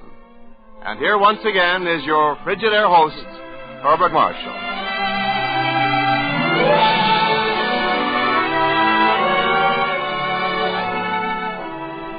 Well, what happened, Margaret? Don't keep us in suspense. Did Star take the examination? Did she pass? I'm going to tell you about that. Well, Captain January and Captain Nazro went down with her to the schoolhouse. And when Star went inside, Captain January got 2 barrels. And he and Captain Nazro stood up on them and peeked into the schoolhouse window. Inside the hall, Star met a little boy named Cyril. Don't open that door. He can't go in yet. Why not? The teacher's putting the example on the board. What's an example? You don't know anything. I bet you don't even know who discovered America. Was it a sailor? I don't know. Guess so. Captain January did. He didn't do no such thing. Christopher Columbus discovered America. And I know when he discovered it, too. It was in 1492. You don't know anything. Are you awful smart? Sure. That's why I'm taking the examination today. My aunt wants me to jump from the 1st grade to the 3rd grade. Who's your aunt? Mrs. Morgan. You may come in now, children. Yes, Miss Martin. You take seats here in the front of the room. Yes, ma'am. Star, you sit a couple of seats away from Cyril. I don't want you copying his answers. Well, I wouldn't do that, Mrs. Morgan. Now, children, here on the board are 8 fishing schooners. They're not schooners, they're ketches. You're quite right, Star.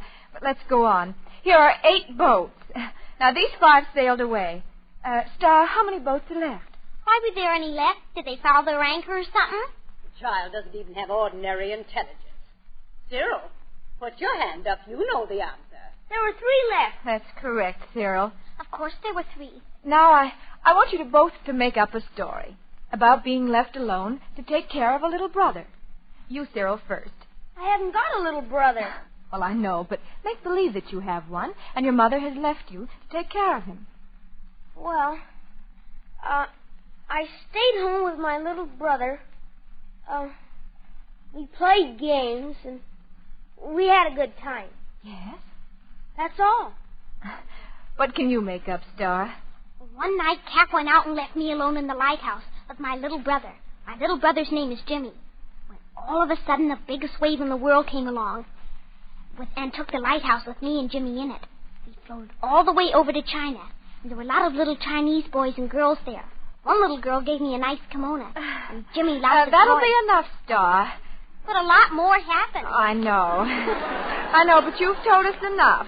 Why don't you ask them some history questions? Oh, well, Mrs. Morgan, history's hardly a 3rd-grade subject. I can't agree with you. There are certain historical facts that every child of any age should know. Very well, Mrs. Morgan. Cyril, who discovered America? Christopher Columbus? That's correct. When did he discover America? I think it was about... No. Let me see. Do you know, Star? 1492. Very good. Now, children, I want both of you to take these papers and write the answer to the problems in them, and this will finish the examination.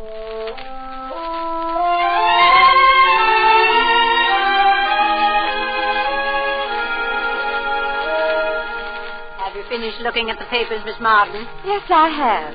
Your nephew's a very bright child, Mrs. Morgan. Oh, of course. But I don't think it would be advisable for him to skip a grade at this time. Ah. But, Star, you may enter the 3rd grade. Look out! The window! It crashed right through the window. Cap, are you all right? Cap, are you hurt? Cap. You'll both pay for that window. Keep fast. Put that in your crow's nest and smoke it. Yeah, going to put stars in institution, eh? You better put that dumbbell nephew of yours down. Cyril, come with me. You don't have to stay here to be insulted. If you think you're through with me, Captain January, you're very much mistaken. You village people stick together. But you forget I have my authority from the state board. You can put them in your crow's nest, too. Yeah, come on, sir. Let's go. Ready, 1, 2, 3,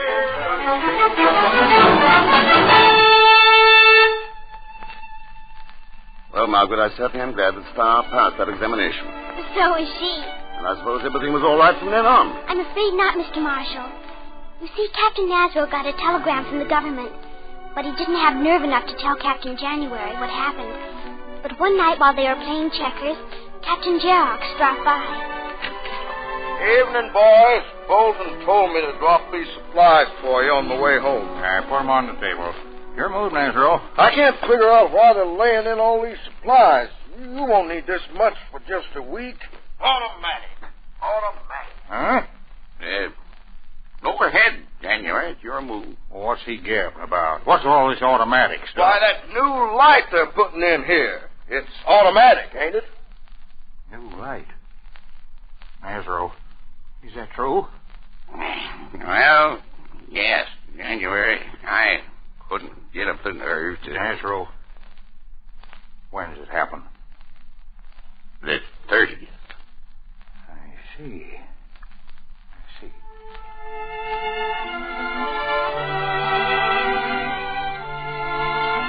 You see, Captain Nasro was awfully worried about what would happen to Star and Captain January.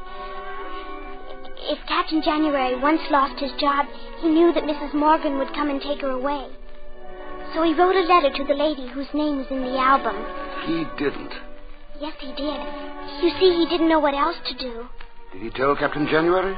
Not until the morning that they had to leave the lighthouse. He had to tell him then. Oh, what are you standing on one foot and then the other for, Nasro? What do you want? Well, I think everything's going to be all right with Star, January. Huh? I sent for them people. People? What people? Those people in that album, the Masons. I asked them to come. And you call yourself a friend? Why, you dirty double-crossing, I'll bring you. There, come in. Miss Martin. Oh, Captain. Captain, Mrs. Morgan's got the paper. She's got the order. Order? What order? The order to produce Star in court. She's on her way here now with a deputy from Salem. Right, listen, Cap. If they get a hold of Star, you'll lose her short. You're standing there. What's wrong with everybody? What are they going to do with me? Nothing. Well, don't just stand there, January. You can fight later. The thing to do right now is to take Star and hide her. Take her where? Well, I've got my boat in the cove. You can run her out a mile or so and stay there. Come on, Cap. Let's do it. I hate to run away from a fight, but I reckon we better do just that.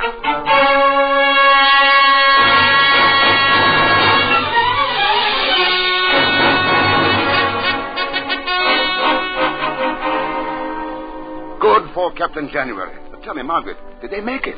No, the deputy sailed out in another boat and caught them. Oh, too bad. But when his boat came in shore, who do you think was there? I can't imagine who. Mr. and Mrs. Mason. Who? You remember, they're the ones that Captain Nasro had written to. Oh. They had a big shiny car and a great big doll for her. And they were going to take her back to be their little girl. And they could, too, because they were Star's legal aunt and uncle. We're going to try to make you very happy, Star. I want to be with Captain January. I've always taken care of him. He'll be lost without me. Please let me see Cap. But we have to start home, dear. It's getting very late. Come on now. Be a brave little girl. I guess I'm not so brave, nor so old. I guess I'm 4 after all.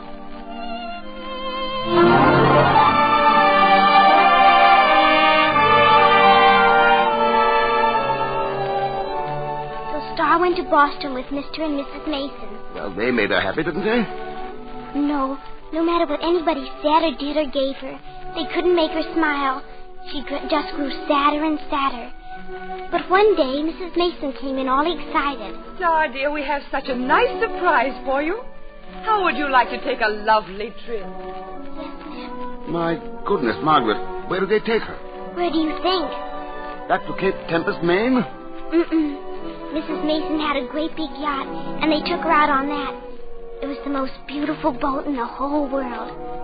But... I know. Didn't have Captain January. Didn't have a lighthouse. But Mr. Marshall, the first thing she saw when she got up on deck was that great big beautiful light flashing across the water. No. Yes. And when they got up on the bridge, Mr. Mason called the captain. And I just guess you know who the captain was. Hi there, Star. Hey, Star. Oh, Star. Oh, Cap. Star. Well, ain't you going to say hello to me, Star? Captain Nasbro. At your service, chief mate. And I'm the crew. Captain Xerox. Oh, golly. Now I can learn how to spit a curve in the wind. Yeah, we're all going to ship together now. You got a good ship and a good crew, and you did it all yourself, single-handed.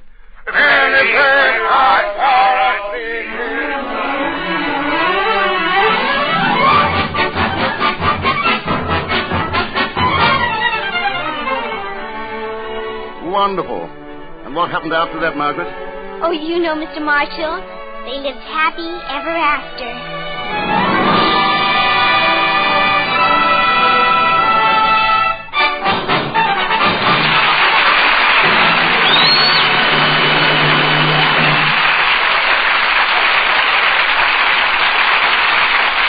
Thank you, Margaret O'Brien and Charles Dingle, for your delightful performances in Captain January. But don't go now. Don't forget we're going to have a birthday party. In just a moment, our Frigidaire host, Herbert Marshall, and his charming young guest will return.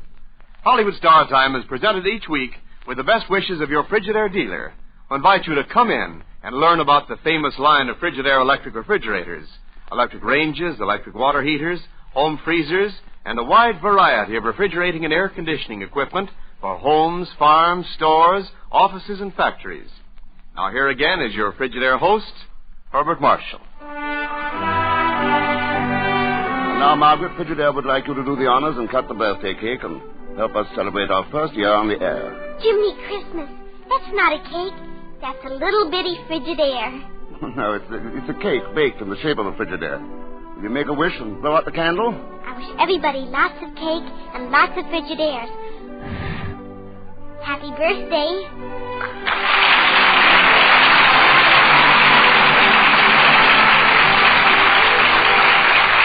Can I cut the cake now? Yeah, here's the knife, but do be careful. I will. Oh, ladies and gentlemen, while Margaret is cutting the cake, listen, next week we're going to bring you that grand story of young love called It's a Date, starring Mary Astor and the delightful Vanessa Brown and yours truly.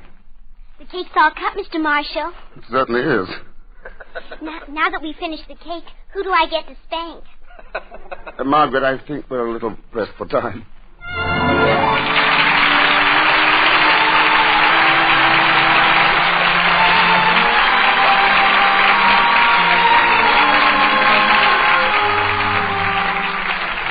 Hollywood Star Time with Herbert Marshall as your host is directed by Jack Johnstone. The musical score is composed and conducted by Johnny Green.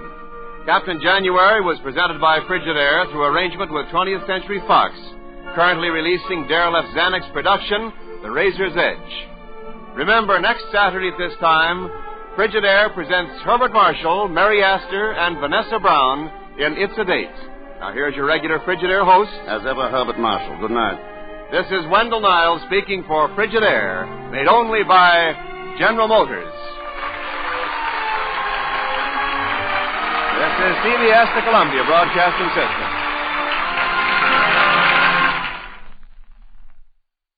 When the blues night meets the goal of the day. Hank will hit about 40 or 50 home runs this year.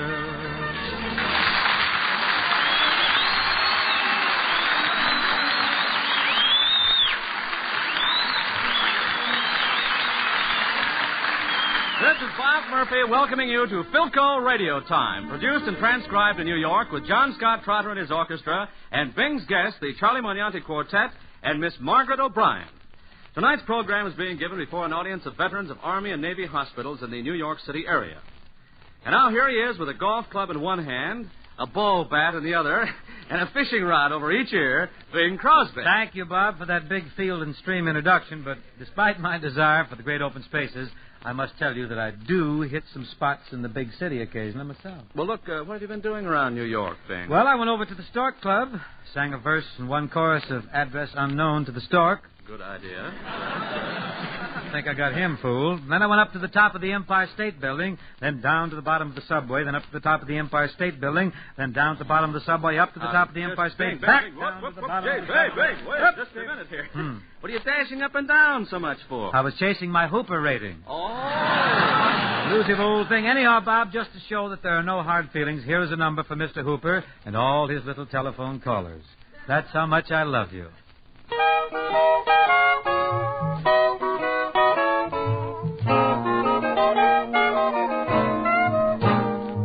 If I had a nickel, I know what I would do. I'd spend it all for candy, and I'd give it all to you. I'd spend it all for candy, and I'd give it all to you. 'Cause that's how much I love you, baby. That's how much I love you. If you were a picture, I'd hang you on the wall. Sit back where I could see you, and I'd never move at all. Sit back where I could see you, and I'd never move at all. 'Cause that's how much I love you, baby. That's how much I love you.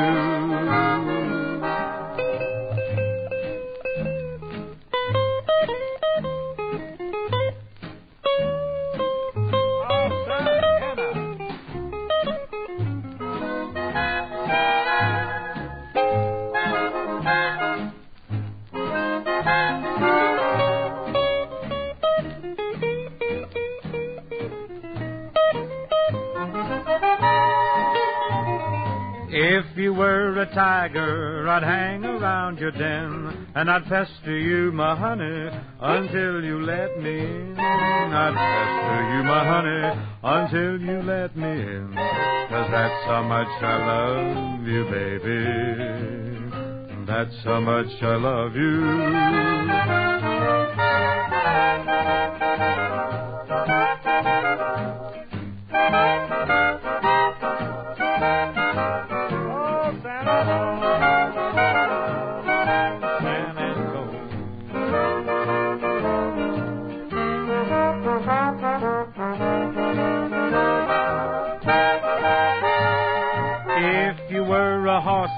And I an old gray mare, I'd stand and let you bite me, and I'd never move a hair. I'd stand and let you bite me, and I'd never move a hair. 'Cause that's how much I love you, baby. That's how much I love you.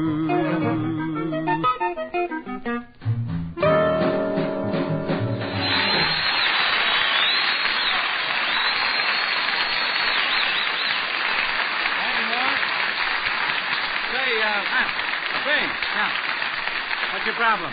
Deafening, old Come man. in. I hope this won't come as too much of a shock to you, but we're not going to talk about the 1201 tonight. No shock at all, Ace. We'll simply talk about the Philco portable. No portable either, Bing. No? Orders from headquarters. Not mention the portable?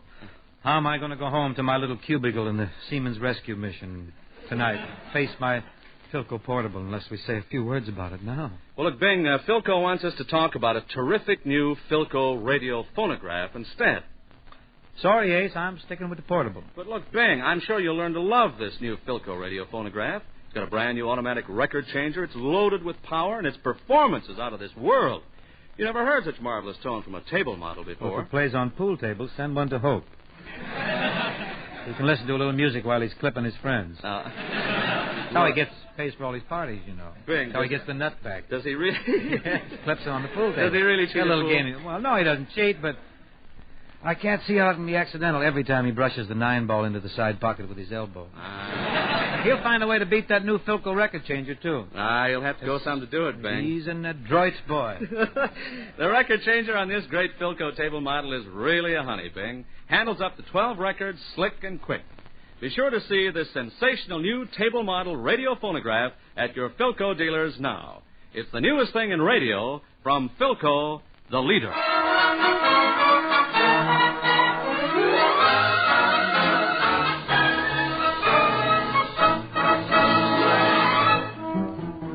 If this isn't love, the whole world is crazy. If this isn't love, I'm daft as a daisy. With moons all around and cows jumping over, there's something amiss, and I'll eat my hat if this isn't love.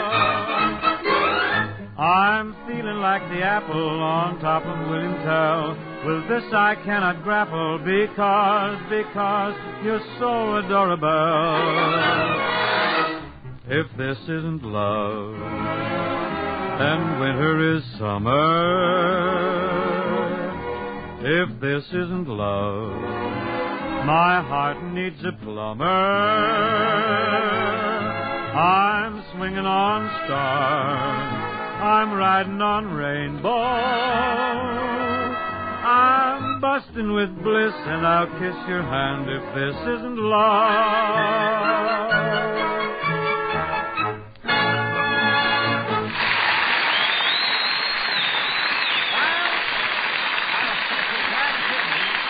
The other answer,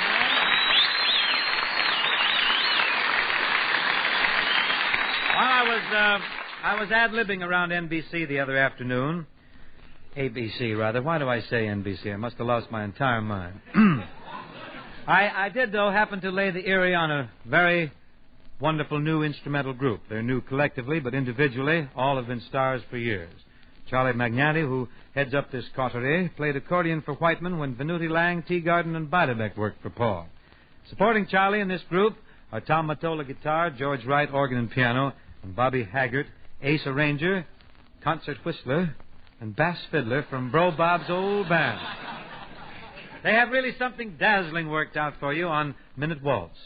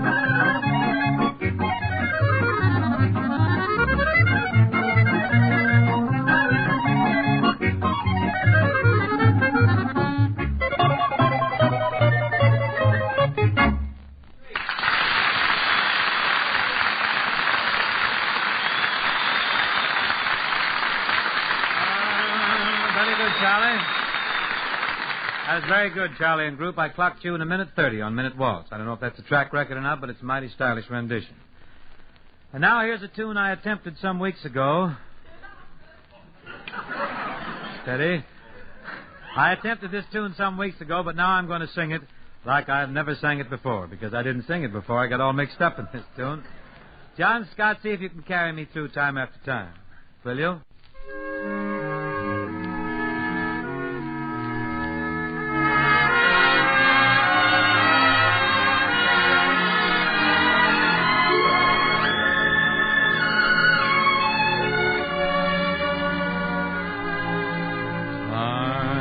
After time, I tell myself that I'm so lucky to be loving you,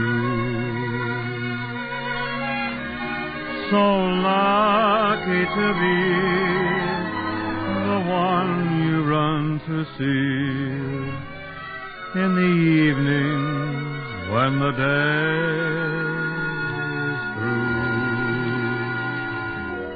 I only know what I know. The passing years will show. You've kept my love so young, so new.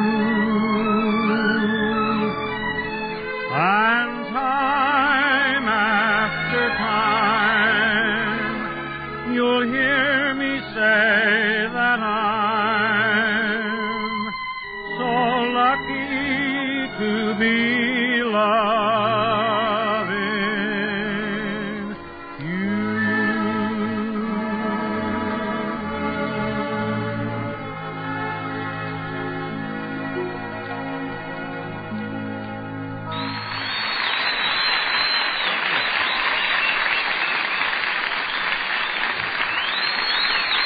Well, thank you, Lynn. The other morning I was taking my daily constitutional through Central Park when I came upon a beautiful young lady skipping rope. I paused and doffed my Kavanaugh snap brim, bowed deeply, and asked her if she would join me in a hot fudge sundae at the 21 Club. Well, imagine my surprise when I discovered that this beautiful young creature was a friend of mine from Hollywood. She covered my embarrassment by accepting my invitation, and as if that were not enough, she's here in person tonight. I'd like to present the very talented and charming Metro-Goldwyn-Mayer star, Miss Margaret O'Brien.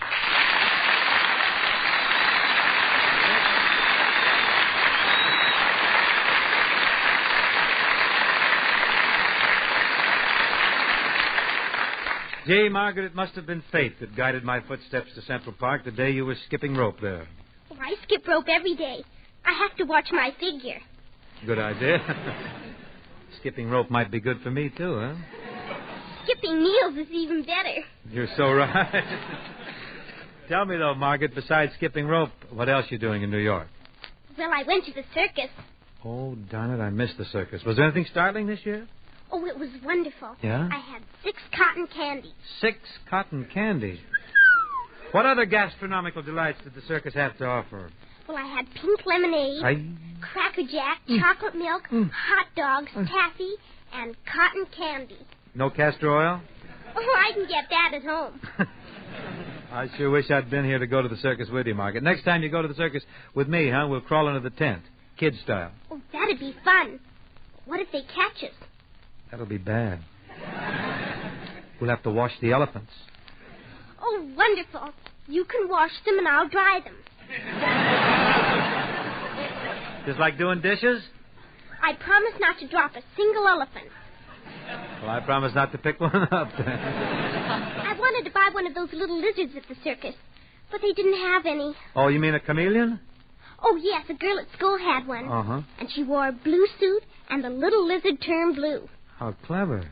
And the next day she wore a different color dress, and the lizard turned a different color. How do you think one of those little lizards Margaret would do on one of my shirts? Oh, I'm afraid he'd be awfully confused. I'm afraid he'd blow his top. And there was a lady at the circus. What'd she do? She jumped on the horse's back, slid underneath, caught a hold of the horse's tail, and finished up on the horse's neck. She was grand. You know something, Margaret? I do the very same thing every time I try to ride it. Do you wear pink tights and spangles, too? No, I never dress up much. Oh.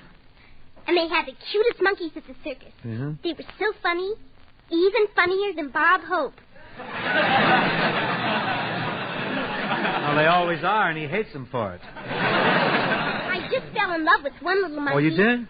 I wanted Mama to buy him for me, but she wouldn't. Well, you know, Margaret, monkeys are very expensive pets. They require special care, and buying food for them runs into money. Not this one. No? There was a sign on his cage that said, "Do not feed." I see. You seen any shows in New York, Margaret? Oh, yes. I saw Alice in Wonderland. Good show. Joan of Lorraine. Oh, with Ingrid Bergman. And You Get Your Gun. Yeah? And The Automat.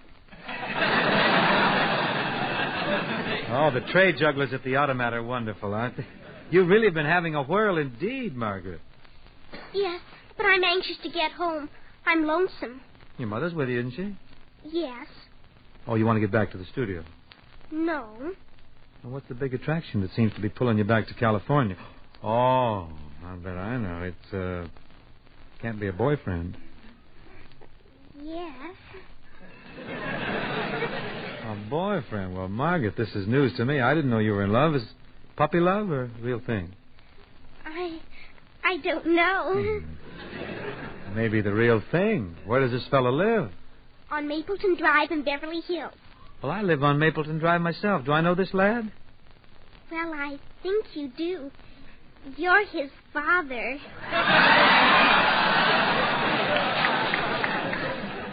That's still a little vague. You know, I got a house full of boys. Just which Crosby is the object of your affections, Margaret? Lindsay.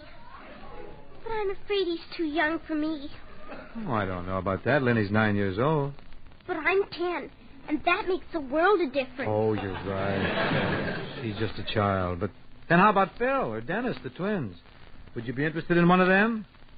I can never tell the twins apart.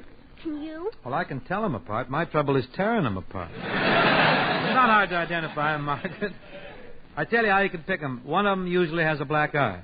Which one? The one who forgets the duck. But, yeah, I've got another entry for you, Margaret. Would you be interested in Gary? Oh, I'm afraid Mr. Cooper is much too old for me. Besides, he's married. No, I don't mean Gary Cooper. I mean Gary Crosby, age 13. Too old, too. Too old. Besides, I'm wearing Lindsay's state key around my neck. Oh, well, then you're engaged, then. Looks to me like Winchell missed a scoop here, Margaret. I don't see... How'd you manage to keep this engagement such a secret? Oh, it's not a secret. It's already been announced. Announced? It says on your back fence in big letters, Lenny loves Margaret. That really makes it official. Tell me, how did this all start, this big romance? I didn't know anything about it. This is the way it started. How? I was walking home from school one day, Yes? and I had my new pinafore on. Mm-hmm. And along came Emmett on his bicycle and splashed mud all over me. Emmett is a cad and a bounder. He's not a gentleman either. How does Lindsay figure in this? He's my hero. You should have seen Lindsay pull Emmett off his bicycle. Crosbys are always available when ladies in distress are panicked. And then the fight really started between Lenny and Emmett. Lenny, what did Lenny do? Did he take up for you? Covered himself with glory? Yes, Glory and what else? and mud. What did Emmett do to him? Emmett threw Lenny in the mud puddle, but Lenny got right up again. And who do you suppose went down this time? Oh, it's a cinch. Emmett hit the mud. Lenny. Well, he's not too good in the mud, Lenny. He's got to have a fast track. But Margaret...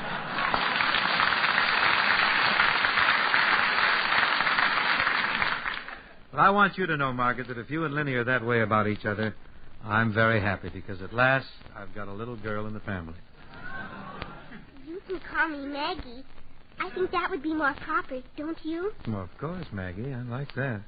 There's one little point about marriage. You and Lenny, what are you two going to use for money? Oh, Lenny says we don't have to worry about money. What do you mean? He says the groaner is loaded.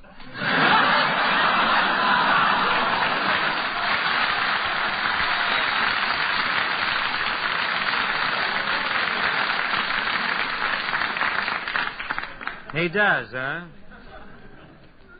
Who's the groaner? The groaner is me. Oh, I hope I didn't say anything. Please don't spank Lenny. After all, he is 9 years old. Well, I'll tell you, Margaret, I'll spare the rod this time, just for you. But I got an idea that involves you, seeing as how you're here on the show and you're all engaged and everything. How about doing a real grown-up song with me? I'd love to, but I can't sing very well. Oh, sure you can. But maybe with you helping me, I can get along all right.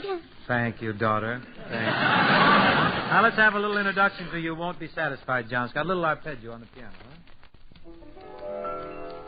You won't be satisfied until you break my heart.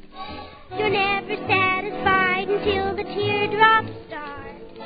I tried to shower you with love and kisses, but all I ever get from you is nagging and bragging. My poor heart is sagging.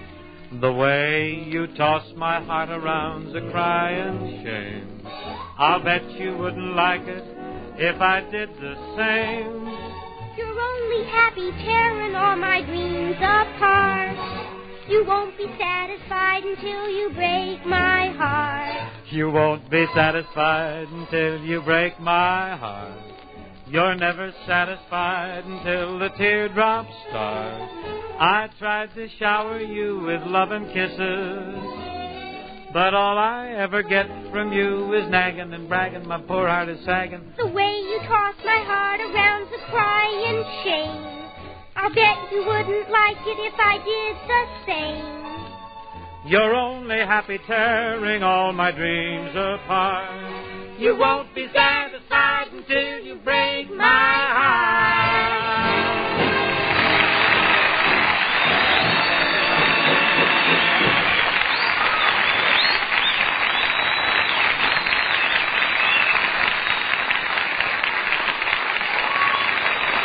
Oh, it was very merry. That was very, very merry, Margaret. Maybe we should do this again sometime, huh? Charlie Magnani and the group must have liked it because they're going to salute you with a cheerful little earful.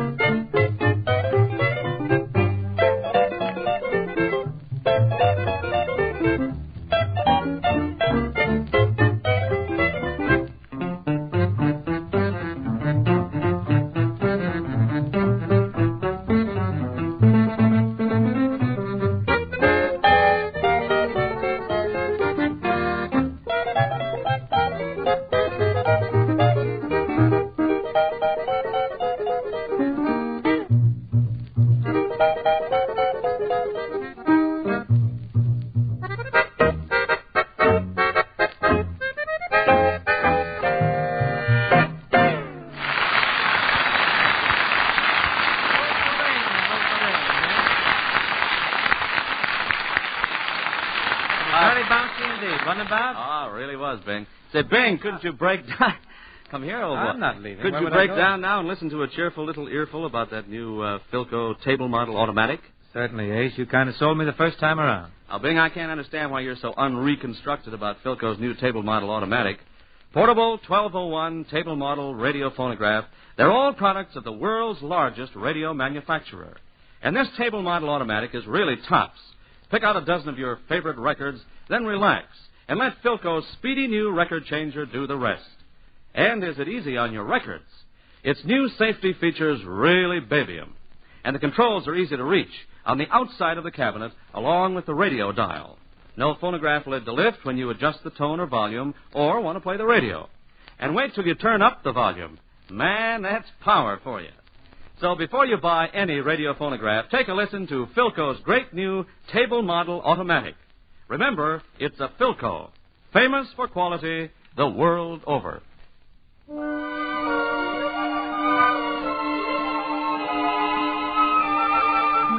From Paramount's Welcome Stranger, a picture which we indulgently recommend, here's the ballad.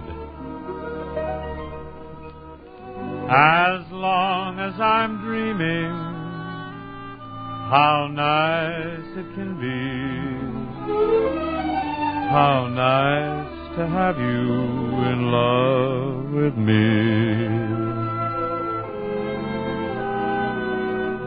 Did you know that you just kissed me?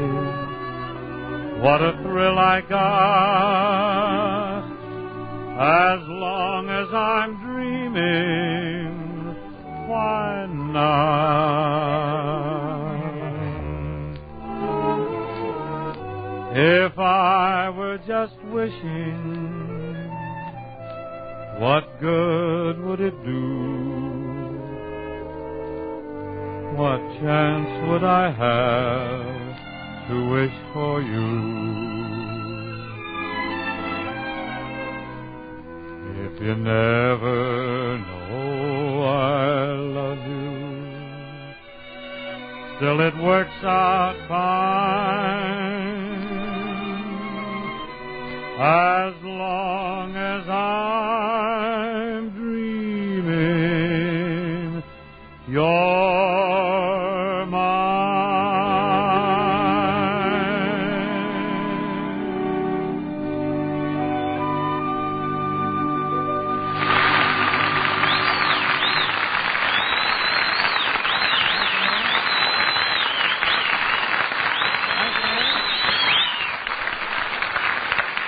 Thanks very much, fellas. It's certainly nice to see you all here. And thanks to the AWVS Motor Transport Service for their assistance. Next week, our guests are going to be Fred Allen and Minerva Pius, better known as Mrs. Nussbaum. It was nice having you on the program, Margaret O'Brien, getting caught up on the family news. Now, how's about us slipping over to Schrapp's, just you and I, for a sandwich and a hot chocolate? You know we ought to make a big night of this. I'd love to, but it's getting a little late. Yes, it's a little late for me, too, I guess. You want to make it for lunch tomorrow, then? That'd be wonderful. Can I bring my doll, too? Well, certainly. If she's got a friend, bring her along. Good night, Maggie. Good night, Bing. Good night, fellas, and good night, folks.